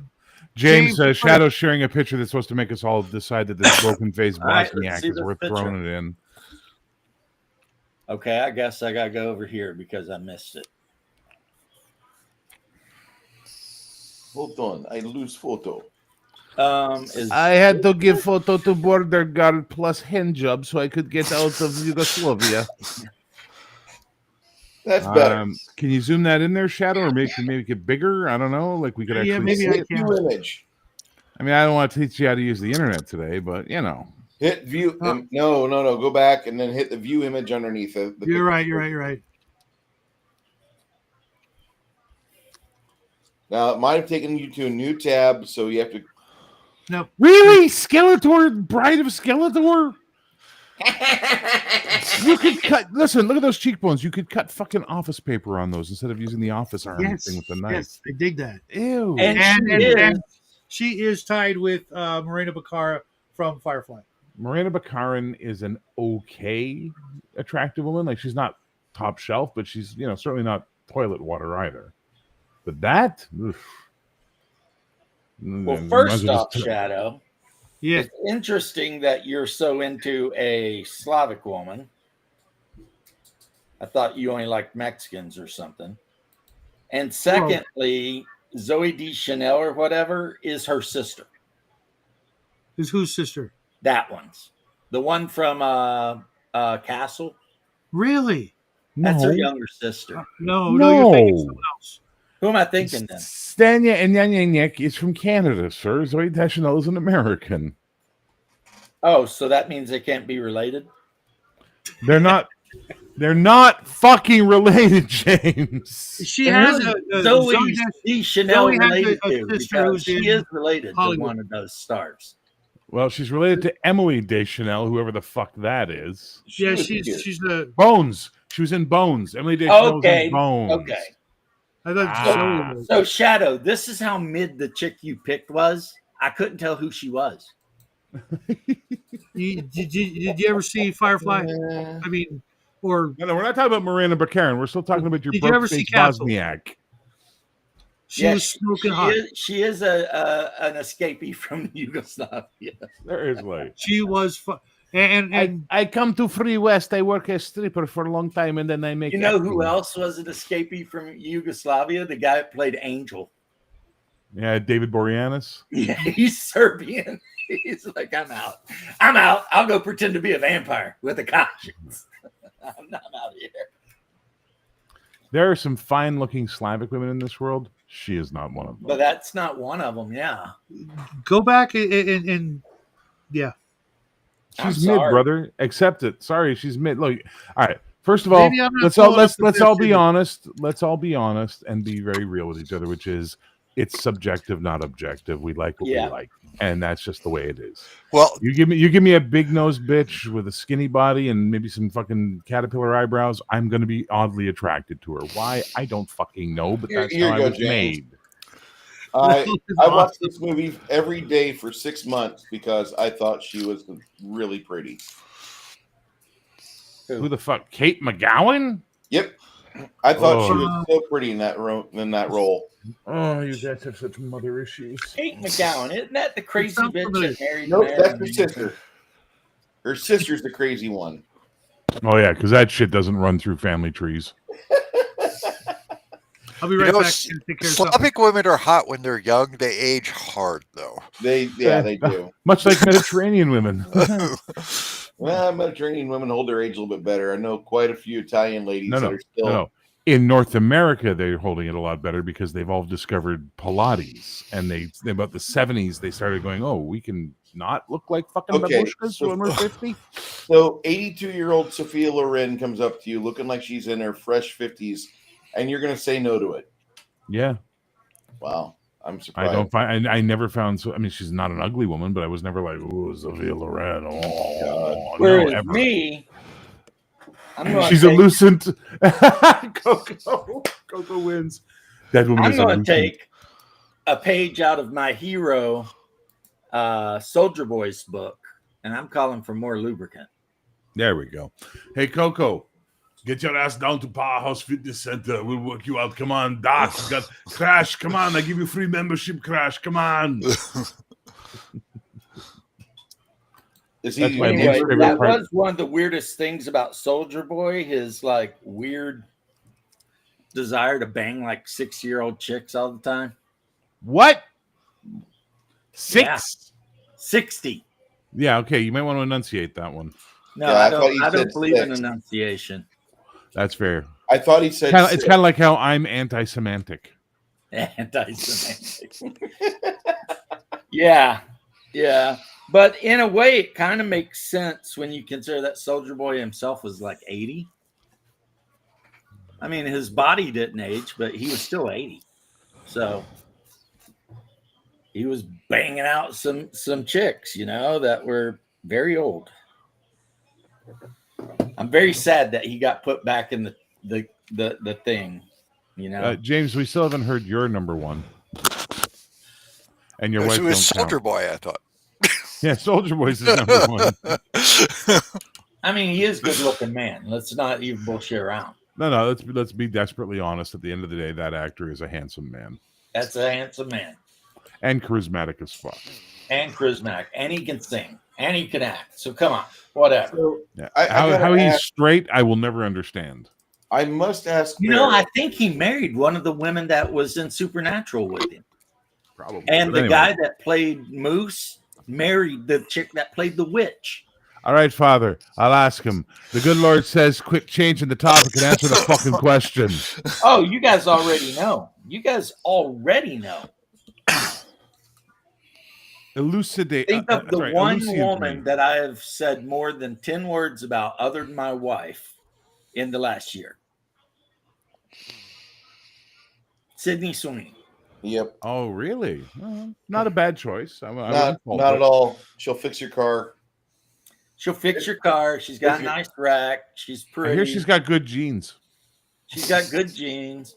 I mean, yeah. So that's literally the only woman I ever talk about saying they're pretty other than my wife is her. But I mean, the problem though is I would never date her because she's like 30 and I'm 54, and that's weird. I don't want any part of that bullshit. That's fair. Unless she doesn't make me sign a prenup.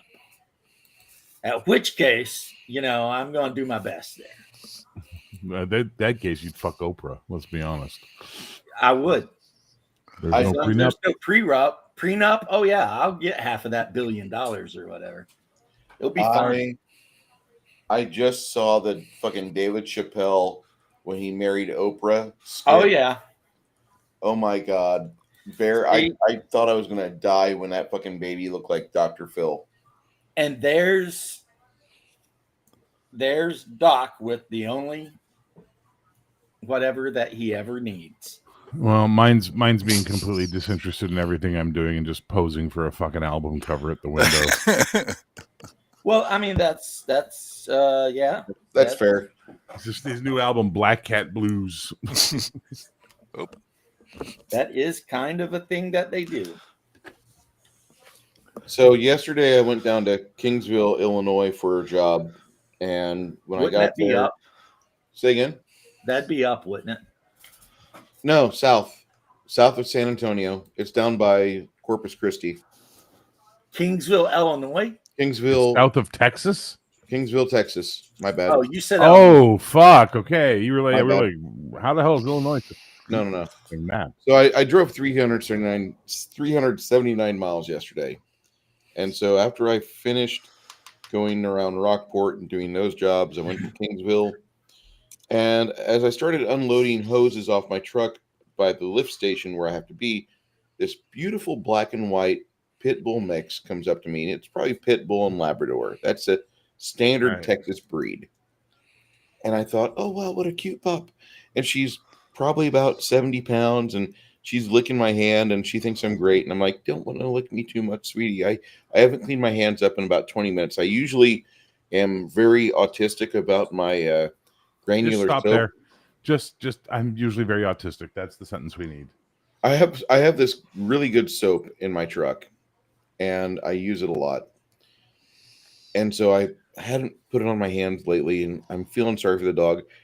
But as I'm working and pulling everything ready to get this lift station pulled into my tank, she doesn't leave me alone. She just kind of hovers around within 10 to 15 feet of me, staying away from the truck because it's noisy, but she's within 5 to 15 feet on the other side of the fence because I'm not allowing myself to be outside. I have to be inside the fence, but she's right there. And I'm like, oh, I want to take you home. And so after I get done loading everything up, I finish the paperwork, and she's right by my driver's side door. It's like Bruce is describing a date. I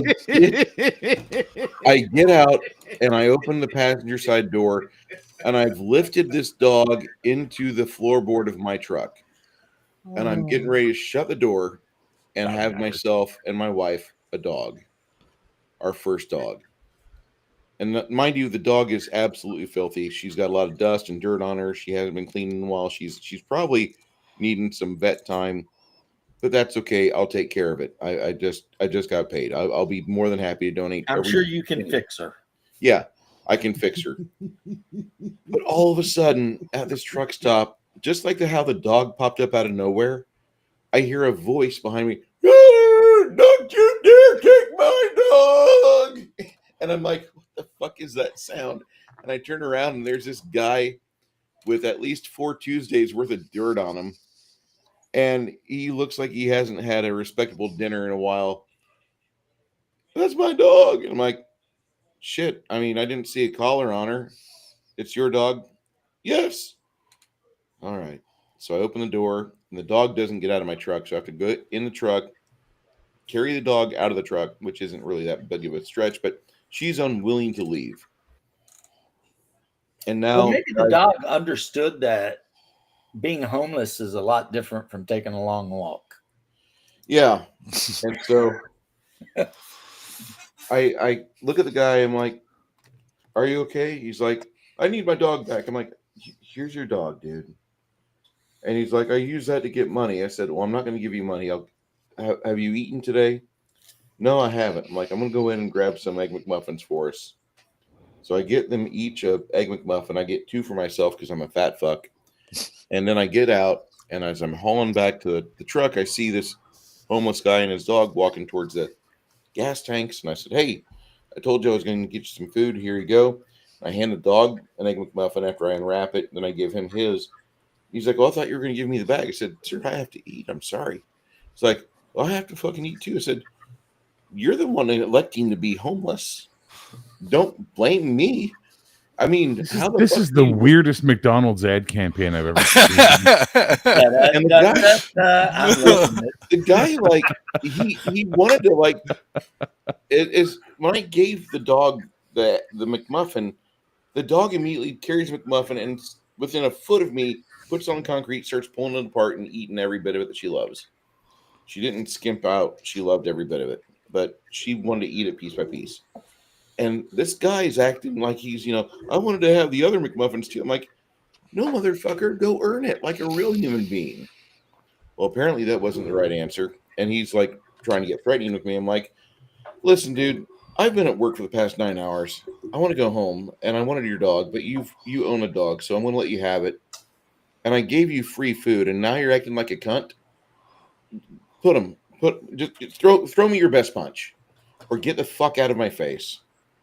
And the guy, like, I actually couldn't believe that fat fucking 5'6" bald me intimidated this guy, and he kind of quick stepped away from me. I'm like, what the fuck ever? And the dog stayed there, and then this ugly woman who I've never seen before in my life, but like she had like 12 Tuesdays worth of fucking dirt on her. She comes and she's like, I got to get our dog back, and she had like 4 teeth. And her body was like mostly tattooed. I don't understand. That will do that. And it was just like the most heartbreaking thing because I could have had a dog yesterday. I could have a dog right. You still now. could have. You just decided to. You decided to not steal a homeless person's dog. I mean, at the end of the day, you did the right choice. Also, though, this is not your best story, just so we're clear. This is the reason why it's not my best story is that it actually happened. That's the problem. Oh, so the other stories are all bullshit, is what you're saying. Wow. Okay. Oh. Over time, you can fucking add things to it. But this one here's fresh. Okay. Well, right off the bat, I guess it's not always true in Texas. Never let the truth get in the way of a good story. Also continuing that train of thought, I don't think we'll buy the script. Thank you for coming out. Bruce, I would take your next day off and go to a shelter and find a dog. Yes, do it. No, after I get the house. Yeah, that's You probably were better. ready to. No, hang on. You were ready to take that dog right then, right there. That is the sign you are ready for a dog. If you wait and set parameters like I need a house, I need this, you'll never get a dog. I'll get go a to dog. the shelter tomorrow. Just go to the shelter tomorrow and see if there's a dog that makes you go, "Oh, I fucking love this guy." And if you do, God wants you to have that dog. I'll tell you what. I'll go to the Humane Society tomorrow. They're just down the road. I'll do it. You know what I love? I want to see a picture. A lot of things. But one of the main things I love is when I go home, I never see homeless people. Yeah. I assume they just die.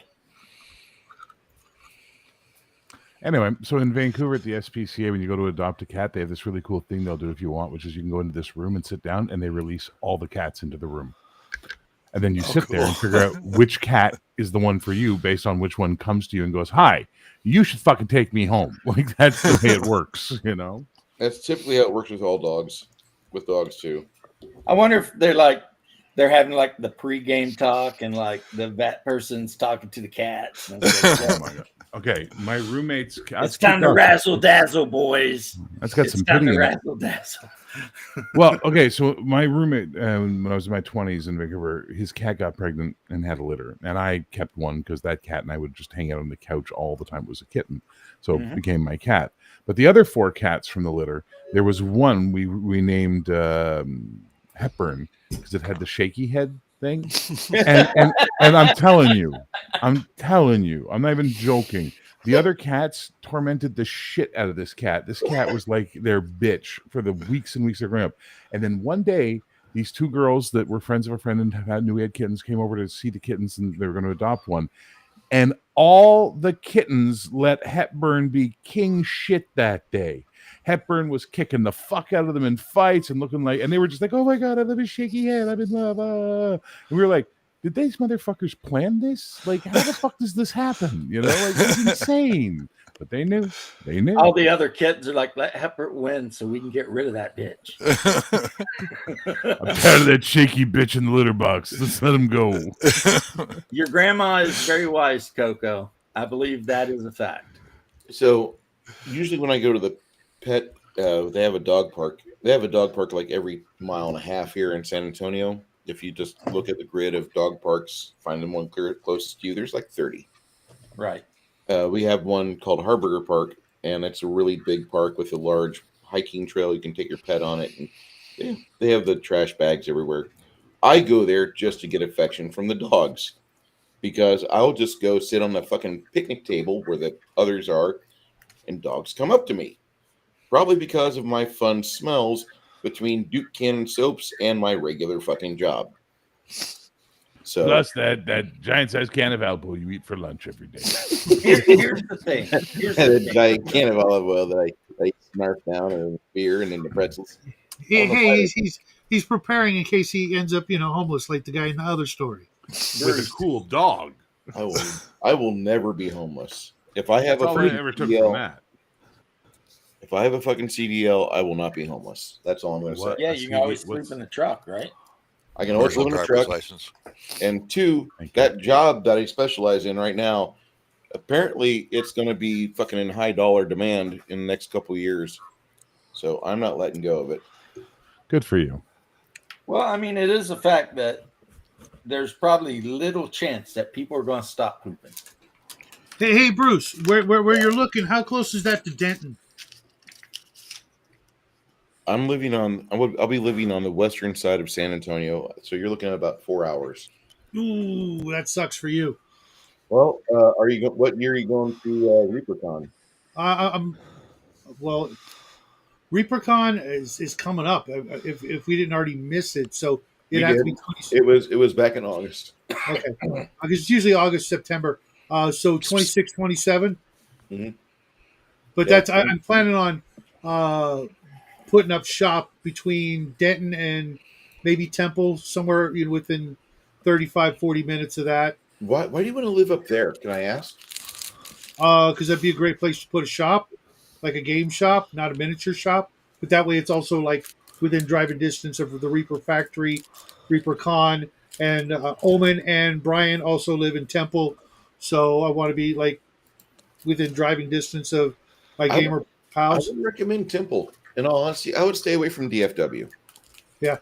If you ever are here in Texas, dude, I'll make a day trip of it. Go up there, see you, hang out, do whatever, and we'll fucking roll dice and have fun and go fucking terrorize miniature game stores and Stalk homeless people and their dogs. Usual shit. kidnap the dog, kidnap the fucking dog. Well, I mean, I want it to be close to within as you do. reasonable driving distance of the people that I want to see on a regular basis.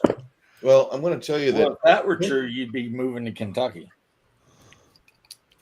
The only reason I did not settle in DFW is the temperature fluctuation is too much, and their response ability to winter situations is miserable. So just understand that going into it.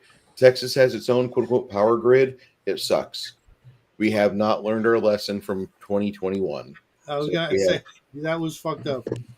Yeah, it was. But I would say if you go to around Temple or Waco, that's a good corridor of business. Yeah. And You you're do far really enough. well in Waco. I wouldn't go to Mexia or Gatesville to the east or west, but I would definitely be in Temple or Waco. Temple's far enough from Georgetown that you don't have all the Austin spillover crazy bullshit.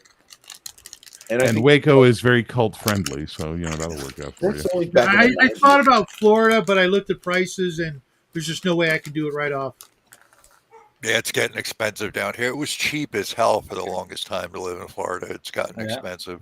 If Well, you plus live, you couldn't open a comic shop down here because there's like one comic shop guy, and he owns like 12 comic shops, all from one end of Florida to the other. Yeah, I heard about that as well.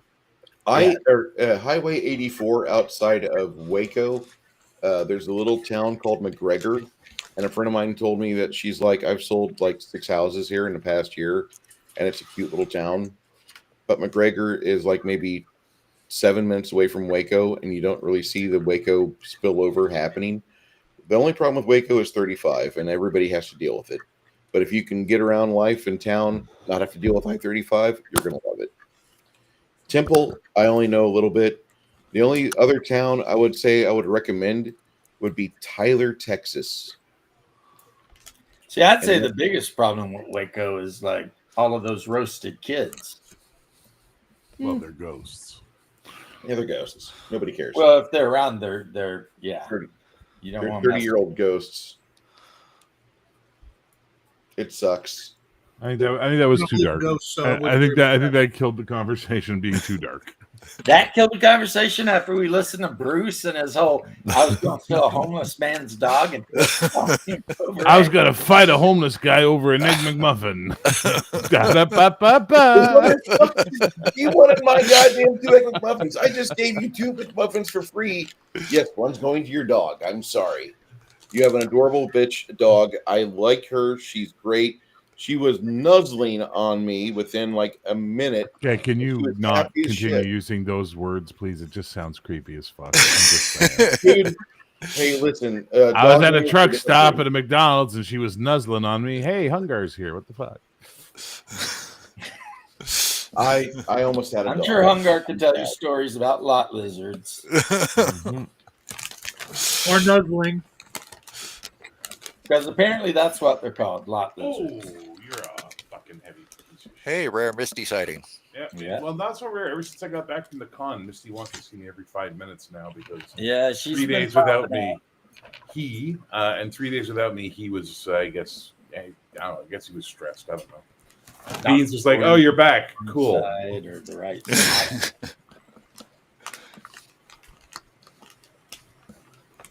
So Yeah, anyway, Doc, your camera's flipped weird.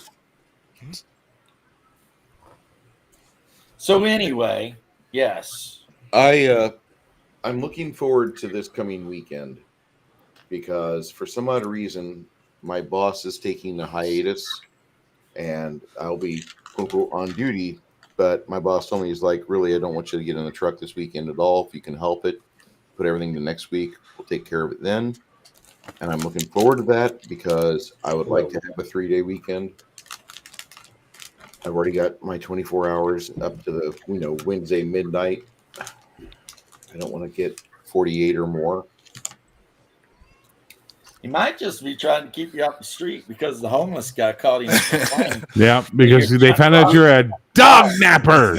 Yeah, we've had complaints from local dog walkers. If you want a dog nap, go to Austin, Texas. Go to 6th Street. You'll find 50 guys with their pit bull mix walking up and down and asking for food for their dog. Hey, can I have some money? Oh, you don't have any cash? That's great. Can I have to? Here's my Venmo. Can you wire me some money? Can I have your McMuffins? Give me your McMuffins, man. What do you mean? Here's my Venmo. Can I have some money? They have fucking smart. They got an iPhone. I tell them to go sell that iPhone or a fucking cheap ass Samsung, and they're asking for fucking money walking up and down on 6th Street or 7th Street. It'll piss you off. But the homeless shelters on, I believe, 7th or 8th, and if you drive by there at night, that smell makes me gag. Because it's just like volumes of human urine and feces, and then they sleep on the sidewalk like they're on a ship from Africa to North America because like they're all crammed next to each other on the sidewalk. I despise Austin, Texas. If we could wall it up and just fill with water, the state would be better. And rename it Amistad. About the rest of the state. I got invited onto some guy's stream once to have a debate, and he was from Austin, Texas. Oh my God. I'm just sitting here like, really? You're from Texas, huh? I don't believe Austin is not part of Texas.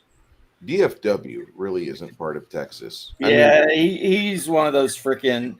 He was a wannabe bread tuber, except he never took off. What the fuck is a bread tuber? I've heard this expression. It's the communist bloc video YouTube brigade. Yeah. Why do they call them bread tubers? I am not 100% sure. Breadlines, maybe, but basically Hassan Piker, Vaush, Destiny. There's like this little. I mean, Kami Mommy, I guess, used to kind of be, but now she's not. I wonder if someone's going to beat the shoe on head. I wonder if someone's going to beat the shit out of Destiny one day. I'm pretty sure it's happened multiple times. No, the guy who runs his mouth that much has never had his ass kicked. He's never had his teeth put right up into the roof of his mouth. Well, if they find him guilty of some of this shit they're investigating him for, he's going to find out when he gets to Florida State Pen. Which is not where you want to be if you got certain charges, because the first thing that happens when you walk in is whoever you're in a cell with, they're going to be like, let me see your papers. Now, is Destiny the dog abuser or the kitty diddler? He's kitty diddler. Oh, okay. I got them all. The doggy electrocutor. And boy, oh boy, did he get... And he's constantly trying to lie about it, which is not helping his case.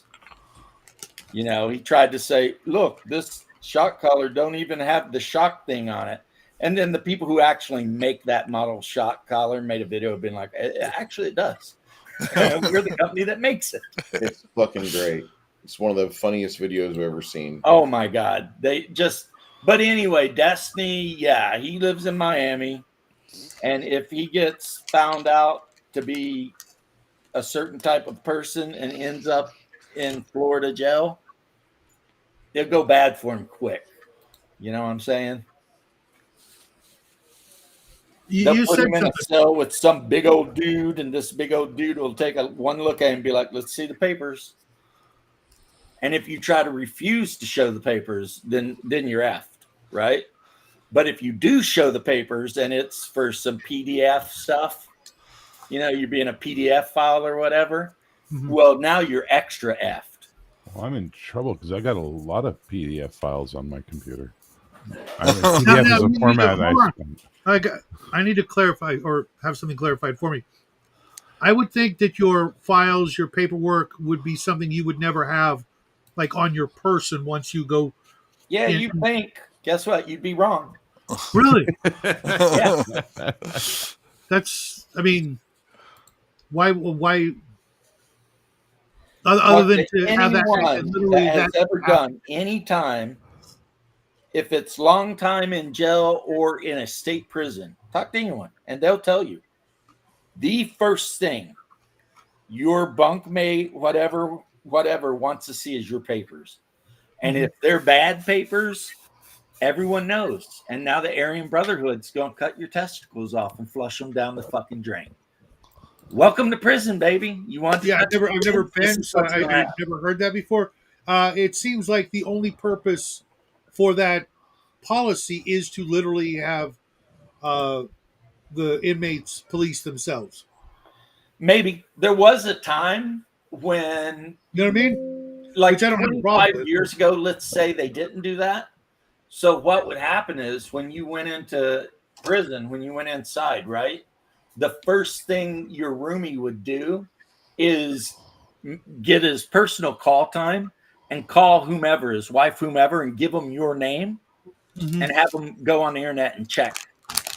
And if you came up on like a fence, like a can't get within 100 yards of a school list, you were done. Because no gang in prison will defend you. You That's are just definitely straight up effed in the A. For real. Perfect.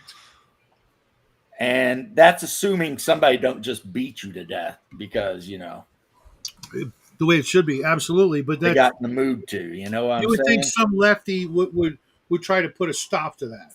With everything well, else, what a lot of those guys do, no, lefties don't give a shit about the prisons. What a lot of those guys do to try and stay alive is they do shit so that they keep getting put in solitary. Sure. But, I mean, look what happened to Dahmer. They kept him in solitary for like ever. They let him out in general population. He got shanked and lived. Within like 48 hours. Put him back in population and they beat him to death with a metal bar. That's the kind of shit that goes on. I know a guy, and I don't know him, but you know how you work with people, so you kind of know people? Sure. He got accused of some shit like that. Dude just took his own life. He just deleted himself rather than, which is, to me, an admission of guilt and whatever. But he knew what was going to happen when he got to Florida State pen. So he just said, nah, I'll go ahead and have a 9mm lunch. Because I never heard that expression. Yeah, well, and you know what? Since he did what he did, all I can say is, well, he must have deserved it because. Well, I don't know. Even if you were innocent, you were getting thrown in prison for that. Even if you were falsely accused, I could see not wanting to go through that. Yeah, you're not wrong. I mean. But that's the kind of shit that is strongly frowned upon in the Florida system. Like every time I went in, it was for like, assault and battery, assault with a weapon or something like that, right? And if you go in with that and somebody's like, let me see your papers, and you hand them the papers and they're like, oh, okay. I mean, they don't give a shit. All they know from your paperwork is if you're put in the right situation, you will throw down. You see what I mean? If you go in for breaking and entering or drug use, shit like that, then you're good. No one gives a shit.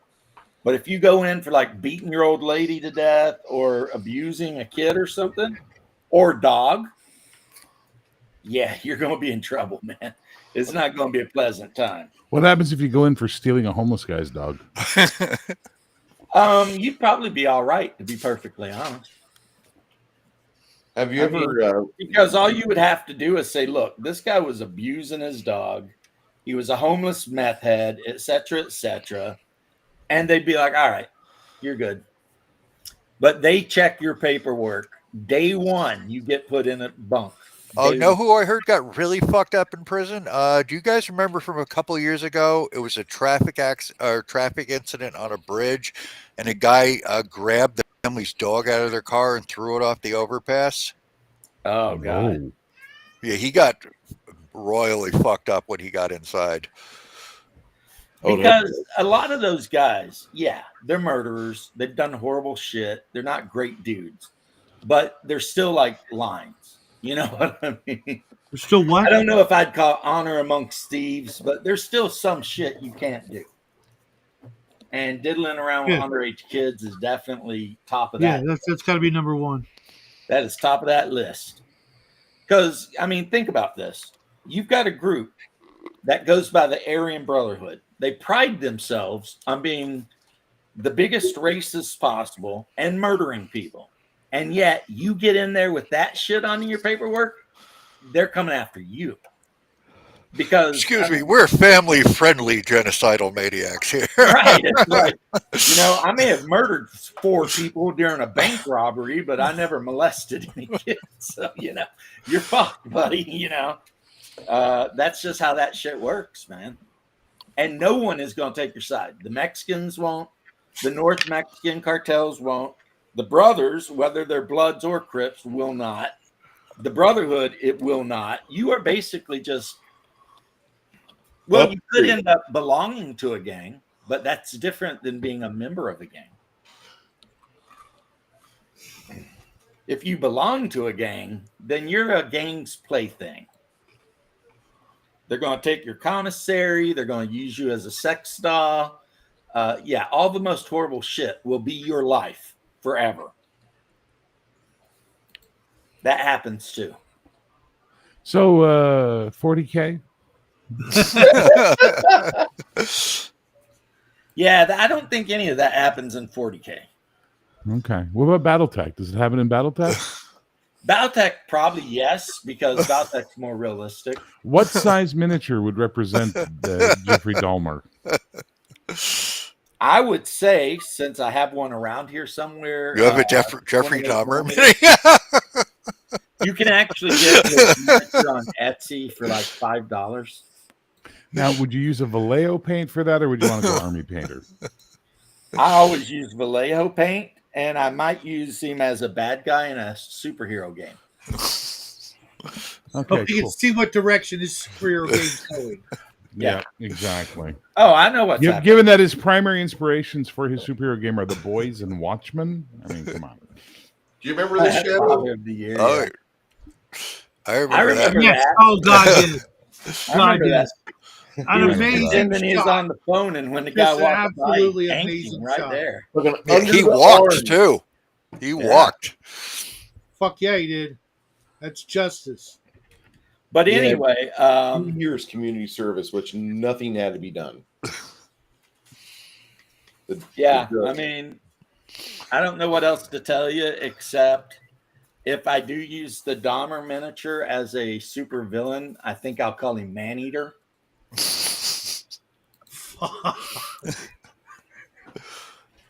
Yeah, you're trying so hard. You know that shit was funny. That was fucking. I mean, dark. Actually, I'm actually thinking about what powers he would have, and I think it would be really cool if he eats people and then gets all of their knowledge and ability. Yeah, but he's got a super flaw. It only works on black people.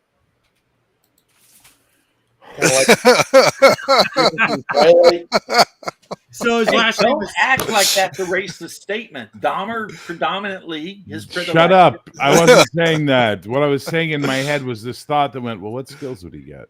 And I was like, "Oh boy." So his last name is Styler. Is that the route you're going? Well, depending on the brother he eats, he might get good at basketball, track and field. There it is. Future engineer and That scientist. train is not fucking late. Look at that. All of a sudden, he knows how to leave to the store to get some. Oh my God, it's Larry Bird. Never come back. Love Larry Bird. Greatest shit talker in the history of the fucking ball. Oh, Bird, yeah. I fucking loved it. I loved it when he shot the ball in that dude's face and then asked him if his mom was watching the game. He was like, I sure hope your mom ain't watching this game. Can't swim anymore. Wow. Oh, it's dark. Well, It's funny, but it's fucked up. It's a true story that someone told me that their instructor in the SEAL school asked them all why there weren't any black Navy SEALs really. And everybody was trying to talk their way around it. And the guy finally said, it's because black people can't swim. And they're like, what? He says, yeah, we got denser bones and stuff. It's harder for us to swim. So Well, except for the guy who used to be the cook for the Obamas. That's why you don't see a lot of brothers in the Navy SEALs, because they have a hard time with the swimming part. I don't even know if I've ever seen a black Navy SEAL. okay. That's I why. just because I wanted to call you all racist fucks, I googled black swimmers and got 4 people.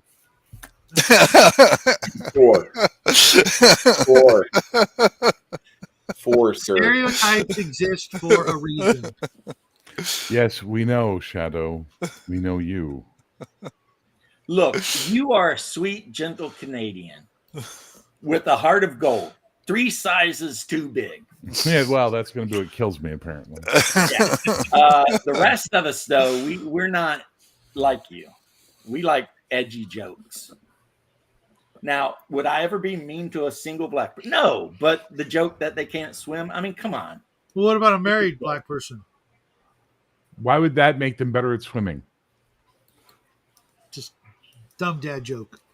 Yeah, it's like this. If a brother says white guys can't jump, I'm going to be like, you're right. I mean, Bird couldn't jump more than 2 inches. I mean, at the height of his career, he couldn't jump more than that. So 2 inches. What are you 2-inching? You got to remember, White guys know 2 inches 6 really well. inches. Yeah. Why do women suck as carpenters? Because they get spending all their life being told this is 12 inches. Right. Nice. I like that. And that's what I was doing. I was saying, 6 inches. Yeah. Or to quote Archer, just the tip. So Crazy. are you guys are you guys experiencing winter weather yet? It's I live in actually really Florida. chilly We don't here. have winter. We have summer and little summer. We Yeah, I get live cold in snaps, California. although you're further south than me. And We get cold then snaps up here. After little summer goes away, big summer comes back. And that's basically how it is. Okay. And I live in Well, no, California. there's like If I complain 4 about the days a weather, year I'm a when pariah. winter's allowed to kind of hang out, but it's like 4. At which point, little summer comes in and yokes him up and kicks him out. Never more in my life have I felt justified in saying this to a group of people. Oh, you sweet summer children. Oh, what? Because you have winters? Yeah, we don't. He doesn't have I would winters. love He to has have Ragnaroks. Listen here. We I would kind love of do. for anything to happen. We kind of do have Ragnaroks. It's kind of fucked up. This is why I want to move back up north. I miss winter. And watching the leaves change and killing deer that weigh more than a large dog. There's lots of reasons, right? I love winter and leaves and murder. It's not murder. It is to the deer. I have never heard a deer complain. Well, I wonder why. It's like We'll you're get the playing one, tag. and we'll get the one that talks. We'll strap to the hood of the car and drive it into town for you with Jesus and Bigfoot on the other cars. There, Shadow. Dear Columbo, there's something I don't understand here. Hey, just one more thing before I go running off into the woods and One into more traffic. Just one more You thing. said, I love you, Peter Falk. Yeah. God damn it. well, it's good that you can come into that solidarity in your gayness for He middle-aged was men. such a good actor. And his best role was Princess Bride. Yes. No, he was in a really freaky black and white movie that City of Angels was kind of a ripoff of. It's this weird art film from the 70s that he was in, where he plays this angel. What about the Chief Detective? Are you talking about the German film? It may have been. It's from the 80s, and I've was seen it. What the fuck was it called? I saw it. I went on a date with a girl to see it in like 88, 89, something like that. They made a sequel to it, too. Well, there's your mistake. Everyone knows if you take a chick out to the movies, you take her to a scary movie. She picked it. It's called Wings of Desire. She picked it. She took me. He was Good really movie. funny in what do you call it? Murder by Death. He was awesome. That was a great movie. I saw it right after when Close Encounters came to the drive-in. My dad, my brother, and we went because my mom was sick or something, and Close Encounters had ended, and so this was like 79, something like that, right? So I was like 12, 13 when Close Encounters was ending, and my dad saw the movie was coming. Was like, "You want to stay for this? It looks like a mystery." And I'm like, yeah, let's stay. My brother had passed out already, and I'm laughing my ass off, and my dad's like, "You got that?" And I'm like, "Yeah, it's not, it's not like up there kind of humor, but it was still, it was a great movie." I'm not a Frenchie. I am a Belgie. What movie are we talking about? Murder by Death. Never seen it. Really? Yeah, it's pretty dated now, but I saw it a couple years ago. It was Peter Falk, Peter Sellers, David Niven, James Cromwell. Yeah, That's a pretty good cast. Truman Capote is in it. Yeah. Ah, well, there you go. Yeah. Lord knows. And Alec Guinness. Jesus Christ. Okay. Oh yeah, that's right. He was in that. Yeah, he was the butler. So it was a high-power film as far as star power. It wasn't Judi Dench. Who was the other one? Who was like Helen Mirren? Not Helen Mirren. She was like in. She's in. I think she's in the Harry Potter movie. She was in. Are you talking about the woman that plays McGonagall? The one older teacher. She was in Downton Abbey. She's like the grandmother. Yeah. Super famous British. She's a dame.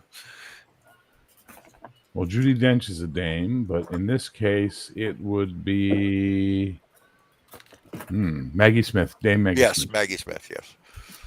Who was it that Lister loved so much because every movie she got naked? Lister from Red Dwarf, he had a favorite movie star because she was so, and it's a real person. It's like, I think it's the woman that played M in the new James Bond movies. That's Judi Dench. Yeah, apparently in all of her old movies when she was much younger, like within 10 minutes of the movie starting, she'd be naked, run around doing stuff. All right, where's that part now? I let it go so as to not to drive myself insane, but now I need it. Yeah, I find it's best if you drop something, find it immediately. Well, you'll find it eventually. Yeah, I could have tried that, but then, I wouldn't have gotten it done because I'd been losing my mind about finding the thing, right? So I just kept working, and as it is, I am almost completely done with all of my nights. Very pleased.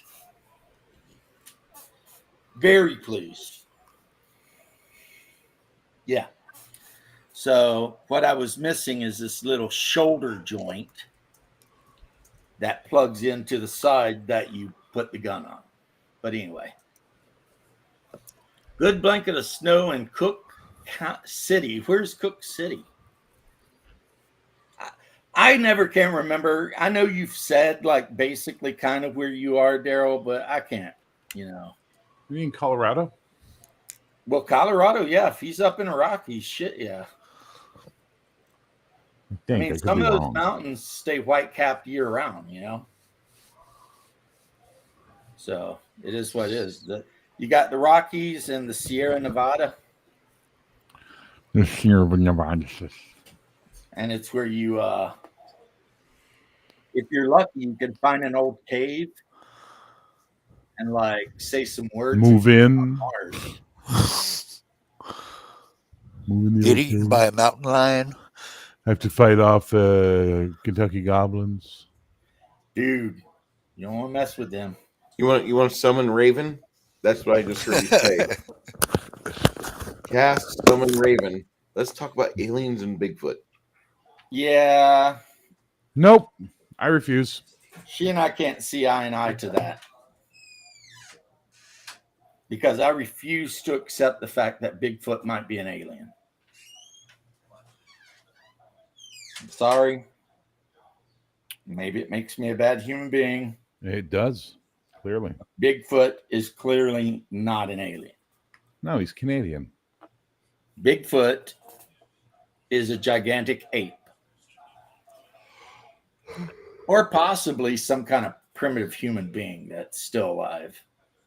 Or if you really want to get weird, a Nephilim. But he's not an alien. However, there is one thing he does that's really weird. And that's the whole hanging out around ley lines and shit. That bit I don't get. But, yeah, Bigfoot seems to love those ley lines. Not a real thing. It's a Sam Squatch. It's a Sam Squanch. It's a Sam Squanch. What's not a real thing? Ley lines are real. Yeah, okay. They are. There's magnetic streams all over the earth. Yeah, no, there are. Yep, those are ley lines. Got it. Yep, and they're the focal points of magic. Understood. Yep. Well, I don't know if there's any magic with them, but I do know that they exist. Sure. Yep. Scientific papers written on them. I guarantee you. Yep. What? The magnetism? Yes, there is. No, the ley lines. Magnetism is not the same thing as ley lines, and you know it. You're just being an asshat for the purposes of trying to rile me up. So I go on a rant about fucking woo-woo shit. I'm not stupid, James. I'm not stupid. I'm Canadian. Fine. Difference. Fine. I'll stop because you're right. And you were getting wound up too. Boy. I'll tell you what. If you had a goat, I got your goat. This is the thing I hate. Okay, I'm going to be an asshole for a second here. There are two idioms we use in English that Wow. Someone doesn't feel I've been paying enough attention to them tonight, clearly. Right. Let me rectify that, chicken killer. Oh, I'm off chicken killing for a week. I'm on light duty. Again? Yeah, I hurt my back again.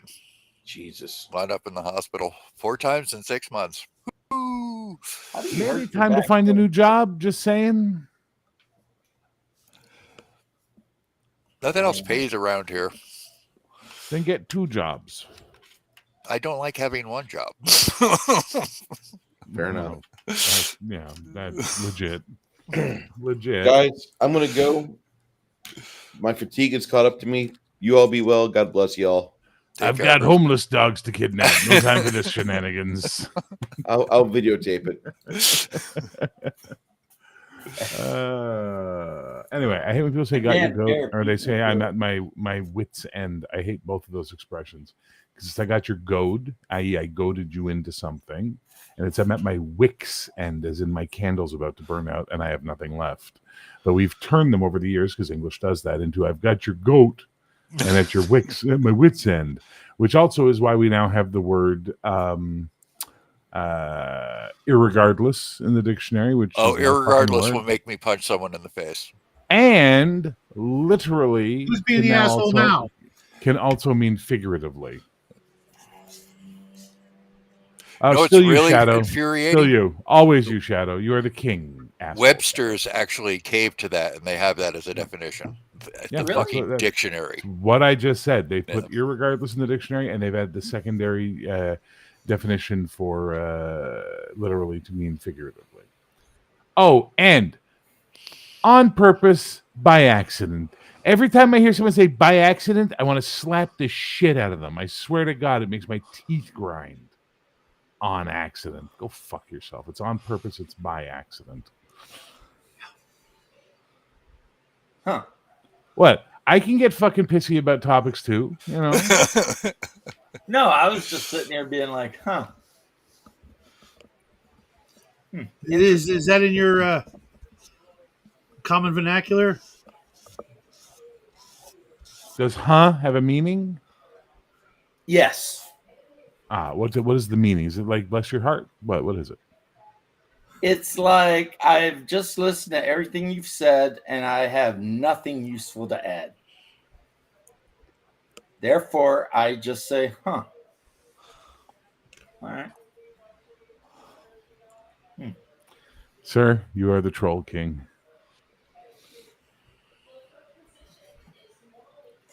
Yeah, my mom hates that. My mom hates it. My wife hates it. Everybody hates it. Add me to the list. It's like, why do you got to be such a troll? I don't know. But, yeah. I don't know if you could survive in, like, Appalachia Bear. Why? People up there say some shit that even I'm like, really? Yeah, but dude, there's a difference. Like, I don't when even know when someone's an uneducated fucking redneck hillbilly like the ones I grew up around, I don't complain. I go, oh, okay. And actually, my speech pattern changes to match theirs, so I don't come across like I'm some fancy pants book learning motherfucker. But when I'm around people who I know have an education and weren't raised in a fucking tree, and they're doing that shit, I'm like, Yeah, I don't know where the irregardless came from. I know that that's incorrect. It's regardless. Irrespective. But I got your goat. That's just how I heard it. It used to be a thing we said as kids. I got your goat. But we never used at your wick or wit's end, even though both make sense, really. I mean, if you annoy somebody enough, you could put them at their wit's end. But my pet peeve lately has been words like Sygoglin and gommed up and Arish, you know. I love Arish. That's one of my favorite words, actually. Oh yeah. My pet peeve is lately been it is what it is. Everything is what it is. You've been hanging out with me too much. That's why that's your pet peeve now. Because no, it was long before I even met you. But as a response to everything. And it keeps me in the zone, man. And of course, everything is what it is. The point of the statement is you can't do anything about it. So you might as well just deal with it. Because it doesn't is rhyme. What it is. Also, it's a firefighter saying. I did not know that part. That's where I picked it up. Fire department is what it is. Or if I'm hanging out with Miguel, SOCKS. That's what I want. Spanish for it is what it is. I thought it was that's what I want. SOCKS? Yes. Yeah, it's more like it is what it is. Or maybe not. I don't know. Go ask your wife. It was one of the first. It was one of the first expressions I was taught in a speed Spanish class. I thought you didn't speak Spanish. Doesn't mean I don't understand it. So basically, you're walking up to your wife, going, "Donde es biblioteca?" No, I refuse to speak Spanish. Jose hasta no carta verde. Cure, Jose, cure. I went to Mexico many times by myself. And I had the decency to learn as much Spanish as I could. Back when he was transporting coke. for the crypto. And I had the decency to try and at least learn the language. I'm in a family of people who've been in this country for 30 plus years, and still the only word they can speak in English is no. No English, no. More like the one maid. They're all like, no. No, you buy. You buy. You did that perfect, No. James. Mr. Superman is no home. No. Yeah, You there guys it like, is. can I leave a message? No. No. We need a Windex. All right, 22. I'll send you money. You pick up the Windex. No, you buy. You buy. Yeah.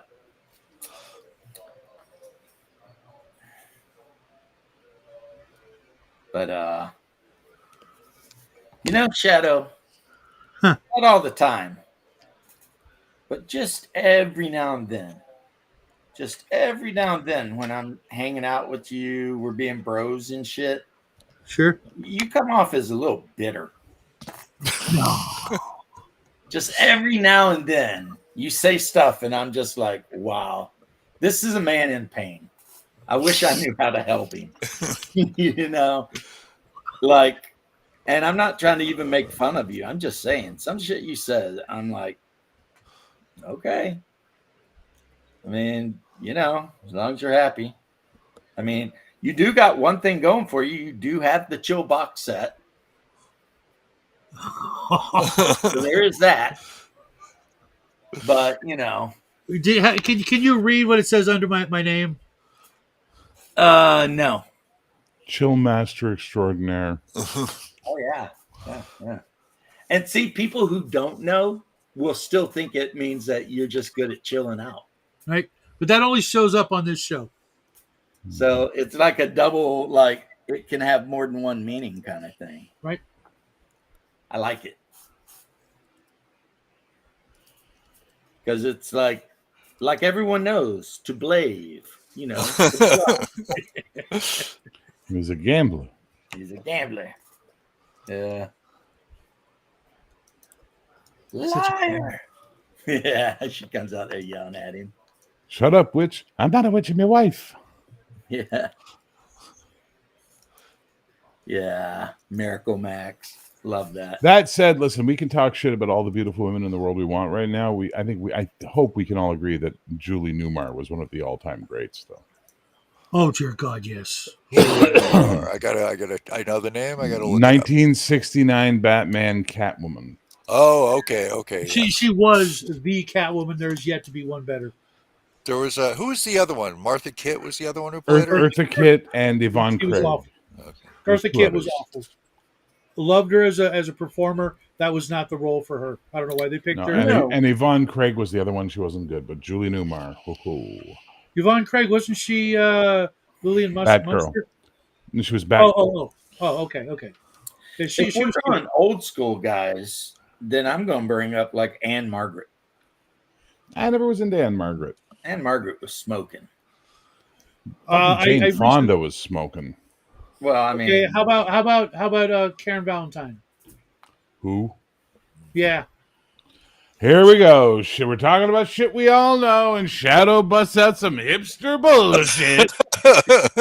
I saw a video. What's her name? Karen what? Karen Valentine. She was fucking adorable. Oh my God! Oh my God! No, she looks like she's got like hyperthyroid issues. You like hyperthyroid issues. You like the big googly eyes. Oh. She was just a freaking adorable. I saw a picture of her. So he likes Betty Davis. He likes Gidget. He likes girls that look like got Gidget. Betty Davis eyes. I can't picture Gidget, so I don't know. Well, if you go Google that, I don't know. I mean, maybe your fingers are broken. Did your She has no chin. Yeah, who am I looking up? Gidget? Yes. She's chinless. Yeah, she has half a face. I'm not going to say what I just thought. So Gidget was played by a very young Sally Field, by the way. So that just means that she has an incredibly high amount of what? That's not Sally Field. That's young Sally Field. Really, that does not look like her at all. I know. She didn't age well. But she's gorgeous in the pictures I'm looking at.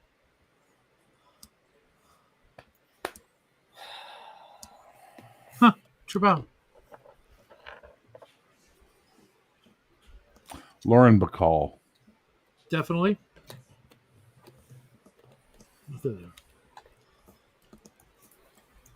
A young, thin, still super crazy Kirstie Alley. Mm-hmm. Yep. Now, Yep. you know what? I'll show you a picture of a girl I dated off camera, looked just like her, and I didn't realize it until many years later. And I'm like, what the hell was I thinking? And then you found out it was Kirstie Alley. And then you found out she had a penis. And then you were like, I should have married her. At first you were like, what was that Them. thinking? And then you remembered the penis and you're like, oh, now I remember. I wasn't a fan of that. She was a great girl. Well, except for the penis. You know, but other than that, great girlfriend. Yeah, great girl. No, she was a psycho. She was the one that was in the Marine Corps. Well, I don't even want to get into that. Yep. I have nothing nice to say. She had her moments, but as most things went south really, really bad. And whose problem was that? Only mine for a little while. Afterward, it was somebody else's problem. Because, like, I keep hearing you talk about all your ex-girlfriends, and there's only one thing in common. Yeah, me. Yeah, oh yeah, I'm aware of that. Okay. I'm not an easy man to live with. I'm not trying to give you any tough love or anything. I'm just saying. No, I get it. I'll give you some tough love. One of my favorite things. That doesn't even remotely smack of love. Just saying. It smacks of love, sir. Yeah, I realized that after I said it. Because I will shout, I love you, just before the point of impact. What's that, James? One of my favorite things to do, and it drives my wife crazy, is when she watches burlesque and Catherine whatever starts singing Tough Love. Christina Aguilera starts singing Tough Love, except I always change the words to Butt Love. I was going to say, I thought you were going with Catherine Zeta-Jones. Oh my God, that woman's gorgeous. She was amazing when she's young. Mm-hmm. But no, it's like she loves that song, and there's a song called Tough Love, and she's all like singing all bluesy, like, I need some tough love, but I always sing, she needs some butt love, and my wife gets so mad. And she'll be like, go in the other room. Yes, we're still on RBG. And I'm like, don't judge, her. She's got a thing, okay, whatever. She needs that butt loving. Who are you to judge? Right. I mean, is it a sin? Yes. Is it my business? No. And I'll leave it there. I have a question for you, right? Yes. So in the Old Testament, we have the two cities, Sodom and Gomorrah, right? Yeah. What the fuck were those? What the fuck was Gomorrahing? Like, we know what sodomy was. What the fuck does it mean to Gomorrah someone? Like, what the fuck is that? I can't believe this is going to come up for the third time in one conversation with you, Bear. In China, Illinois, they explain it. Basically, the Gomorrah people, they were into like poop and maybe sex with the dead and also eating poop. So they're Japanese? I was going to say German. The thing is, German, but okay. The two main characters in the show are brothers who are history professors, right? And in one short, the one brother gives a history speech, whatever it is they call it when professors tell you things. Lecture. On Gomorrah. And he's like, and he even says those Gomorrans, they were really weird, man. They were into some weird stuff, like fecal stuff and maybe corpses. He's just going on about it. It was so bad. It was so bad. Whatever it was, it never gets mentioned again. Yeah, it was so bad that after 2 volumes, never again. No one ever brought it up ever again. They're like, thank God nope, for small things. Except Germans. They make porn based on shakezilla.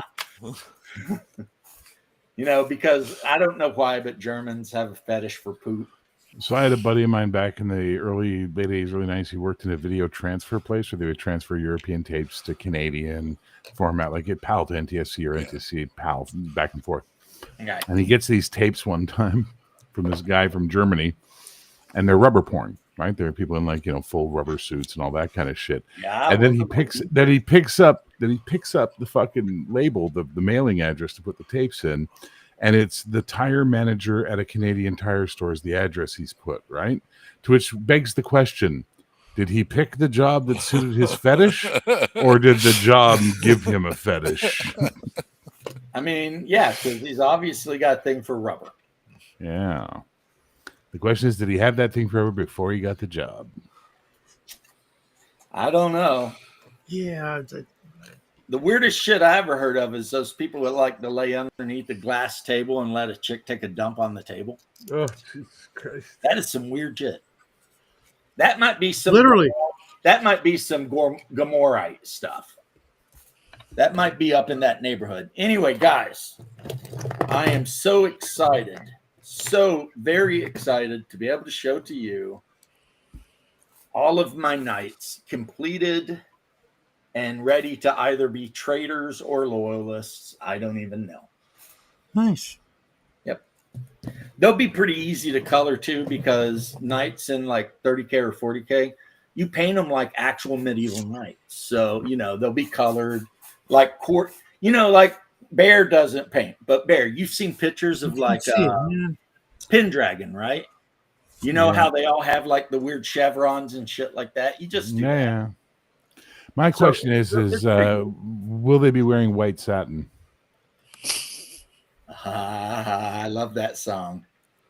Isn't that like Emerson, Lake and Palmer or some shit like that? That's Moody Blues. Moody Blues. No. Knights in white satin. Yeah, I saw them at the Greek. Yeah, Moody Blues, you're right. And then they had that whole freaking poem about Because I love you. I saw the Moody Blues at the Greek Theater back in the 80s, right? The only concert I have ever been to in my life where everybody stayed in their seats the entire concert. Nobody stood up for anything. They just sat there like it was the fucking opera. Well, good. You know what I thought, though, when you said the white satin thing? I thought about the song Lucky Man. Because there is the verse where he's like, his bed was white satin, which is Emerson, Lake and Palmer, and pillows and all this shit, and there's like a line of women waiting by the door. Ooh, what a lucky man you are. Until he got shot, and he laid down and he died. Ooh, what a lucky man he was. And then they start going off on that keyboard. And it's like, all right, dude. You want to play the keyboard? I got it. I get it. Go nuts. Was it somebody said about Emerson, Lake and Palmer? I thought was really funny. Well, it was three guys playing solos at the same time. Yeah. And then you got Uriah Heep, and they did the song about the lady in black or whatever. That was a good one too.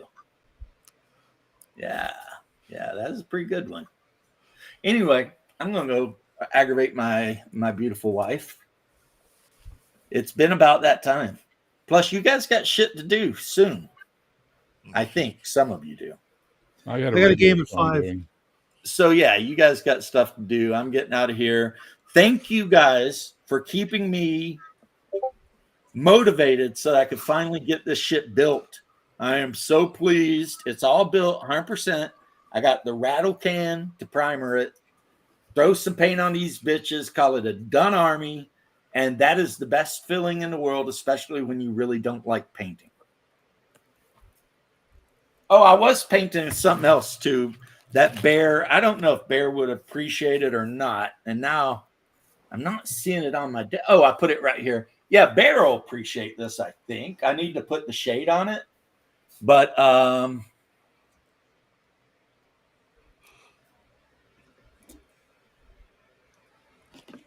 William Bill Butcher. Oh, Billy Butcher. Yeah. He's got from there. Yeah, has he got a beard? He does got a beard. That's TV Billy Butcher, not comic Billy Butcher. Well, I only know TV Billy Butcher. And Well, I keep telling you should read the comics. You told me not to read the comics. No, I did not. I have never once told you not to read the comics. I said I don't like the comics, but you probably would. Well, let me tell you something. When you said you didn't like those comics, I heard don't read those comics. Well, that's a you problem, not a me problem, and you should see a brain doctor about it. Well, yeah, because apparently I trust your opinion more than my own. And my opinion is as such. I don't like the comics because it's clear Garth Ennis hates superheroes. You might like the comic because of the absurdity of the situations and the vulgarity and the violence and all the chaos that goes on. No, the TV's already enough. Well, then don't read the comics then. I'll officially say it because they're even more vulgar. Yeah, there's too much going on. I mean, my wife spends half of every episode with her head covered up because she hates the sight of blood. Because we're becoming Orthodox Islam. Right? Just a little